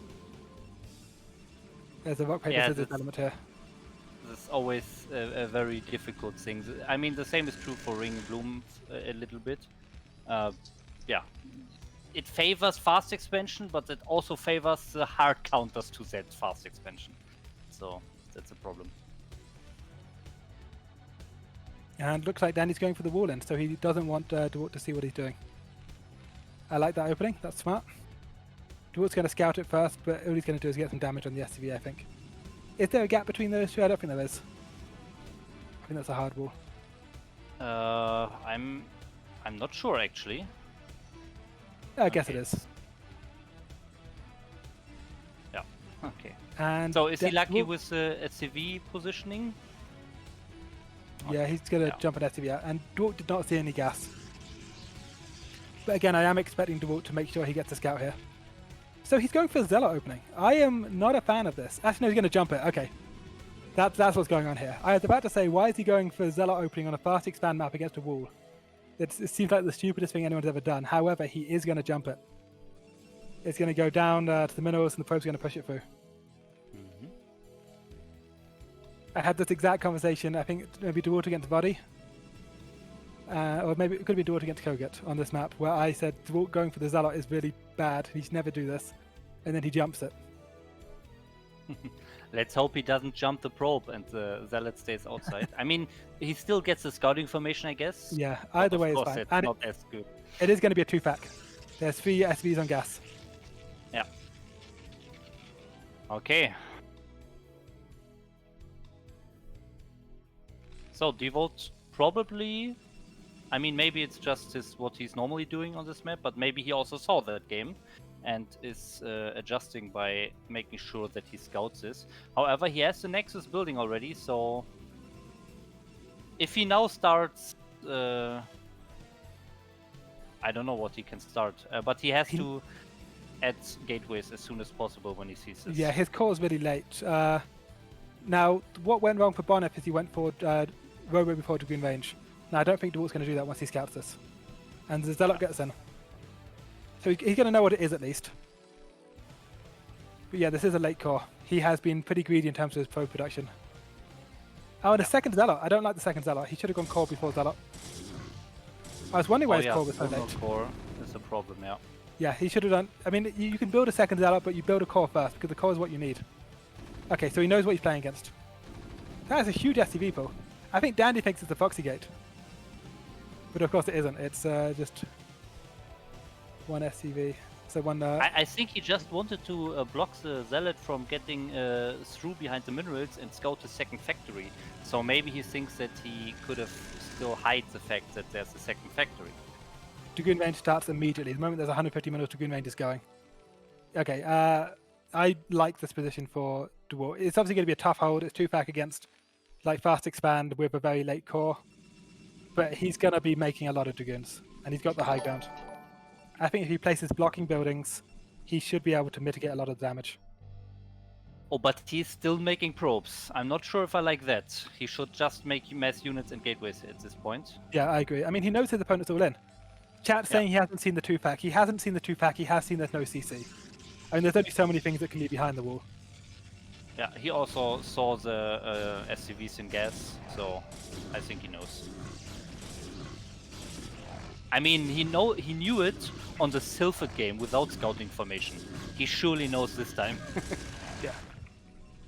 And I agree with you Forge. 100% about what I'm trying to say. I agree with you 100% about the probes. He does not need more probes right now. If his opponent is all in, he needs to be all in on defending it. Dragoon range is going to be finished. It's 70% done. Okay, but he added a forge and he wants to add cannons against it. This is a siege tank with siege mode push, so I'm not sure. He probably wants the cannons to delay the push, or maybe he thinks it's just speed launcher drop. and mines. I want some goons out on the map. I want him to get 3 goons behind this that can come in for a flank. He might And think then it's a drop. Until now. And he's seen the tanks. He knows it's not a drop at this point. I want him to... because if he has to attack this straight into the siege mode, that's going to be very difficult. Oh, no range yet. Yeah, range is like 90% done. Ah. Oh, he has no Range vision done. from the top, of course. Second tank about to die. Is getting repaired. One more shot. Okay. Oh, range finishes just yeah, I mean- in that time. And these cannons are just giving Dandy something to attack. It's... Also, cannons do effectively extra damage against Marines, SCVs, and Vultures compared to Dragoons. Yeah, and this is it pretty much. Tank dies. He has That- hold this. That Marine Zealot jump was exactly what he needed. Yeah. That's exactly what we didn't see Bonif do when Bonif lost to this. And now we see that the Vulture shows us how it's done. Oh, that's 340 out of 350 on that bunker. Didn't make a difference, but that was the closest bunker I've ever seen. Yeah, he just he scouts it. He just jumps the Zealot through, sees there's no CC, and he hard counters. And won't make it look easy. Yeah, scouting, guys. Scouting is important. Scouting is probably the most important thing in StarCraft. We see it once again here with Dewalt executing the scouting wonderfully and adjusting and easily holding this. With the fast expansion against the all-in Terran 2 factory. Perfect. That, and he has such a good awareness of Terran timings. He knows when the CC's late. He knows when the bunker's late. He knows. Like the game one, he just moves his Dragoon to block a dropship he has never seen. He knows the timings, and that means that he can identify when something's weird. Spider Waffle. So the spores on that map will trigger creep if there's creep near them. So if you are Zerg and you spawn in a base site, your creep will trigger the spore colonies to give creep. However, if there's no creep nearby them, then they won't do it. Thank you guys so much. Wonderful cast session. Thanks everyone for tuning in. We got more BBT games tomorrow. Before then and before the BSL finals, we got Dewalt vs. Scan, 9 games, casted by Kwark, MasterRey, and Voddy. If you can, please show your support by tuning in. Be on our Trovo account. Should be a fun event. I'm not sure how Dewalt's going to do against Scan. Scan should be on a different level. He's a legitimate pro game. He's in ASL. There is no foreigner who should be able to give Scan anything like close games. However, if I had to pick one, Dewalt's probably the guy I'd pick. It's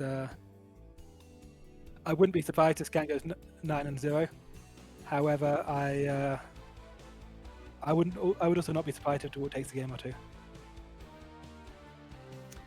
One little thing that that gives Dewalt an advantage compared to any other foreigner is that he lives in the eastern part of Russia, so he's matching a lot of Koreans when he's laddering, so he might have a little extra idea of how Koreans play. So that's the only thing I could imagine. Well, he also just plays a lot of Koreans.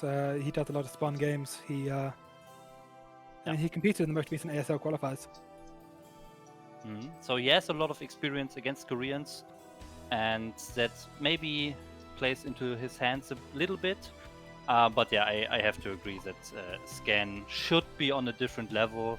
I wouldn't say 9-0 or so, but like a 7-2, that would be my prediction. Okay, someone's asking if it's going to be a live match. It will not. They recently played. Due to time zone differences and lag, they wanted to pre-play it and use replays. Guys, tomorrow BBT, we got more games between Striker and Terror. Terror is in the finals of BSL. He'll be playing Bonnet. We also have Bonnet versus Cross. And Dandy versus Trutacz. If you can, tune in for those.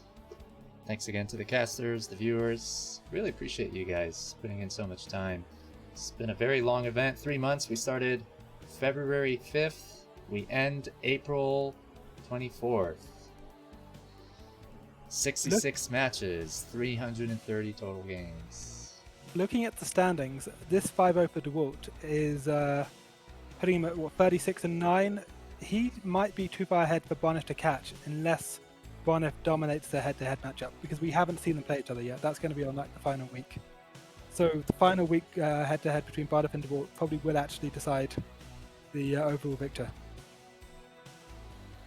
Leaderboard has not been updated since we showed some of the games today. Go ahead, MasterRey. Yeah, the crazy thing is that, as Kwark just explained, Dewalt is far ahead, or is a little bit ahead, and yeah, is in a very good spot to take the first spot, and that is with that 0-5 loss against Terror from last week. So that's crazy. And Dewalt has 2 more series, I think. He's got Voddy and he's got Bonif. If Dewalt 5-0's Voddy, he would probably have to lose 5-0 to Bonif for Bonif to catch him. Fujikura, big shout out to him. He asked what's sort of the point of getting ranking number 1. What do you guys think? Best of the best. What are the benefits to being like number A, 1? you get more money, and B, you show you're the best of the best. It's the best of the best tournament. Being one in the best of the best tournament is... Yeah. Honor, pride. That means we're too cheap to offer more benefits to the number 1. No, but I mean, you do get more money. I think even if you get second, third, fourth, fifth, it still proves that you're on top of your game compared to other top players. A lot of the players have thanked us just for the opportunity to get so many games against high caliber players as well, so it's been really meaningful for some of them. I think Bonif is... Sorry, Dewalt has just produced more 5-0s than Bonif. There again, nobody 0-5'd Bonif, whereas Dewalt got 0-5'd. It's, has Bonif lost a series? He has lost a series. Who did Bonif lose a series to? Dandy. Ah, that makes sense. And it was right after BSL. Oh, I remember that series where Bonif kept trying to go 2-base against, or quick carries against 6-pack. Dandy just went 6-pack like 5 games in a row. Bonnets vs Terror, BSL tomorrow, guys. Big hype, and then Avi Love versus Oya.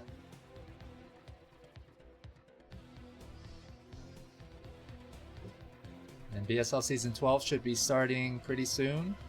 Hopefully, if you're interested, you participate in the Pro League, Gosu League, Chobo League, and I believe there's a Hasu League. Yeah, they had such interest in it this time around. They ended up with 4 different leagues. They need to create a garbage league for people like me.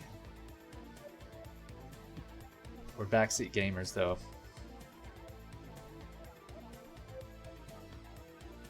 We wouldn't participate, we would just talk about it. Alright, my friends. You're off duty. Thank you for joining me. No problem. I do plan on streaming at some point later, but not yet, unfortunately. I still have some more work to do, so... if anybody's still around in a few hours, then look out for my stream. It's going to be on both Trovo and Twitch. Hell yeah, man.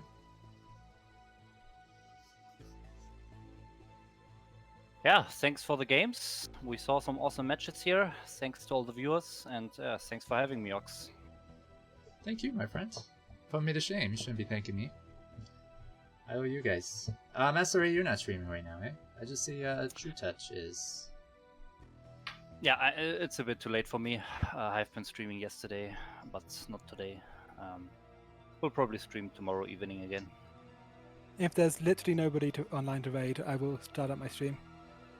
But surely there's someone. I see Trutacz is on. Okay, yeah. We should raid Trutacz. He's great. He is. Thank you, guys. Thanks, everyone, for tuning in. Thanks, Pato, for sharing the news about the Dandy matches today.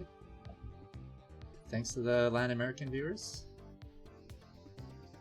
It's fun hanging out with you guys on Fridays and Saturdays. A lot of things happening in Brood War. It's pretty cool. All thanks to you guys.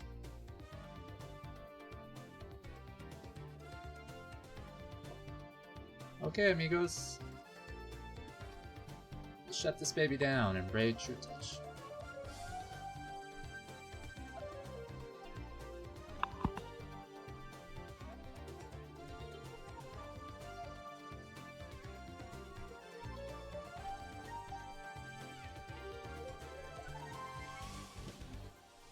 God, I love this music.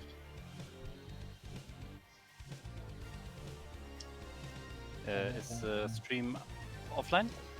Not yet. What do you got So- to say to me? You can say to everybody, MasterRey. No, They know you I'm love just me. asking. No, all good. I just asking, just curious. Confess your love for me to everyone, MasterRey. Let them hear it. Don't let our love just be a secret. Has to stay a secret. I'm engaged, so Are you really? Congratulations. yeah. That's terrific, my friend. Oh yeah. Hey man, are you streaming? I guess we're about to raid Trutacz. Sanatas. Going up against Avi Love.